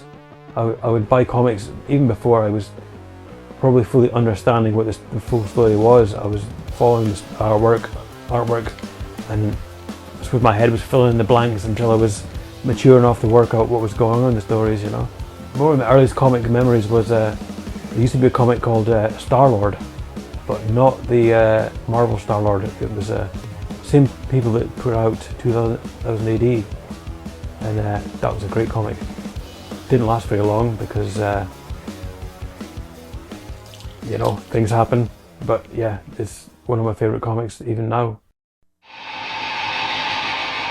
My collection very much so fuels what I do for a living. Even just getting that state of mind to be surrounded by other well-designed things, you know, just people taking the time to go from nothing to a fully formed object or artwork or something, and that being in presence of that in itself is inspiring, you know. But what I consider myself, I think just a creative individual, you know, whether it's designing a new handbag or a new shirt design for Creepsville, or how I'm styling my facial hair or the hair in my head. You know, everything takes creativity. You know, you just got to see the creative spark in things. So for Creepsville, the kind of design process usually starts with either something that inspires me. It can be something non-horror that inspires me. I think, well, why isn't there a horror version of that? And that kind of gets my cogs going first. I'm like, well, let's see what we can take apart and make it still a functioning thing that people will want to have, but make a scary, spooky version of it. Something I want in my own life, or something I've run out of, or something I need. I think, yeah, I really need that, but I want a spooky version of it. Okay, so one of the early items I produced was this skull backpack. It was fun to kind of work on and get the dimensions right, so it works functionally well as a backpack. You could go off to school or to work with this one, you know. At the moment, this is one of my one-off shirts. This is a picture of my cat, because she's my favourite. I've always been creative even since I was a kid. I used to get like notes home from school about my artwork, and they would get me checked out at the why is he drawing all this stuff? It's all very dark. And my parents would be quizzed in parents' nights to see well, where's this coming from, and they had no idea either. And I'd have teachers saying, you know, you're going to get nowhere in life doing this stuff, and well, they were right, you know. I think coming from where we came from to building a career and everything we've done and succeeded in LA, I'm pretty proud and satisfied with what we've done so far, but there's always something over the horror horizon we want to be getting into next, you know, so you kind of got to watch the space. If you want to find more of us, just check out Creepsville on all your social media handles. And Monster Go-Go, if you want to see us physically in East LA, we're welcome to see you. Thank you very much.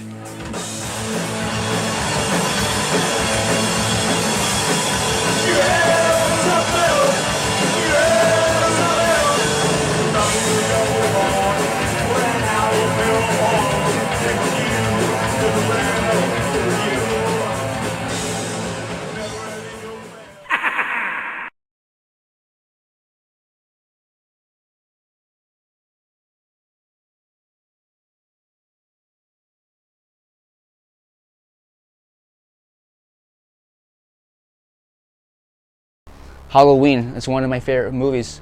The song's super iconic. Without the song, the movie's not the same, and that's what really got my attention. I started paying more attention to the music, like The Shining, Nightmare on Elm Street, the first one. Even Psycho, the string arrangement. You can't go wrong with obviously John Carpenter, Alan Howarth, the band Goblin. I know a lot of the Italian horror films, stuff like that. That's to name a few.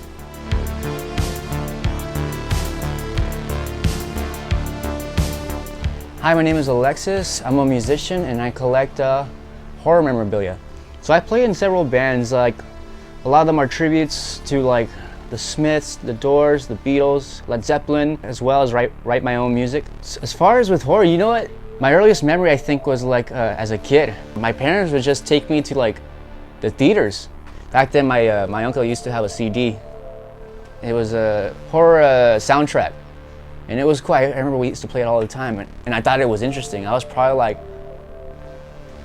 in the 4th, 5th grade. Pretty much any movie from like 2000 to like 2012, that was a horror movie, I probably saw it in the theater.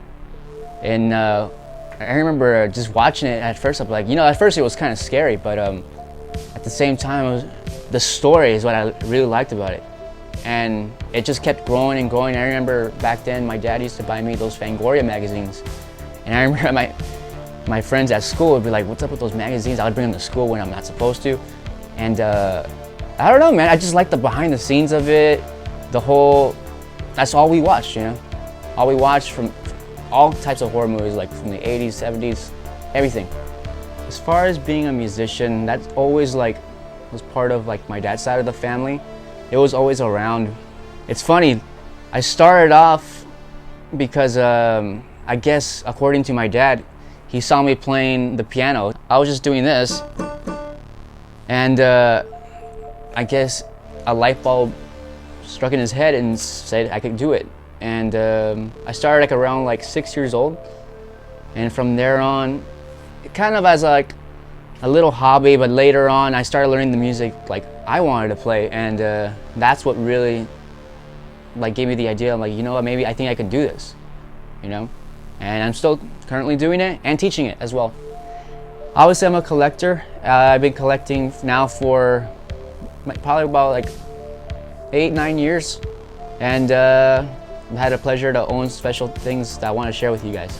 These are my top 5 favorite horror pieces that I currently own.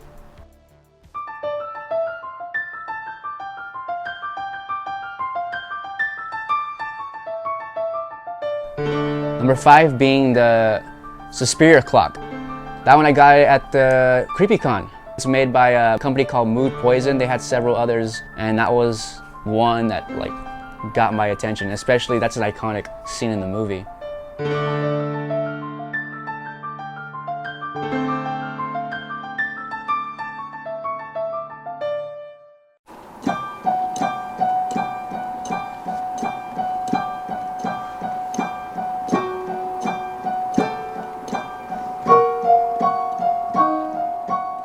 My number 4 would probably be the Evolution of Evil figures.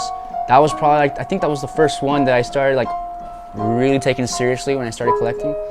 I started taking that one more seriously because that one was a hard one to find. Luckily I got it signed by all 3 actors.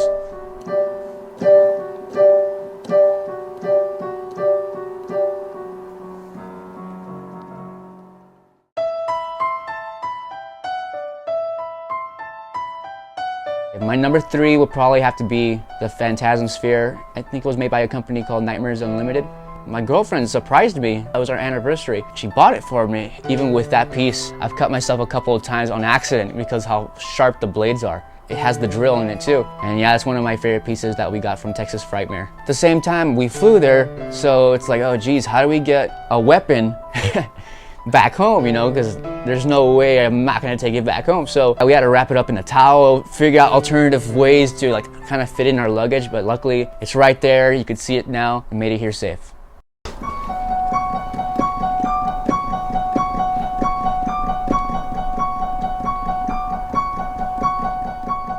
My number 2, this one's definitely one I've been wanting for the longest, and it's my replica of the first Myers mask. and I actually got it signed by Nick Castle himself and Tommy Lee Wallace, the guy who created the mask. That one, that was another mission to get that signed. I can proudly say I got it signed at the Myers house in October. And that was a fun, long waiting time.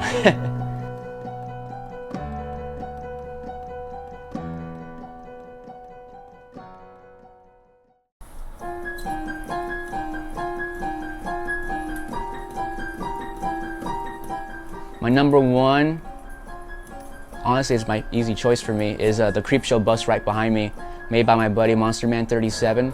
That was like the first big piece I got, and it's one of my favorite movies. I think good memories with that one, and I remember having the DVD cover of it. So when I went to, I think it was Days of the Dead, when I first saw it, Days of the Dead in, I think Las Vegas. Yeah, Days of the Dead Las Vegas. I knew I had to have it. And I talked to him, real nice guy, talented artist, and we got it, and here it is.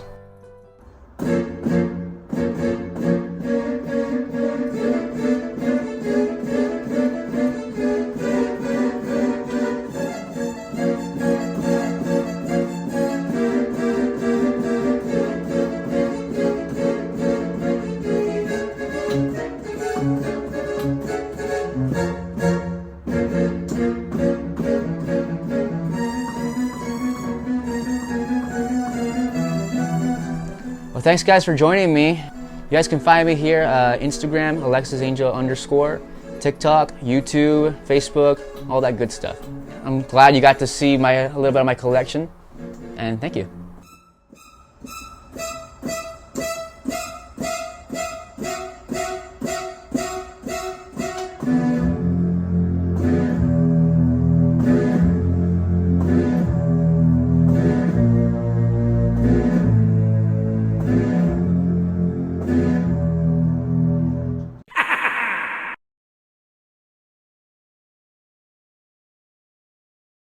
My inspiration is definitely growing up having great sci-fi, horror movies. Seeing stuff like that at a really young age has just cemented all that weirdness into my brain.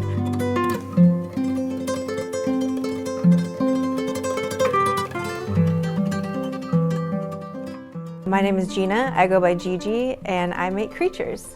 I have been making creatures for about 9 years now. I am the daughter of 2 artists, so we've always had art in the house. My very first art show was with sculptures when I was about 9 years old. I call my creatures creepy cute. They're definitely in their own realm. They're not quite demons, not quite little forest dwellers. They're just creatures. Yeah, art has always been around me, so making creatures is kind of like the ultimate art form for me because I use sewing and painting and sculpting. It's really taken about 8 years total to get my complete style. Like, it's been a lot of trial and error. I always start out with the eyeballs. So I'll take some eyeballs and put them in the clay, and then it just kind of has a life of its own after that. I start sculpting the expression, and then from that, that's where I pick out what fur color it'll be, how the horns are gonna be, and it all starts with the eyes. It was my hobby maybe 5 years ago until people started really loving them and realizing that I have a niche for this. Like, there's a whole audience that loves my creatures, which is incredible. So once I started doing it as my actual business, it just kind of took off. So it's really great that I'm able to do it as a business.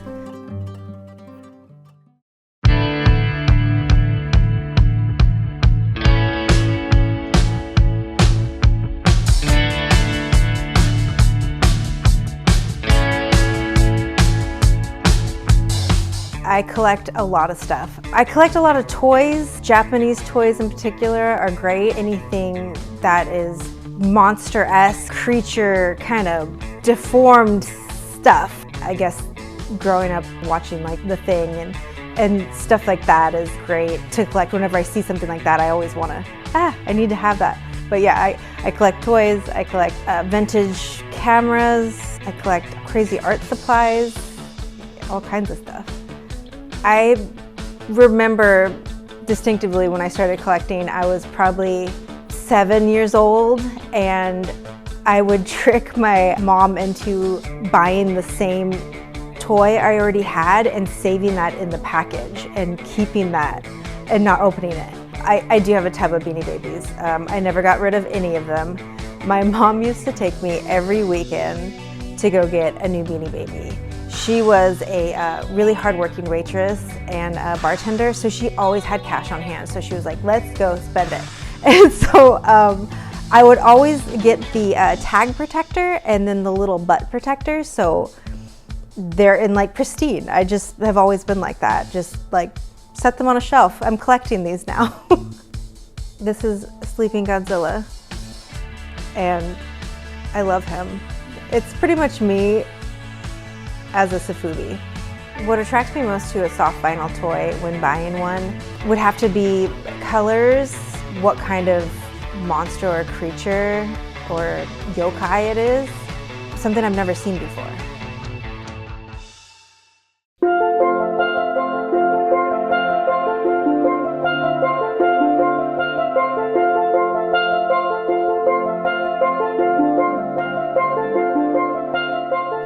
I am extremely proud of myself and what I've accomplished. I'm able to quit my day job. It's been 2 years now. It's going great, but I couldn't have done it without people loving and buying my art, and it's just amazing to see. So yeah, it makes me really proud. I do go attached to the creatures. It's really rare if I keep one, but usually I'll just hold it and be like, oh my God, this is the cutest. But then I have to put it away and not look at it or name it or anything, or else I will get too attached and have to keep it. And I know it needs to, you know, find its own home somewhere else. Like this one in particular, I was gonna keep, but I said no. I cannot name this one, so somebody else will love it and adopt it. If you would like to adopt a creature, you can go to my website at gigiscreatures.com. You can also find me on Instagram or TikTok with the handle of gg's_creatures. I'm also an exhibitor at DesignerCon, GalaxyCon, SAC Anime, and a couple of the Oddities and Curiosity shows.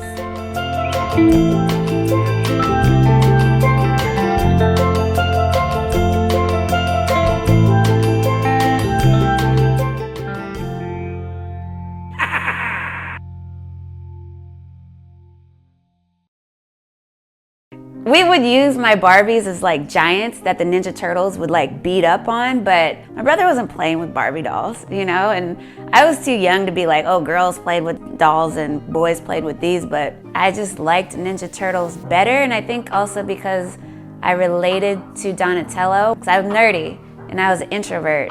Yeah, I was an ugly ass duckling, yeah, growing up. I was, yeah, not the cutest thing, thick, big ass goggles, braids, like 2 ponytails, like, yeah, I was a hot mess. Why my mother let me go outside like that, I don't know.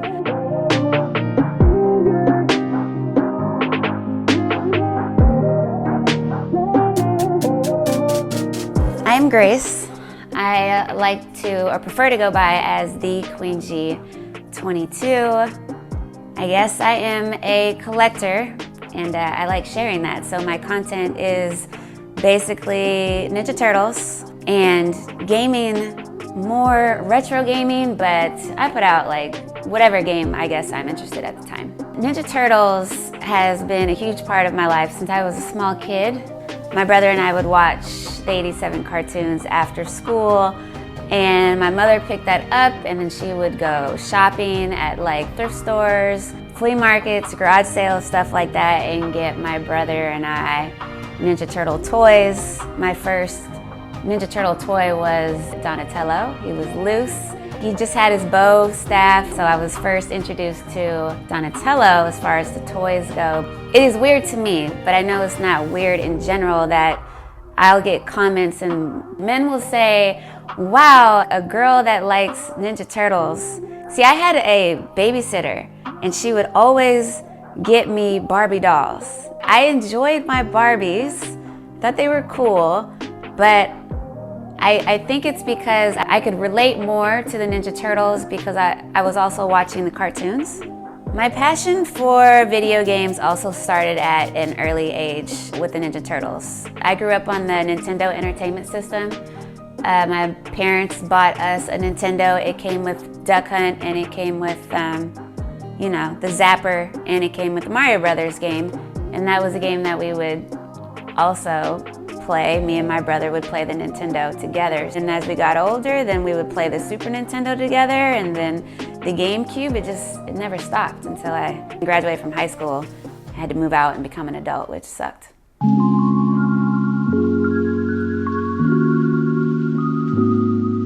For the longest, I did not consider myself a collector because my toys were from my childhood. I just kind of held on to my toys, especially Donatello's, because I have a lot of Donatello's.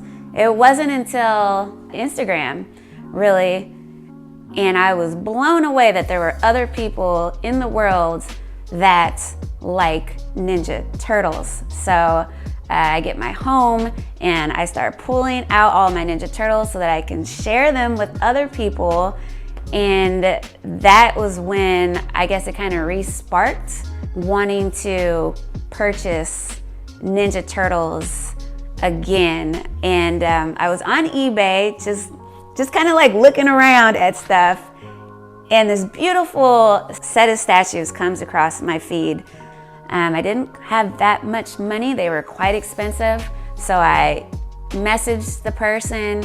I was able to work with them, I guess. So these statues are in my possession, and when I got those statues, it sparked something in me. Like, I like Ninja Turtle statues more so than the figures.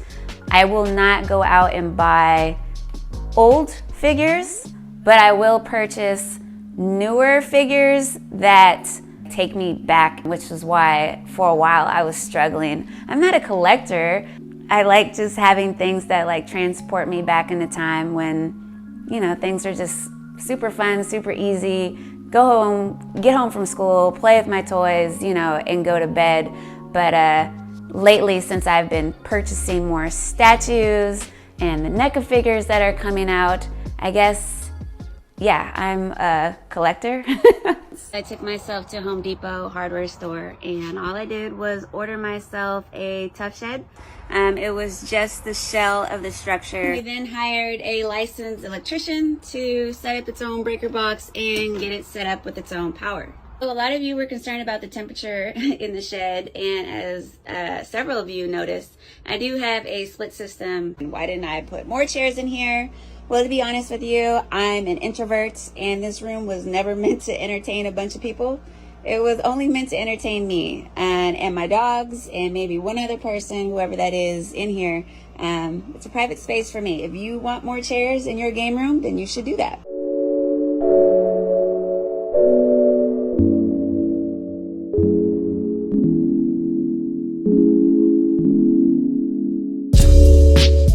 I kind of got popular too from my she shed, which I call the Lioness Den. That is my game room. And also it's Instagram's fault for that as well. I was on Instagram and someone's amazing game room came across my feed. And I was thinking, why don't I have like my own personal space to game?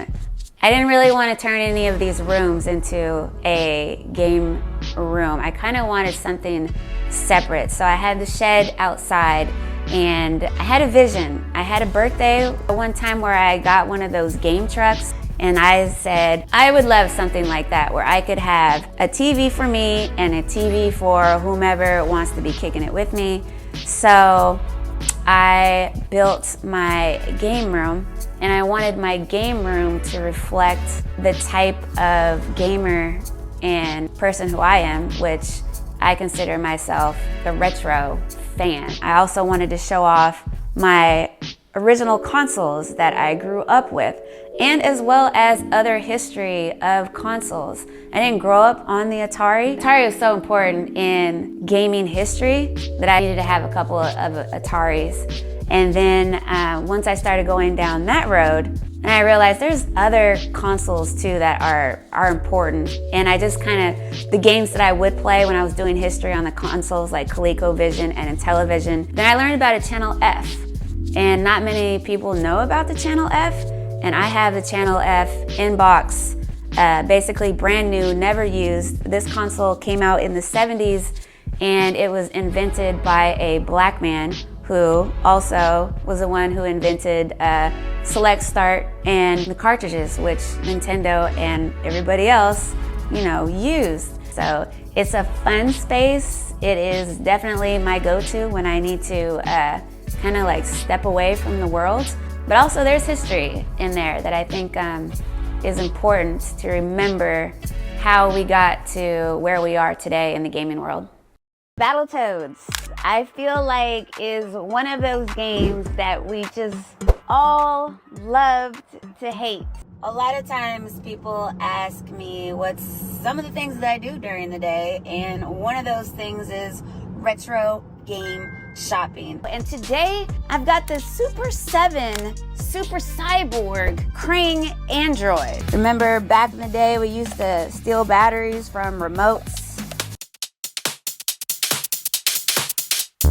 If I had to describe my content now that I know that officially I am a content creator, it's nerdy, it's corny, it's silly, but also I think my content is fun and I don't know if I can say this, but kind of sexy, because nerds and dorks and geeks and all that kind of stuff, dude, we weren't cool growing up. We weren't cool at all. Now that I'm an adult and I can spend money on what I want, and I feel that the world is shifting where nerds are cool, they are hot, and so I want my content to represent my personality, which is fun, silly, bubbly. I'm definitely more confident and secure with who I am as a person, my looks, women dealing with body dysmorphia and not feeling pretty and not feeling good about whatever size they are, but I am definitely at a point in my life where I'm proud to be me. The best part of posting content is being able to geek out about some of this stuff, because your friends and family, they don't care. They're not into that kind of stuff. But posting on Instagram and YouTube and getting comments from other people who are like, holy cow, this is freaking awesome. They share the excitement that I have for gaming and Ninja Turtle is the best part of creating content, is being able to share my passion and learn about other people's passions. A lot of this stuff in here, I wouldn't even known about it if I wasn't connected to these communities. And they're also very helpful in the turtle community, in the gaming community. They're also kind, well, they are to me. And there's bullies and stuff like there, but for the most part, people want, other people to be successful and be happy. If there's this new toy that's coming out, they want to share so that other people can get these new toys. And it's been awesome having that outlet to share all the stuff that I think is cool.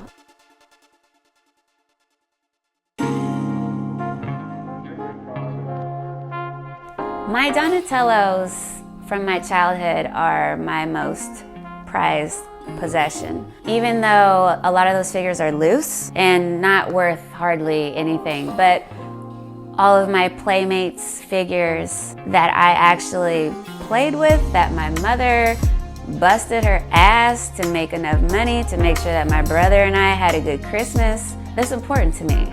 And they're way more valuable to me than the 1989 original 10-carded turtles that I have. My toys that my mother went out to get for us, those will go to the grave with me. I am the Queen G 22 all the way across the board: YouTube, Instagram, TikTok, Twitter, Facebook, all that kind of stuff. Yeah, I'm simple. It's just my name all over the platforms. I will be creating content forever, as long as I can, if I'm able to. I would say one of the best compliments that I received one time was a gentleman said how much of an inspiration I was to his daughter. And which is something I never thought about, you know, that little girls would look up to me, I guess. I mean, I'm confused of what exactly they're looking up to, but I guess it's just the fact being open and wanting to share, you know, something that I'm passionate about, which there are a lot of women, females that are doing that, but just aren't, we're just not seeing as many of them as there are. So I would love my target audience to be more, you know, the little dorky, corny little insecure introvert girls like what I was growing up, and becoming and blossoming into very secure, you know, adults, human. Yeah.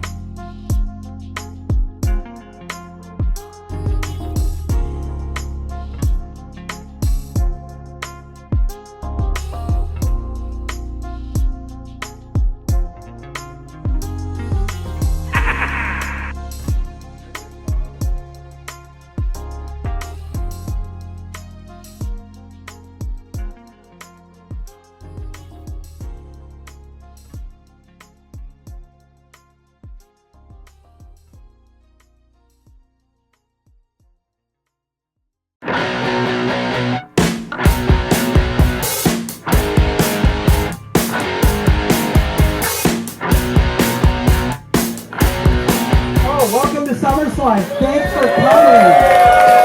This is the seventh SummerSlam. Isn't that amazing? Hi, I'm Paul.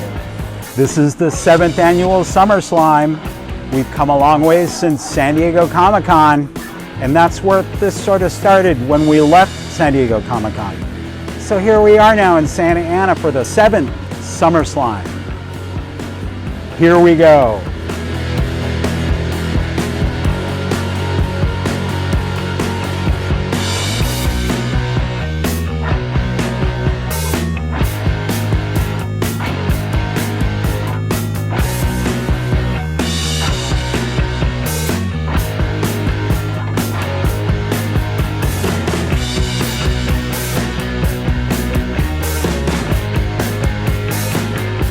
Hi, my name's Luke. We're here in Santa Ana, California for SummerSlam Sophie Show. I was #1 today. It's my first time, so I was thrilled. There was a lot of amazing stuff up there, so it was a tough choice to make, but yeah, it felt great.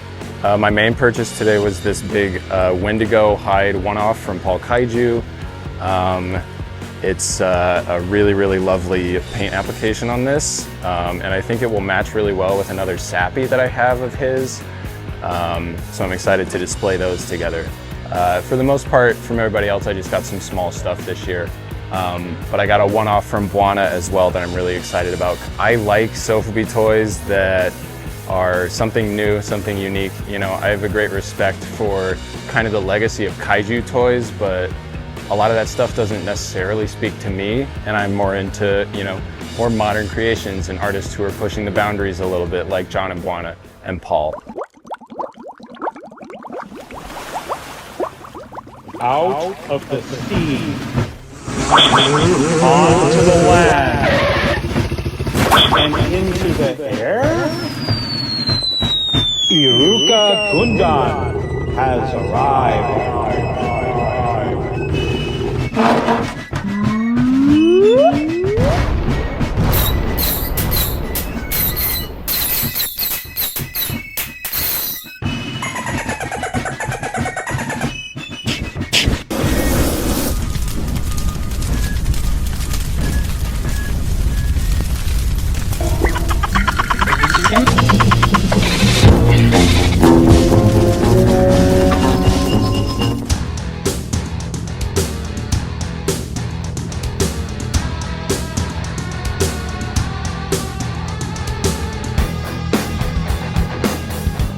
So back in the 70s, I'm sure maybe some people my age remember How, Where, and Why books about science and everything. Well, in Japan in the 70s, they had these kind of mysterious How, Where, Why books.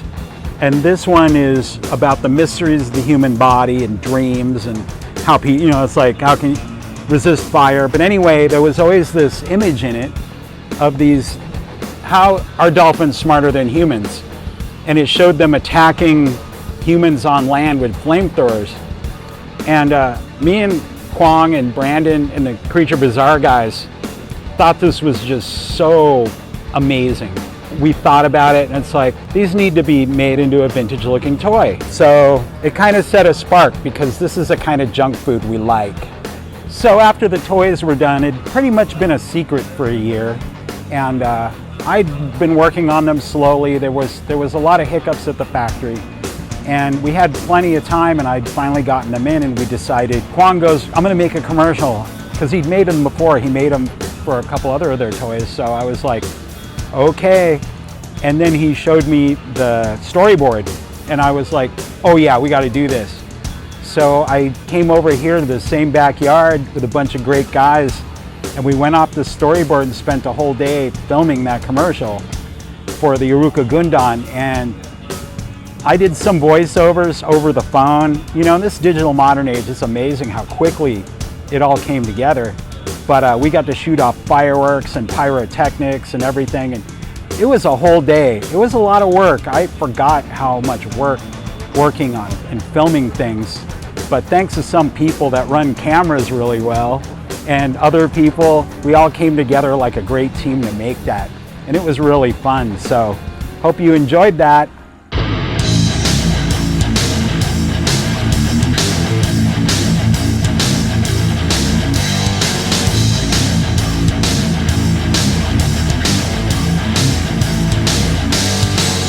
Hi, my name is Dale Douglas. Here at the Summer Slime, this is my first time. What a great event. A lot of really cool people. I learned about the event through Instagram and I just started collecting. It's been almost 2 years now.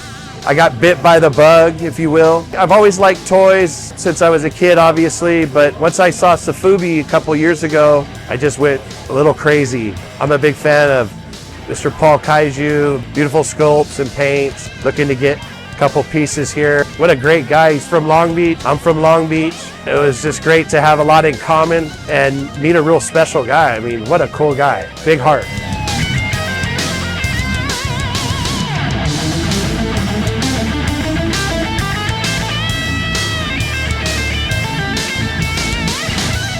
My name's Dave. We're here in Santa Ana at SummerSlam with Paul Kaiju and company. Today I scored a dual head chimera with some punk mohawk hair and metal appendages attached to it. I've been collecting his stuff since around 2014. The crazy designs, the paint jobs, the sculpting, and then just the weirdest nature of mashups. I couldn't believe what I was seeing in front of me. And I could take it home and put it on my shelf, and in the darkest days, it would bring a smile to my face. I think the best part of doing Summer Slime is this year is always a perfect time of year.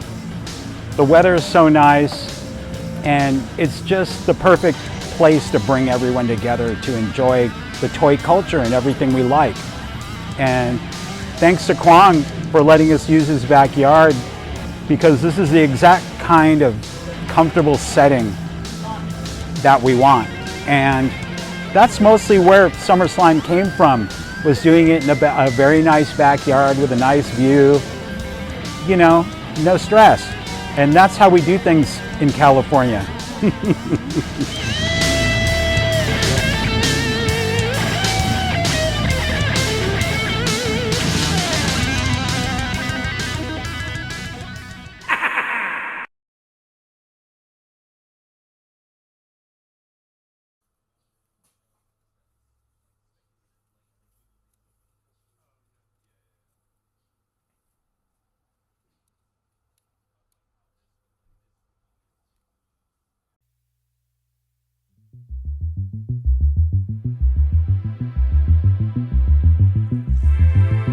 I'm Daniel Alcocer. I'm the co-founder of Magnificent World of Toys, and I help around by being a assistant. I help with all aspects of production in terms of the channel. What I enjoy most about being a part of the channel is being able to meet new people, learn about their interests, share some connections with them, and also learn about new different forms of media, you know, movies, toy lines, shows, and also hear about any cool figures that I may have interest in. I'm a collector. I mainly started with Lego. I collected mainly Ninjago.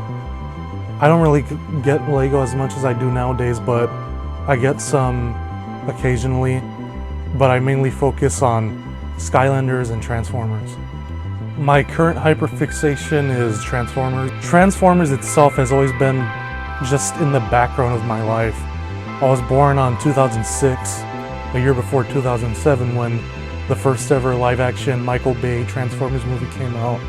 Plus, as a kid in the 2010s, Cartoon Network had shows like Transformers Animated, Transformers Prime, and all that. And it's been something that's come in and out of my life. I remember getting into it again after, I'd say, 10 years almost, because my father started collecting some because of Power of the Primes and the Cybertron trilogy, I think it is. And then the reason I got into it now is just because it's something to collect, because Skylanders have just gone dry for me. And it's something that keeps pumping out pretty cool looking characters. I mainly find interest in the fact that Transformers aren't just a figure that you pose around. It's something that can turn into something else, and through that it becomes something entirely different that can be used in different ways. Primarily the Transformers I'm collecting right now, it's from the Legacy collection, this new wave of Transformers called Legacy Evolution, as well as the recent War for Cybertron trilogy, which is based off of a trilogy series on Netflix. And if I can, I'll try and collect some animated figures too from the Transformers animated series, as well as maybe some Beast Wars, and also some from the mid-2010s like Cybertron, Energon, and I think Armada. Today I'm here to talk to you guys about my top 5 favorite Transformers figures I currently have in my collection. For number 1, my first favorite is Legacy Evolution Galvatron. It's for a multitude of reasons, mainly just because one of the first few Transformers I had in my collection, I remember buying this in a specific time where I was kind of in a gloomy state, and it helped me just feel a whole lot better. And when I did buy him, I didn't really know the importance he had to the series.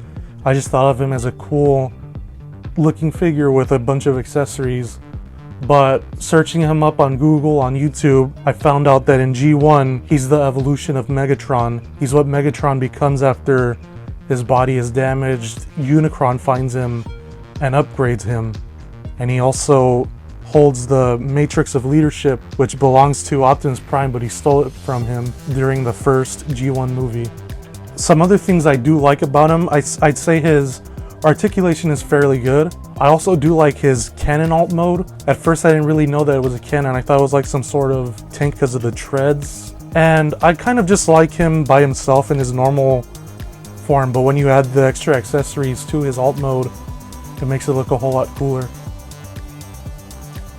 Number 2, my second favorite one is Transformers Animated Lugnut. This one isn't really like the traditional Transformer. It's really stylized, but that's something I really like about Animated. Even though the style itself was super stylized compared to what we've seen before, the toys always managed to get the style right. And aside from a few thin proportions, Lugnut himself is a very bulky character, and I feel this figure encapsulates that very well. And as for when he transforms, he becomes this bomb carrier ship, and when he's in his ship mode, you can barely even tell that he's a Transformer. It's just that good how well he's able to form into his alt mode without having any parts peeking out that you could see that would easily give up the illusion. Number 3, this is the Amazon exclusive Refractor.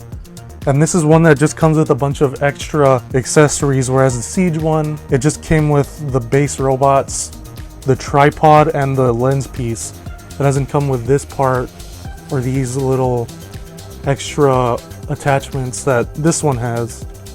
And what I like about it is just the cohesion, the fact that it looks so much like a camera, despite from the mismatching colors. And as I said before, it's a team of 3 robots that form together to make a single camera, and I find that really cool. Combiners are always a fun idea when it comes to Transformers.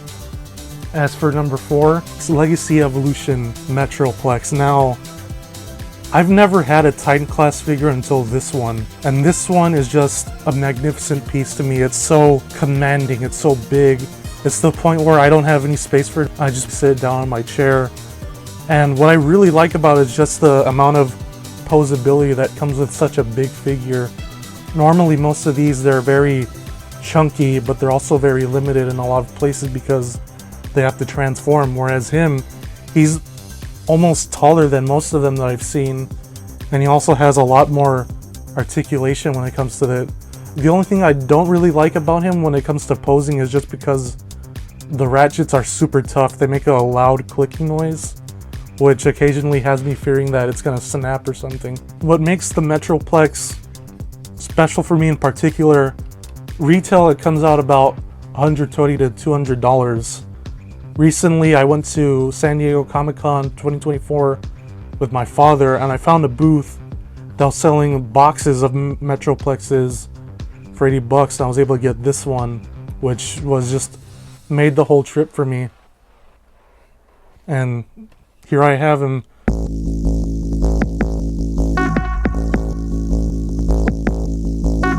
Before we get to number 5, I'd like to mention some pretty honorable mentions that I've had fun with in my collection. First on the list is Legacy Evolution Blitzwing. Now, with Blitzwing, almost no one has any kind words for him from what I've heard. There's only a few people that really enjoy him, and I'm probably one of those people. One of the main reasons mainly just comes from the kibble, the backpack, which is something that a lot of don't like when a figure has a big back piece that gets in the way of everyone else. But that doesn't really bother me. I don't really see anything bad with this figure, especially since from what my price range is, it's the best G1 representation I have for him. And I honestly find the fact that he's a triple changer, which means he has 3 alt modes. He has the robot mode, a tank mode, and a jet mode. And I honestly really like that. I always find myself picking him up, posing him around, and then always switching in between tank, jet, and robot.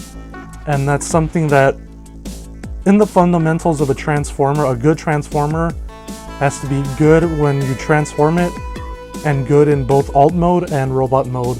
And for me, Blitzwing is all of those combined.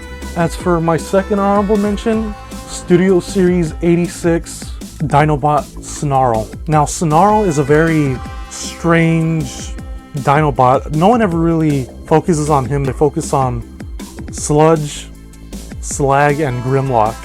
He's always just in the background. The only other Dinobot I have is Sludge, and Grimlock, even though everyone has amazing words for him, he's one of the rarest Studio Series 86 figures at the current moment. And from what I have available, this is very good. It's very good when it comes to posing. Transformation is a bit iffy, mainly just because there's some spots that I have trouble with, but it's always manageable. And in Dinobot mode, I think he looks very well. And another thing I really do like about him is just the size.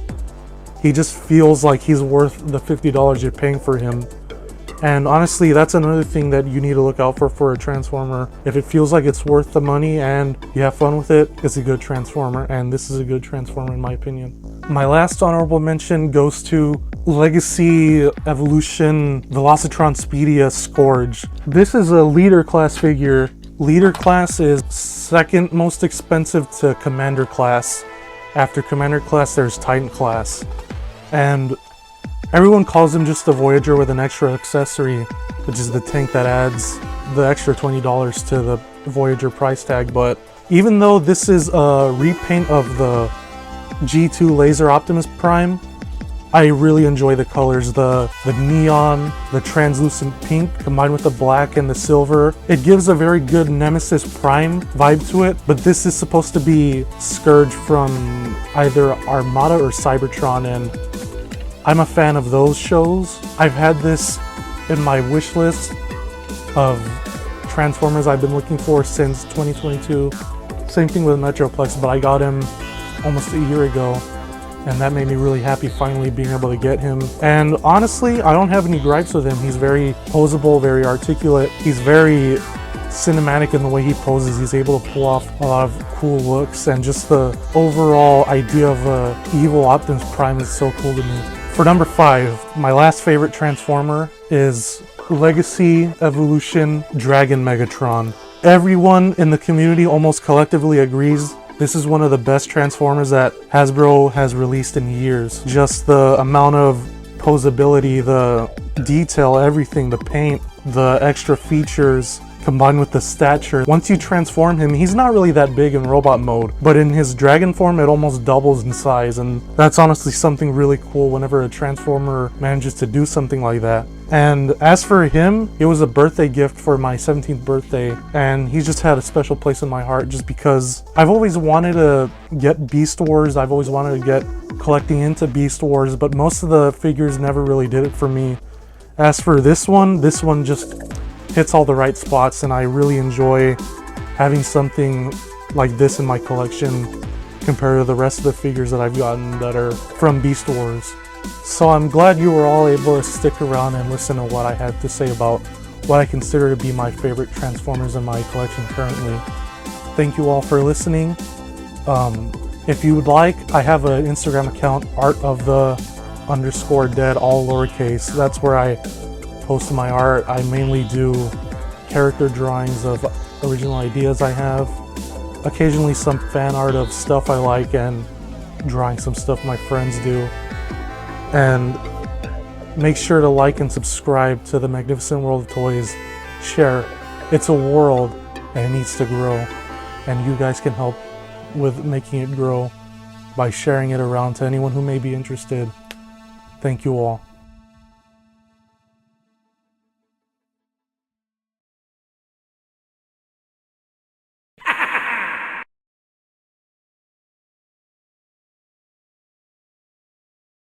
Edward Mobley was a fine artist that studied at the Ohio Institute of Art, and when he graduated, he was hired by a company called Sun Rubber to design toys for them. And then that progressed into him designing for a company called Aero Rubber and Plastics. And with that company, in the contract, he had his name printed on it along with Aero Rubber. So that's how I even found out who made these, was, that. So it's just cute.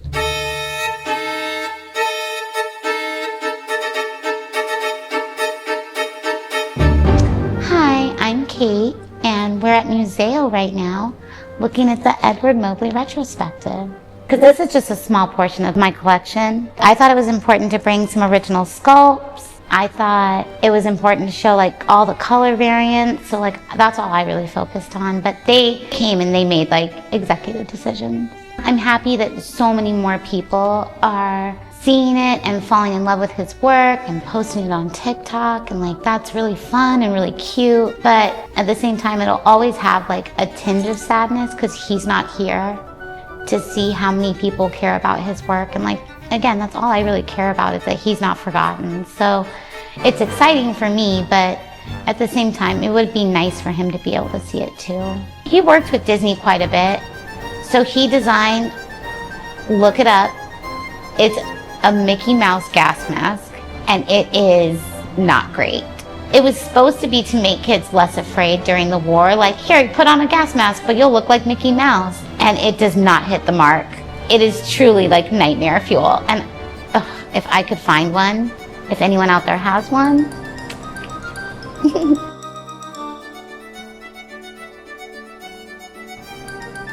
I won collecting. There is no better collector than I won. At the end of the day, I think they were always meant to be with me. And I am so protective of him and his legacy, and what I share, you know, and what I keep like just between me and this man who is passed away. Like, but I'm like, we have secrets, you know. But for the most part, I'm pretty open. Like, I'll tell anyone anything about him. He is my favorite person in the world, my favorite artist.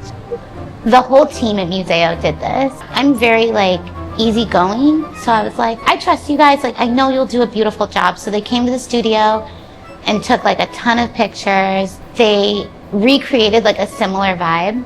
But my favorite part is these little scallop shells. They are more beautiful than anything in the world.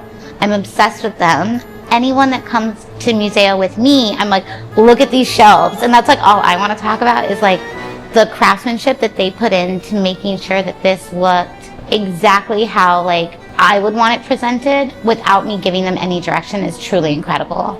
Evie at Show Pigeon, she connected me with Kelly from Museo, and it just kind of snowballed from there.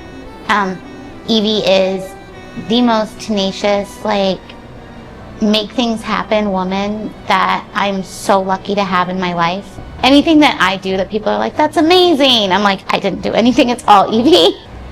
The reactions here are so much better than I could have anticipated, because I'll get one of two reactions. I'll get, oh my gosh, I'm in love, where do I buy these? Okay? Or I'll get, ooh, no thank you, like, I don't like them. I understand why people are kind of put off by them, but I think that's what I like about them most, is that they walk this fine line of shuttersome and sweet. And what's better?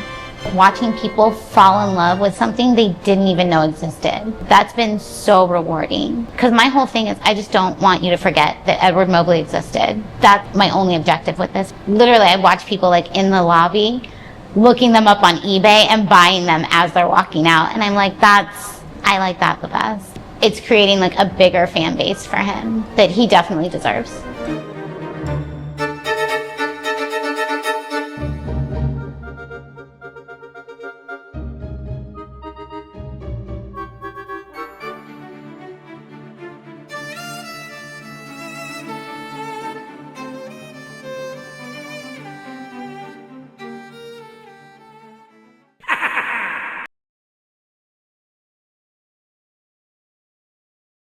Originally, I used to be the professional photographer, and I took the photo series of the vinyl toys. At first, I took the kaiju of my Buska and Entourage, from my childhood, Survivor. And after that, I borrowed the monster toys from collectors and some vintage stores and made a photo series. Now, right after I made the photo series of Monster Sophie, I started to collect because I went to the vintage store and where I borrowed, and I saw, oh, that's great, and collecting toy needs a lot of energy, and I have to spend my energy for other many things. So I thought I'm not a good collector, so I can afford to collect toys.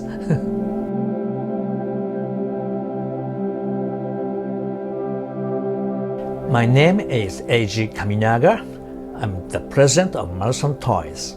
Toy is kind of the medium between my childhood and after I became an adult. I always feel fun, like when I'm thinking about what I'm going to make next. Eventually I decide what I'm going to make next, but it's related to what products are selling well, or what kind of character in popular, something like that. Malson was established in 1923 by Naokichi Ishida. At that time, the company name was Ishida Manufacturing. Malson, as a company, was producing pinwheels, kind of cheap toys, and toy cameras. And in 1933, his son, Haruyasu Ishida, took over his father's business, and he started to produce optical toys like toy cameras, binoculars, slide projectors, that kind of stuff. His business stopped during the World War II. After the interrupt business, Haruyasu Ishida and his younger brother Minoru Ishida and his brother-in-law. Those three started produce toy again, and at first producing the optical toy again, as well as before the war. Also, Maru-san started to produce tin toys because after the World War II, tin toy was very popular toys for souvenir for like American military people when Japan was occupied by the USA. Also after that, so many tin toys were exported to mostly United States and the European countries. Maru-san was producing a lot of different kind tin toys. And especially Maru-san produced a tin toy catalog of 1953, and that was now very became the popular for kind of legend toy for tin toy collectors. And after that, Maru-san was produced first made in Japan plastic model assembly kit, and also die-cast miniature cars. In the 1960s, toy business, domestic market was growing in Japan, and character toys became very popular at the time in 1960s. And Maru-san started to produce the Godzilla tin toy and Godzilla's plastic model kit in 1964. And 2 years later, 1966, Maru-san produced soft vinyl monster toys. At first, Ultra Cute series monsters and Ultraman series monsters and Captain Ultra series monsters and Ultra 7 monsters and Godzilla and Toho monsters and Gamera series, so many. Between 1966 to 1968. But Maru-san went bankruptcy in 1968. The reason of the bankruptcy was too much investment to the slot racing.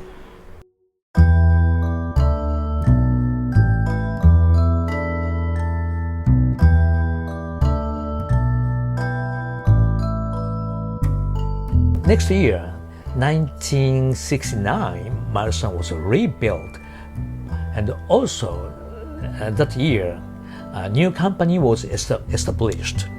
That's by the Maru-san's ex-employees. That's named Bullmark. And Bullmark started to produce vinyl toys first. Therefore, Maru-san couldn't get a license of the major license of the monsters.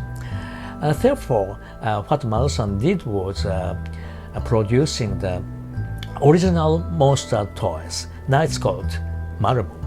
But after that, Maru-san's business style had to be changed. Maru-san was developing the small gearboxes, and that's offered to many toy companies, doing that business as a OEM business, offering to gearbox to other toy companies.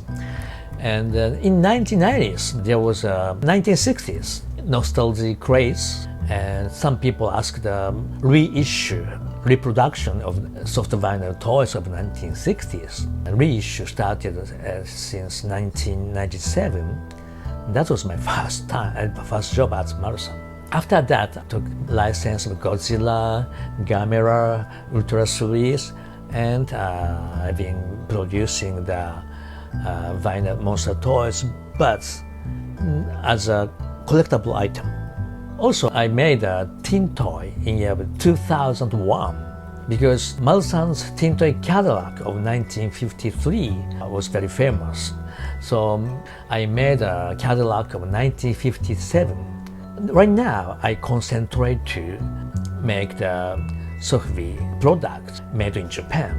When I started this business, like a reissue, Software toys for collectors in 1990s, at first, customers, my generation, people grew up with Maru-san Software, and that was kind of the boom in 1990s. But that boom was over after the year 2000. Interesting thing was all my customers are much younger. Now around 40 years old, he told me that he grew up with Bandai's Ultraman Sofubi, and he loves Ultraman. And then he knew the first Sofubi Ultraman was made by Marusan, and he bought first Marusan's Ultraman vintage one at a vintage store. He spent more than 1 million Japanese yen for mint in bag vintage Ultraman, but he can't open because mint in bag, so he buys a reissue of Marusan. Recently, many other countries, those people are very young, in the 20s, 30s. For those people, Marusan's retro style Sofubi seems interesting. The design of the retro style, some people like that kind of stuff. So those young people, my customer recently increasing. So yeah, I'm very happy with that. So.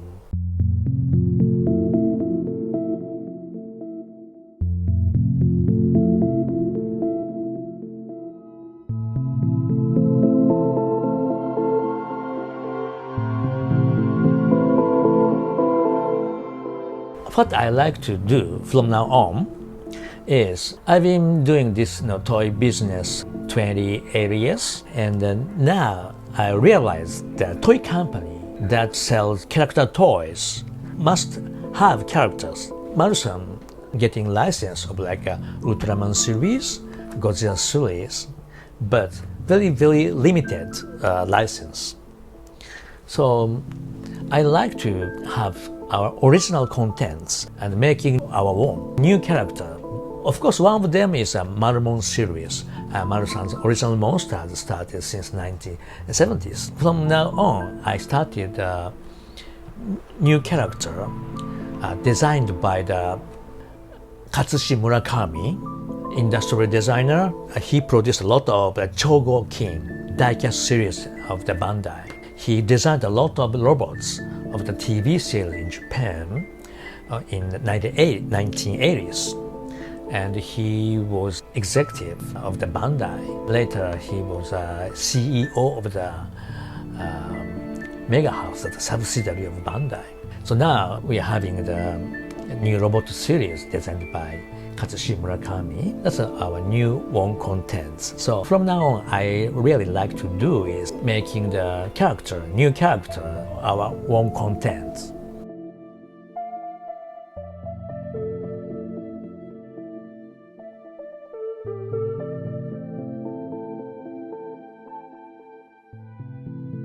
Hi folks, I'm Asaka Kubo. Please let me introduce myself. I started my career as a pin-up girl, then I started singing and acting in my 20s. In 2003, I started to work as a promo girl for Marusan. In 2004, I designed the ID Sofubi series Asaka Kubo figure. This was my first work as a Sofubi designer. In 2018, the ID Sofubi series Asaka Kubo figure was reissued as Asaka Japan, because the first one was made in China and the reissue was made in Japan. In 2019, I designed a new original character, Mashu.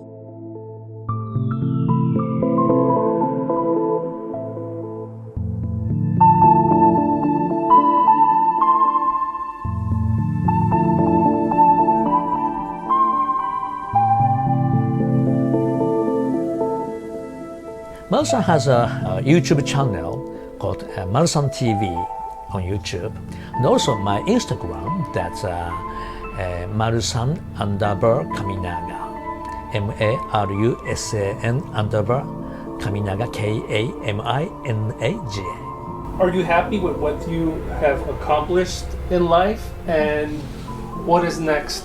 Okay, so yeah, I think actually, I'm not sure about accomplishment of the life, but so far so good. I feel still on the way. Like I like to make my own new characters and toys and make my own character popular in the world. That's what I really like to do.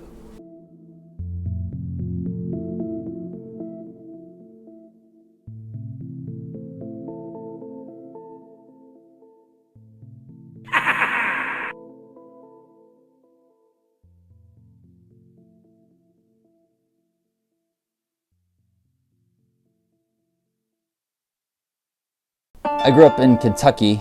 I had a lot of free time, so I watched a lot of Japanese movies, long Japanese movies like Seven Samurai. Over time, I developed an interest in Japan just from movies. One of the other movies that I saw, like a semi-modern Japan, was The Bad News Bears Go to Japan. That was really intriguing, so I was like, wow, I want to go there, that seems cool. Later, I got more and more into Godzilla stuff. My uncle introduced me to Godzilla in the mid-80s. When I was in high school, I was introduced to anime, and Dragon Ball Z was probably my life during the last 2 years of high school. Through Dragon Ball, Godzilla, samurai movies, and eventually toys, I became much more interested in Japan. My name is Jeremy Scott Mwani, and I have been a toy collector, an artist, designer, teacher, many hats, dad, for the last 20 or so years.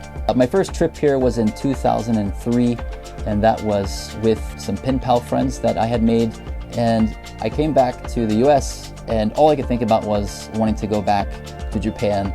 So one of my friends actually convinced me to join the army. I joined the army thinking I could get stationed somewhere in South Korea along the DMZ and be able to visit here more often. I was so stupid, but made it through most of basic training. Then I injured my back because I have a horrible back. So I was discharged, honorably discharged, and decided to go back to school.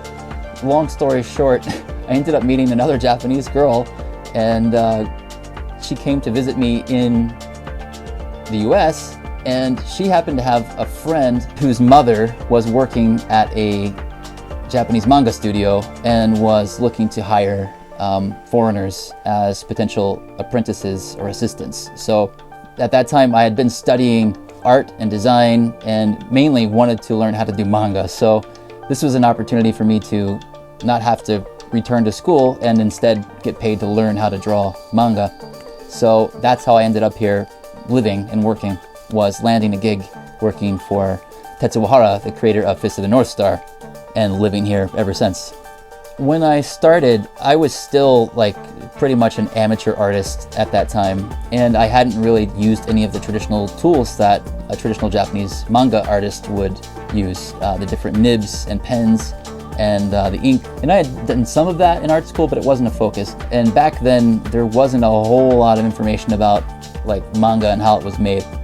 This is late 90s, going into the early 2000s. So I had to learn all that from scratch. So my first job was to learn how to draw lines properly. So I would sit there and just draw lines and lines and lines and lines, you know, the cross-hatching, hatching, until I had lines that looked of professional quality. And I did this for weeks. So then I was tasked with doing some little touch-ups and line work on panels, including drawing the panel lines around each of the panels. That was way more difficult than I expected, and I messed up most of the lines that I drew the first time around, and they had to be corrected by one of the other staff members. So eventually I ended up becoming one of their lead digital artists, and that way I couldn't mess anything up. So yeah, my main job was doing digital coloring and shading special effects on the final product for Fist of the Blue Sky, which was a prequel to the original Fist of the North Star.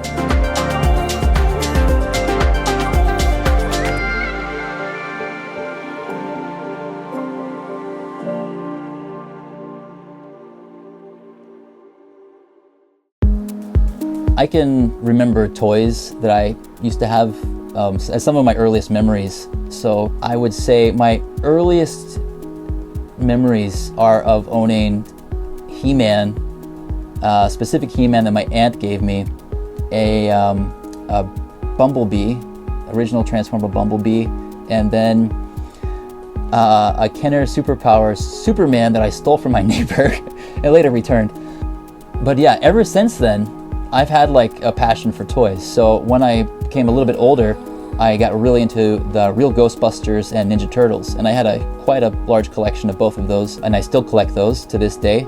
But yeah, never really stopped. There was a period where I got more interested in sports and other things, and then in 1993 when Jurassic Park came out, that reignited my love of toys, and I started collecting Jurassic Park toys, and I still do to this day. Then I became a teenager, moved away from toys, and then the Star Wars movies got re-released in the theaters, and I started collecting Star Wars toys. So yeah, I don't think I've ever really stopped collecting toys. Everything else I still collect.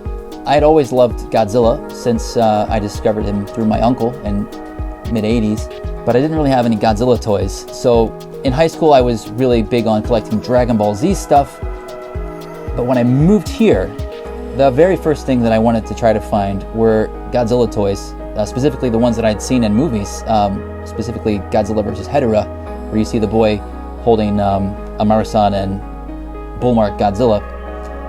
So I didn't know how expensive those were going to be, but unfortunately I wasn't going to be able to afford those, but I would find like the little miniature ones, so I started collecting any cheap retro style Godzilla stuff that I could get my hands on. Then I started coming across more of the Dragon Ball stuff that I didn't own.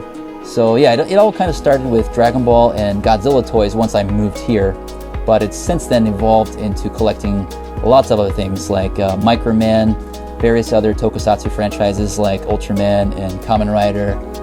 I love some of the more obscure stuff. One of my favorite things is Sukeban Deka, so I have a lot of Sukeban Deka stuff now. Recently got into Transformers thanks to my son and some friends. So yeah, it's just never-ending toy collecting as far as the eye can see.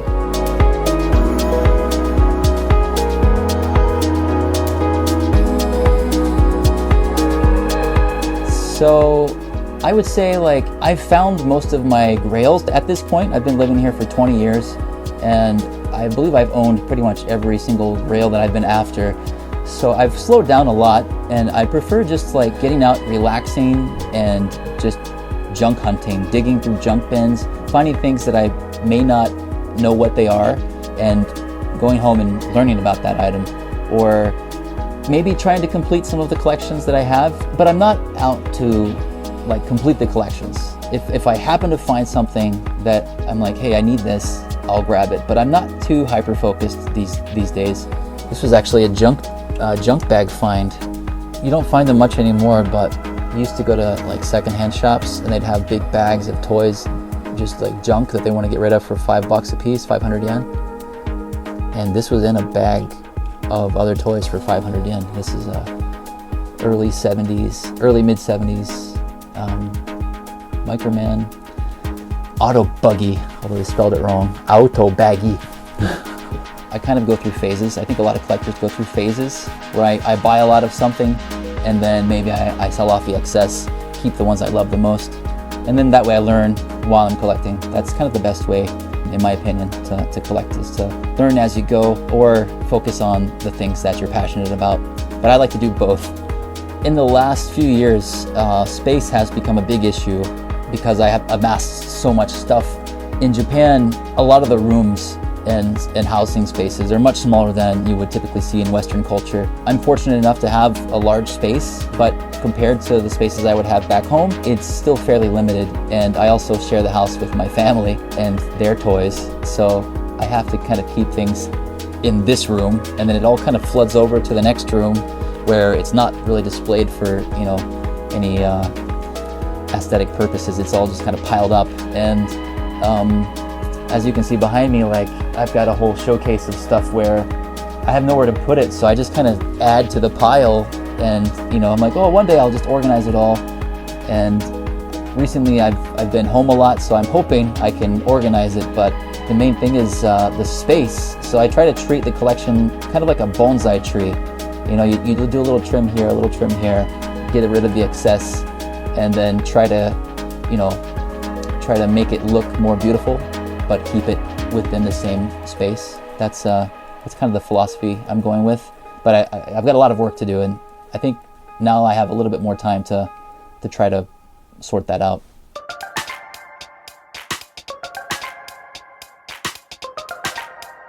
So I don't own a lot of test shots or anything like that, but here's one that I do have. This is a test shot of early 90s Cell from Dragon Ball Z. And then here you can see the final product. So if you were to ask me like, what's my favorite toy or what toy means the most to me, I have favorites depending on what mood I'm in and, you know, what I'm into at the time. So I have favorites for each like type of thing that I collect. But I think personally, the toy that means the most to me is this guy right here, the Psycho Gorman Soft Vinyl toy that I helped produce through RX Nemesis. And the reason it means so much to me is that this is one of my favorite movies of all time. It combines like dark slapstick humor and tokusatsu, you know, Japanese style suitmation type vibes and battles, and it combines all the things that I love. I love comedy, I love dark humor, I love monsters, and I love you know, those kinds of movies and TV shows. So falling in love with that movie, and then later meeting the director, and then less than like 6 months later having this guy in my collection because of just that chance meeting is you know, something I never would have dreamed of. A lot of people, when they do licensed toys, you know, immediately want to go for Ultraman or Godzilla or something like that, and that's cool. I'd love to do that as well. But being the first person to get a soft vinyl toy made of a character that was something close to me means a lot. And yeah, it also was produced and sculpted by dear friends of mine. And so yeah, it's just a lot of love went into this project, so it means a lot to me. I've been blogging for a while. I had various blogs. I had a blog about space and the moon for a while. And then when I moved here, I started a blog called Tokyo Toy Bastard. So this is my blog, Tokyo Toy Bastard. It's still there, and this is the very first article that I ever published, Tuesday, June 30th, 2015. Microman was a fucking badass. It was just a blog. It didn't have a YouTube channel attached to it. And the very first YouTube video I ever uploaded had nothing to do with toys. And the only reason I ever made the account was to upload this single video. And it was of the infamous Norwegian black metal band Mayhem singing Neverending Story at karaoke with me.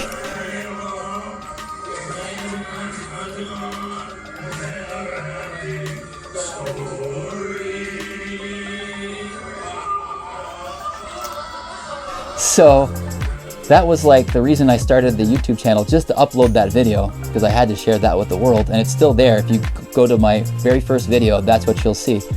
And then the second video I ever uploaded, I'm not sure if it's still there, was me showing my Gamera collection, because I'm actually a big Gamera fan. I haven't mentioned him once, but so for 5 or 6 years I had the Tokyo Toy Bastard channel, and I didn't really upload much, and I didn't take it all that seriously until around the pandemic. And I found, you know, more time to work on videos. And then a couple years ago, I made the decision to change the channel's name to Tokyo Toy Banzai, which I think is a little more family friendly, although it's still geared for adults. This year's been a little bit hectic because I've been dealing with health issues.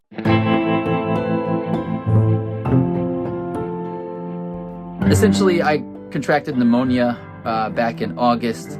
I got over that, and then around my birthday, which was in September, I started having something else going on with my body, and I ended up in the emergency room. They diagnosed me with a nervous system dysfunction. It's called autonomic nervous system dysfunction, and I get these weird sensations in my limbs and in my head, and it makes me dizzy. It gives me these kind of weird pressure headache things, and my feet and arms either go numb or are very painful. In my day job, I'm a kindergarten teacher, so I'm around kids, lots of kids all the time, and kids get sick. So fortunately, I've been in good health for the past decade while I've been a full-time teacher. But this year, you know, one way or another, I ended up catching pneumonia. So I was out of commission for the entire month of August, and that bled into September. I started to feel better. I went back to work, worked for a couple of days, and something strange started happening to my body. Literally the day before my 42nd birthday. And in Japan, there's actually a word that refers to like the cursed year of health for men, which is the age of 42. So it's kind of this weird thing that I didn't know about until after I'd gotten sick. But yeah, immediately after I recovered from pneumonia, I started having these weird sensations in my limbs, in my feet, and in my head, and I thought I was gonna die. And I went to the emergency room. They checked me. They were like, "Your heart's normal. You know, everything else seems normal. We can't do much else for you here. You'll have to go to a different hospital." So I went to multiple hospitals, and then after various tests, they discovered that I had a nervous system disorder, which can be brought upon by illness, stress, anxiety, all those factors. Probably all of that into one is what caused this to happen. But yeah, it's little by little getting better. I've been feeling a lot better this week.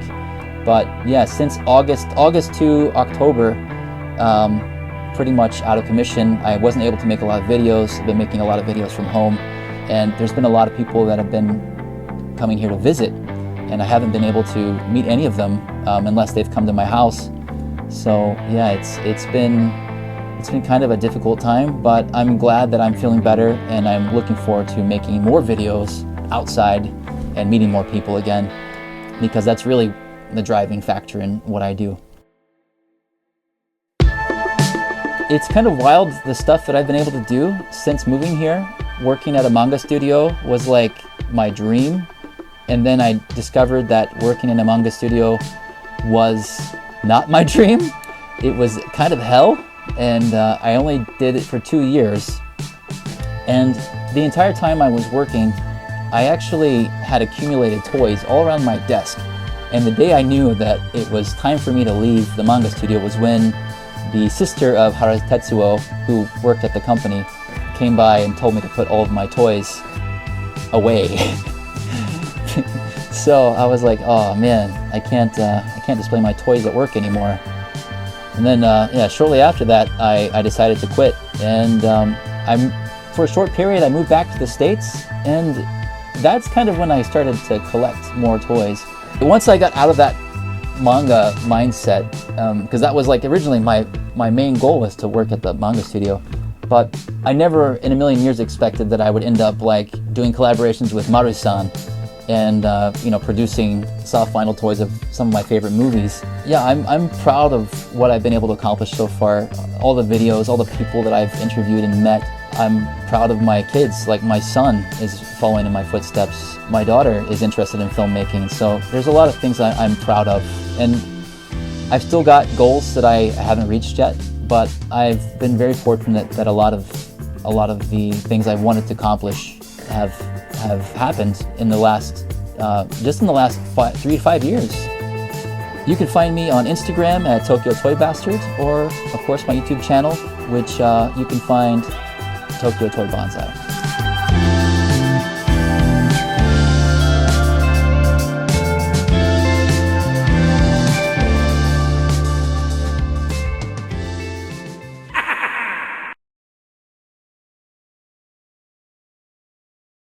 I am so excited, like the next 3 days. I love nothing more than to blast music and to just sort stuff out. It's like my favorite thing to do.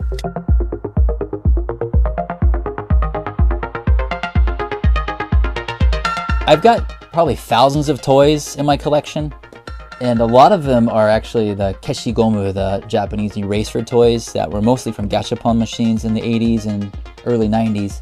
This is some of my Mario collection. I have so many toys, like these amazing Microman figures, and loads more buried in this glass showcase that I haven't really touched. I would go treasure hunting, find stuff, and then have nowhere to put it because of the space, and I would just kind of dump it in here. At one point, this all was very, very organized, and this was my attempt to try to organize some of that. I even cleared out one of these shelves, and then I just pile stuff back in there within a month from new stuff that I find. So I'm gonna dig through this top shelf and maybe a little bit of this shelf and see what we can find, because there's a lot of stuff in here that I've completely forgotten that I even own. So actually this guy was recently added in here. This is one of my favorite Pepsi Man toys. I recently did some Pepsi Man videos. My friend Ken was involved with a lot of these. But yeah, that one's a fun one. Cool action feature. This one is the lower torso of a Sucklord piece that broke off at his gallery show, and he gave it to me because he couldn't glue it back on. But someone bought the piece, so anyone that sees this video, if they own the Micronauts painting piece that has these figures glued to it, I've got the lower torso. Like, I don't collect a lot of Kamen Rider stuff, unless it's Kamen Rider Black or the original Kamen Rider, but mostly Black. I have lots of Kamen Rider Black, and I'm kind of excited to see what I have in here that I haven't seen in a while. I also have lots of random paper goods stored in here. I guess so it's better than leaving it out in the open. But like, check this out. This is Godzilla, like promo display thing, but it's actually a 3D scope.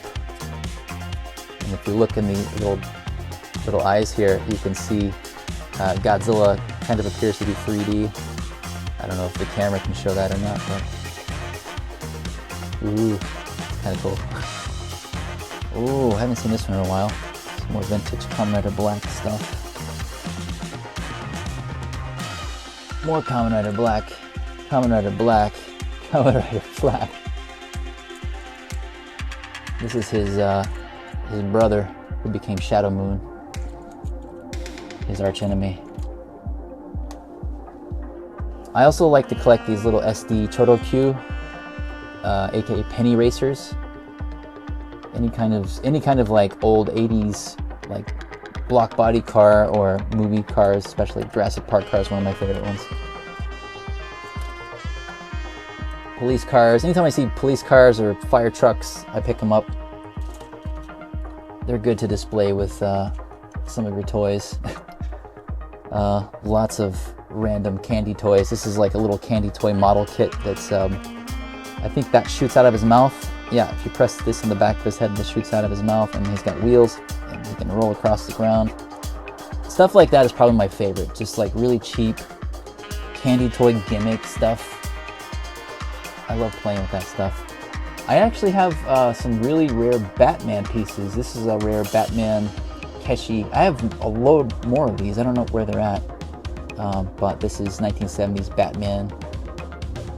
Speaking of Batman, this is probably the oldest and possibly the rarest item that I own.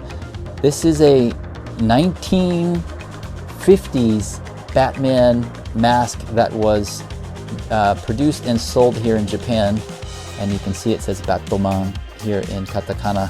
And this would have been, before the Adam West TV show. So this is back when there were various other media like manga and the Batman films that were black and white. I don't know how much of that made it over here, but Batman had a presence before Adam West, was popularized. So that's pretty wild. I used to collect a lot of Star Wars stuff, so I have like a lot of custom. This is like a custom Rocket Fire and Boba Fett based on the original prototypes. Oh man, is this thing melted? No, okay. Here's a rare piece I forgot I had. So, you've heard of Microman. This is a knockoff called Dokudo Man. And they even use the same font, it just has a do instead of a mi. And it's got a completely different body, but has a skeleton for a head.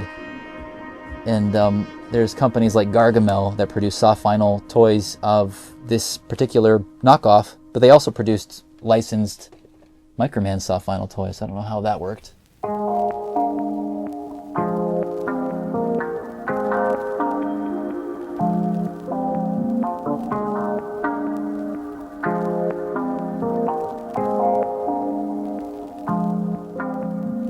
Here's a miniature mask, Ultraman mask. I actually have the full-size version on the wall over there at the very top. I don't know what the purpose of this was. I assume this was produced to like put on your dolls or something. It's even got the little holes, because I don't know anyone that has a kid that small.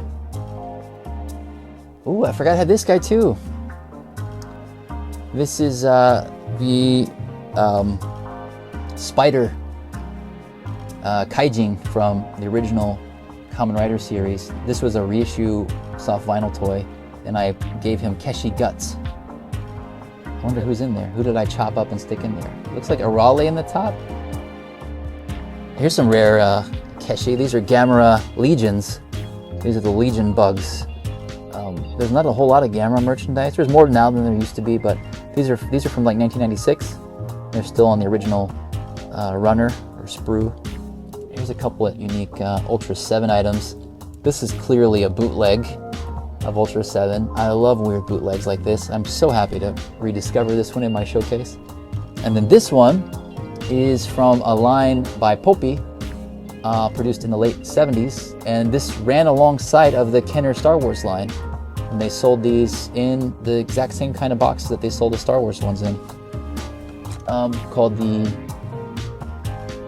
something Hero series, Ultra Hero series. They did Ultraman, Kamen Rider, Sentai, and Star Wars. More weird. See, like anything weird like this that I have no explanation for, like, it's obviously Ultraman.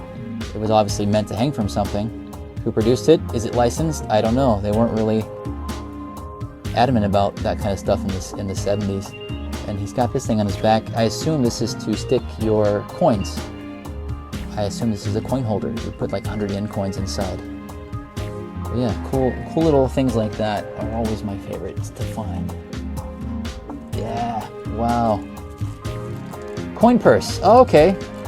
So this is the same thing as this. Look at that. I probably bought these completely different, years. They're different things, but this has got the same little mechanism on the back. You can see it here. So my guess was correct. And I like how it's written in English and Japanese, and it has a spaceship. This looks like it was an original ticket, or part of a ticket stub for a Dragon Ball Z movie that was alongside of Dr. Slump and Yu Yu Hakusho.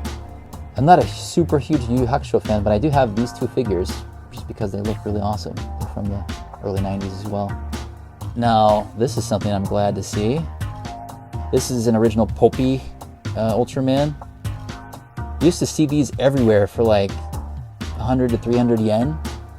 No one cared about them. And then in the last couple of years, I see these sell for like close to $100 a piece. I don't understand. Anything that I can find from like a candy toy box, from like the supermarket candy aisle, because a lot of this stuff was sold in these kinds of boxes. These are all from like candy aisle types of items. So I have some of the boxes for some of this stuff. I try to keep some of the boxes. The boxes are really hard to find, but anytime I find the toys, they're so much cheaper than buying a big vinyl toy. This is like Kamen Rider Madball type of thing. I've got some Godzilla ones of these too. Every now and then you'll dig out a Ninja Turtle. I think there's like one Ninja Turtle for every 500 Ultraman in here. This is one of my favorite ones, the Samurai Leo.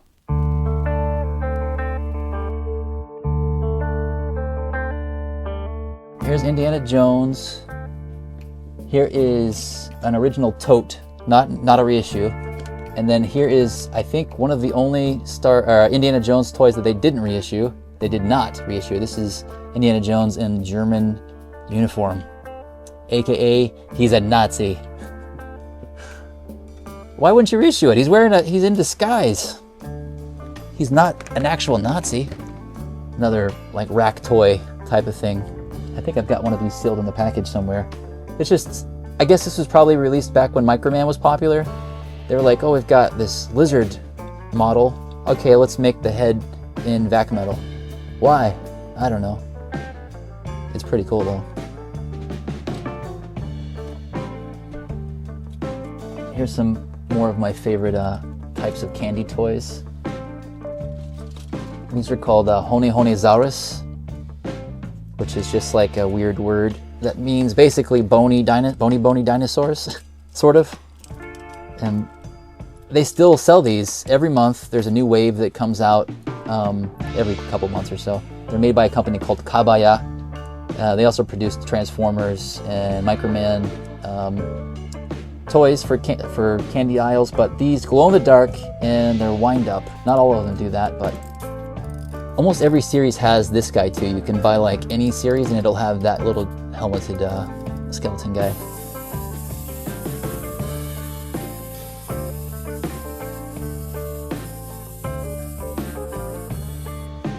I used to customize a lot of Microman figures, buy, sell, customize, trade 10 years ago. So I have some of the remnants of that. You can see here like a lot of my Microman stuff, but some loose guys I haven't seen in a while. What else is in here? I don't remember this at all. More Ultra 7 bootleg rack toys, I guess. This one feels kind of hefty. He's got something inside. I don't know what his deal is. Ooh, here's a cool one I forgot I had too.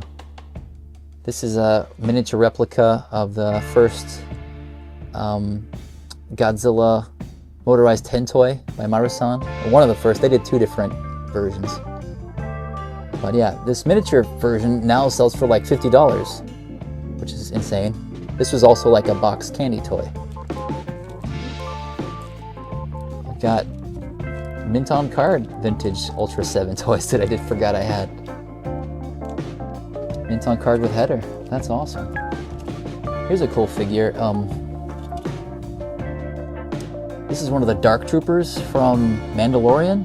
The interesting thing about this was produced by a friend of mine. This is not officially licensed. And his name is Has No Talent. And the very first toy collaboration I ever did was actually with him. And we produced a line of rocket firing Boba Fett's and rocket firing Darth Vader's that were kind of Microman inspired color repaints and some wacky things. So yeah, he actually kind of got big on his own, and he makes really awesome, all like factory made, not licensed Star Wars stuff. And this is one of the coolest pieces that he made. It's a really cool piece. So I have these 2 Ultramen here. They're obviously the same body. These were produced by Yutaka. And they have these weird joints here. And for some reason they did yellow joints on this one instead of red or silver. And I have a lot of the rare ones for Dragon Ball too. Same company, exact same body style with weird joints that don't match the body color.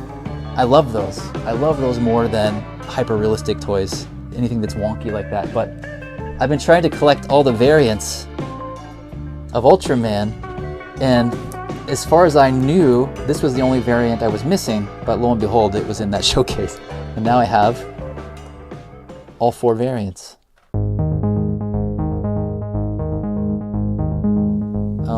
These are vintage 1970s knockoff Godzillas based on Maru-san's J-Tail original. And these would have been sold at like the counter at a candy shop or toy shop. Not licensed. And there are 3 versions. There's a pinkish red, blue, and a green. I'm only missing green. But they were obviously cashing in on the Henshin Cyborg boom at the time. Some kind of Diaclone knockoff on a futuristic unicycle. Kamen Rider Zero Bandai toy. This was way harder to find than I expected it to be, because you can find the 90s Bandai stuff fairly easily, but like, just got a whole battle cat up here. I found this here, believe it or not, when I do find like stuff from my childhood that I don't own anymore, that I have fond memories of, I tend to pick it up. So I have a lot of original He-Man stuff, but for some reason Battle Cat's jammed in there. I do have Michael Keaton in a turtleneck, and I think this is probably my favorite He-Man toy. Oh yeah, Thunder Punch. Thunder Punch. I think this was the one that my aunt gifted me 2 different He-Man toys on like my birthday and Christmas, so they were like a few months apart, but this was one of them. But I recently being like 5 years ago, had to buy it again. But I love this He-Man, Thunder Punch He-Man, and his translucent gold sword. How about some Korean Silverhawks? These are hard to find. And the only thing that articulates are his legs. He can like kind of do the splits. Here's probably one of my all-time favorite candy toys. This is early 90s Mecha King Ghidorah by Bandai. This was something you had to get out of a candy box and assemble yourself, but it was already pre-painted. I just love how this looks. They still produce a lot of toy guns here, like for kids, and they have like working parts, and they're like miniature. Like this fires little BBs out of it, but stuff like that you won't find in the US at all. Any kind of weird Pigumon I can find, like a skeleton Pigumon that glows in the dark. Yeah, I need to fix him. But when he does work, he blinks and his mouth kind of moves and his hands kind of move. Actually, these are kind of cool. These are from Shin Kamen Rider. These were candy toys. These were, sold in a little candy box. And these were, this still is, a bag of chips. But these are a recreation using the modernized version of Kamen Rider based on the old chip bags from the 70s that they sold in promotion for the original Kamen Rider. So I thought it was cool to have Kamen Rider and his bike from a candy toy set and a recreation of the bag of chips from the 70s. The original bags of chips sell for hundreds of dollars. Speaking of guns, why not, right? Why not fire liquid out of Ultraman's crotch? So many of these pieces are just fragile plastic, do DIY, build it yourself kinds of kits, mini kits from candy toys. I guess I would say that if you were to add up all of my toys and count them, I probably have more candy toys and gachapon toys than I do anything else. They speak to me. See, told you. One turtle for every 500 toys in here. Very great. Anything else? No, I think that's it.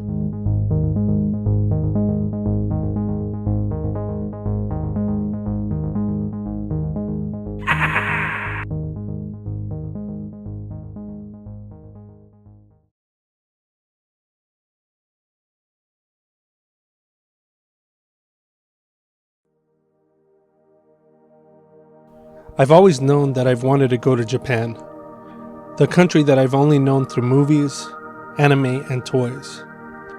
I knew I'd get there someday. I just never knew how until I started this YouTube channel, The Magnificent World of Toys.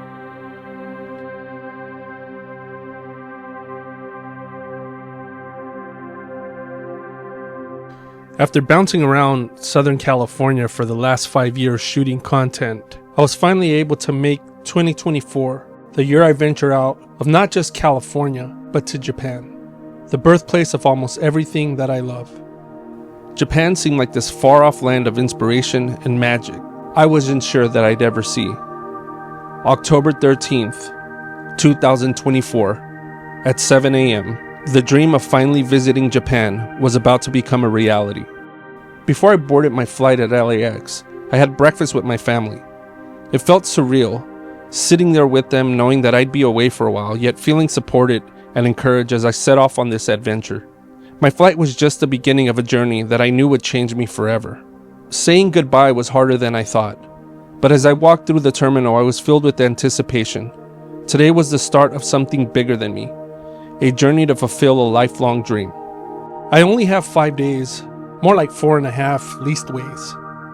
My plan is to arrive and do some sightseeing, film a video of me visiting Nakano Broadway, film an interview with the president of Marusan Toys, Eiji Kaminaga, film an interview with Jeremy Moni and Tachikawa, film and visit Akihabara, hang out with my friend Yosuke, and maybe squeeze in some time for sleep and sightseeing. I had no idea what Japan would be like, but I was ready to find out. I arrived at Haneda Airport in Tokyo on Monday, October 14th, 2024 at 3 p.m. The moment I stepped off the plane, I was flooded with excitement, but also a sense of loneliness. I took the train to Shinjuku, and I felt a sense of overwhelm. I was in the country I'd wanted to visit my entire life, After arriving in Shinjuku, I checked into my hotel. I felt the weight of loneliness and anxiety creeping in. Bottom line is I miss my family. And Japan, despite its vibrancy, seemed a bit too big and unfamiliar. But I knew I had to push through. To shake off the feeling, I decided to head to the Golden Gai, a famous nightlife district. It was small, intimate, and brimming with character. I met a couple of other tourists there, and before I knew it, I was laughing, sharing stories, and having a good time.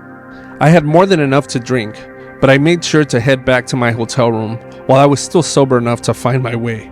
Tomorrow would be a big day, and I needed to be prepared. Day 2 began early. I had a great breakfast at the hotel and then returned to my room to pack up my camera gear. I had a full day planned to explore Nakano Broadway and capture as much as I could on film. I was excited, but as I wandered the streets of Shinjuku, that familiar feeling of loneliness started to creep in again.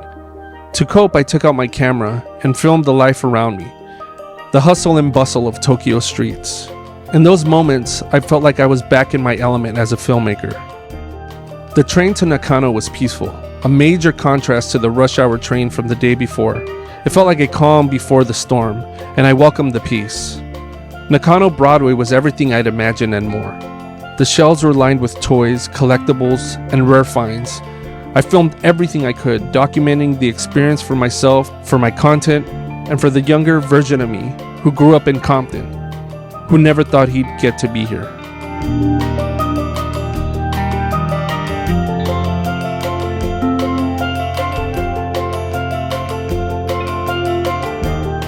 After a full day of shopping and filming, I found myself in a Yoshinoya restaurant in Shinjuku, of all places. There was something pretty cool about eating Yoshinoya in Japan, and it tasted pretty damn good.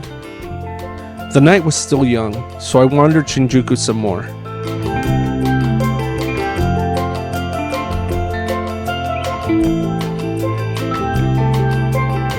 I ended up at the Godzilla Toho movie theater, watching Alien Romulus. It wasn't my first time seeing it, but the experience of watching it in Tokyo with Japanese subtitles surrounded by a different culture was surreal. Day 3 started early, like most of my days due to lack of sleep. It was pretty hard trying to adjust to the jet lag. That day I had to film an interview with Eiji Kaminaga, the president of Marusan Toys, but before that I had some time to kill. I spent the morning shopping for souvenirs and wandering Tokyo, still processing the surreal nature of being in Japan. I passed through Akihabara on my way to Asakusa, where my interview was going to take place, and decided to stop for a while, but I was feeling a bit overwhelmed. Akihabara is both exciting and chaotic, and as I stood across from Mandarake Complex eating a snack, I found myself questioning whether I could ever live here. Would I fit in? Would I adjust to life as many other foreigners have, or would I just be another outsider? I arrived in Asakusa an hour earlier than planned and decided to take a short walk around the neighborhood.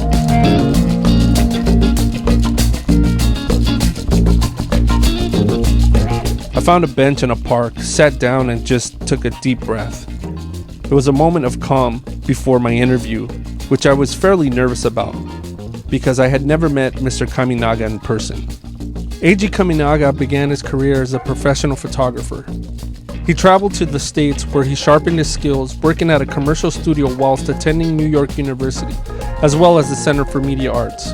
His passion for monster toys, as well as photographing them, helped pave the way to becoming the current president of the legendary toy company Marusan Toys. At Marusan Toys, I was greeted by an employee and shown to Eiji Kaminaga's office. He welcomed me with kindness, and we spent the afternoon talking about his childhood memories, his career, and his work at Marusan, one of the oldest and most respected toy companies in Japan. Eiji shared his passion for his career, and it was clear to me that he wasn't just continuing a legacy, he was contributing to something bigger than himself. I left feeling both humbled and inspired. Here was a man who had worked tirelessly to preserve and evolve a part of Japan's culture or history. After the interview, I returned to Shinjuku physically exhausted, but grateful for the experience. The night wasn't over yet, though. I found a local brewery, and I spent the evening relaxing, enjoying some yakitori, and reflecting on the day's conversations and experiences.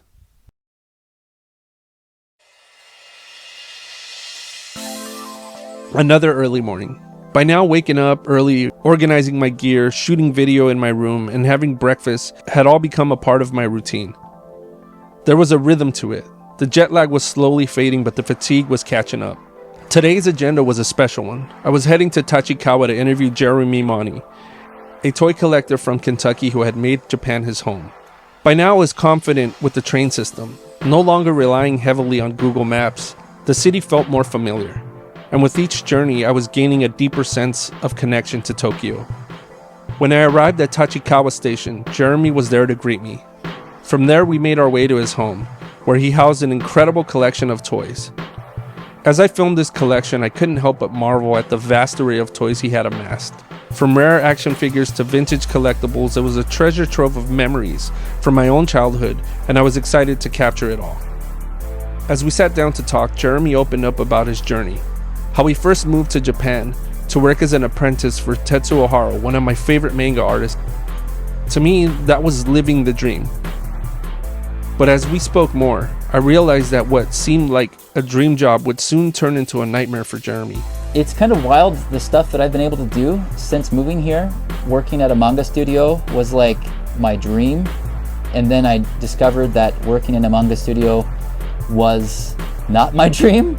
It was kind of hell, and I only did it for 2 years. Once I got out of that manga mindset, because that was like originally my main goal was to work at the manga studio, but I never in a million years expected that I would end up like doing collaborations with Maru-san and producing soft vinyl toys of some of my favorite movies. Yeah, I'm proud of what I've been able to accomplish so far. All the videos, all the people that I've interviewed and met. I'm proud of my kids. Despite the struggles, Jeremy was at peace with where he was in life now.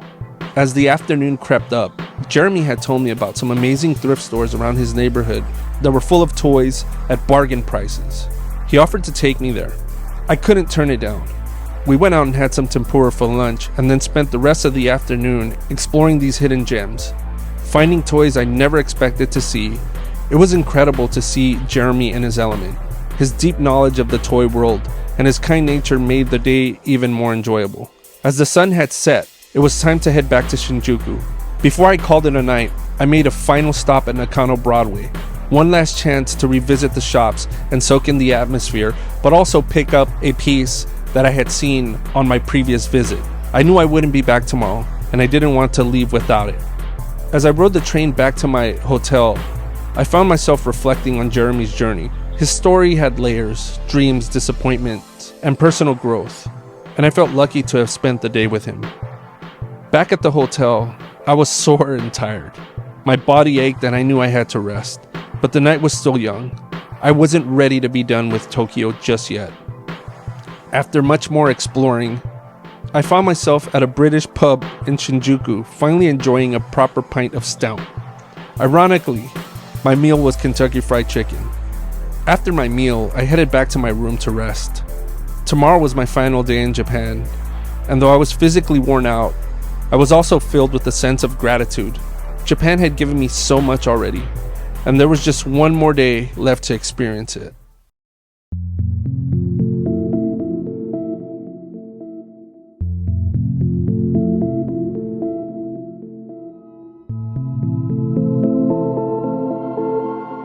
By the time day 5 arrived, I felt well rested and ready for my last day in Japan.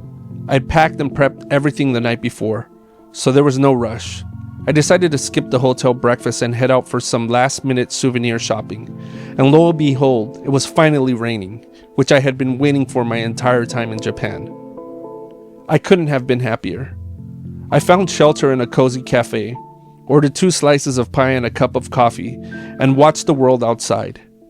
The morning rush hour in Tokyo was like any other, but I felt at peace, content in the moment, finally experiencing one of the moments I had been wanting to experience my entire life. With my flight not departing until 9 p.m., the day felt open, full of possibilities, but also full of goodbyes. My friend Yosuke, who I hadn't seen in over a decade, had agreed to pick me up and have lunch with me. At noon, Yosuke arrived at my hotel.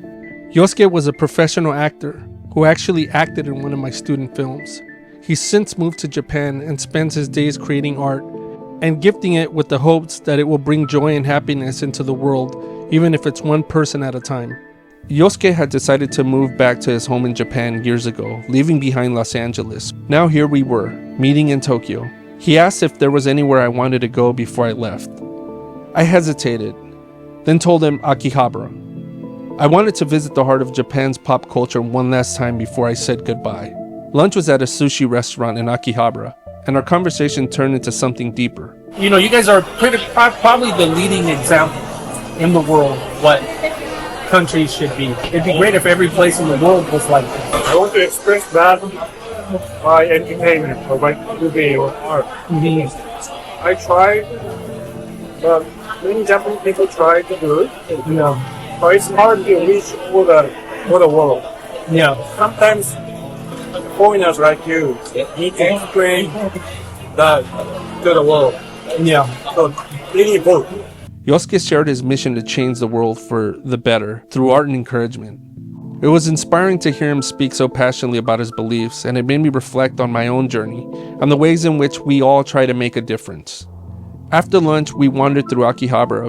The city felt different, more alive, more vibrant. I could feel that this trip, this experience had been something transformative. As the evening approached, Yosuke offered to take me to the airport.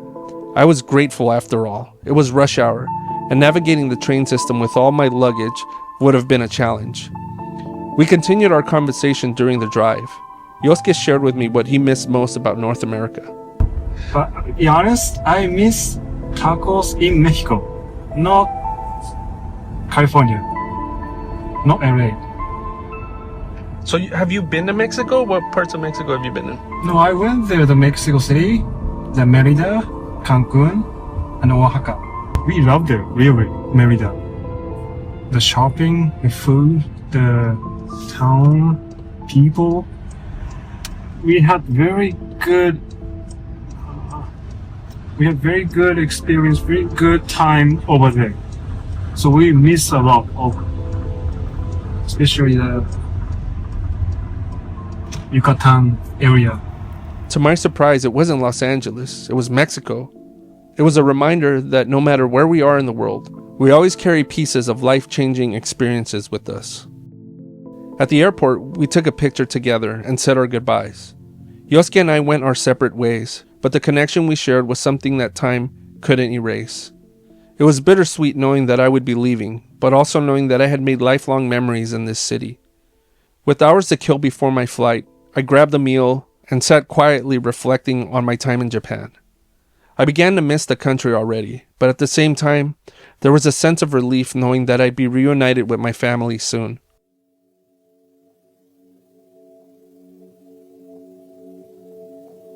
The 11-hour flight back to LA felt like it lasted only 2 hours as I thought about the people I met, the experiences I had as I scrolled through my pictures.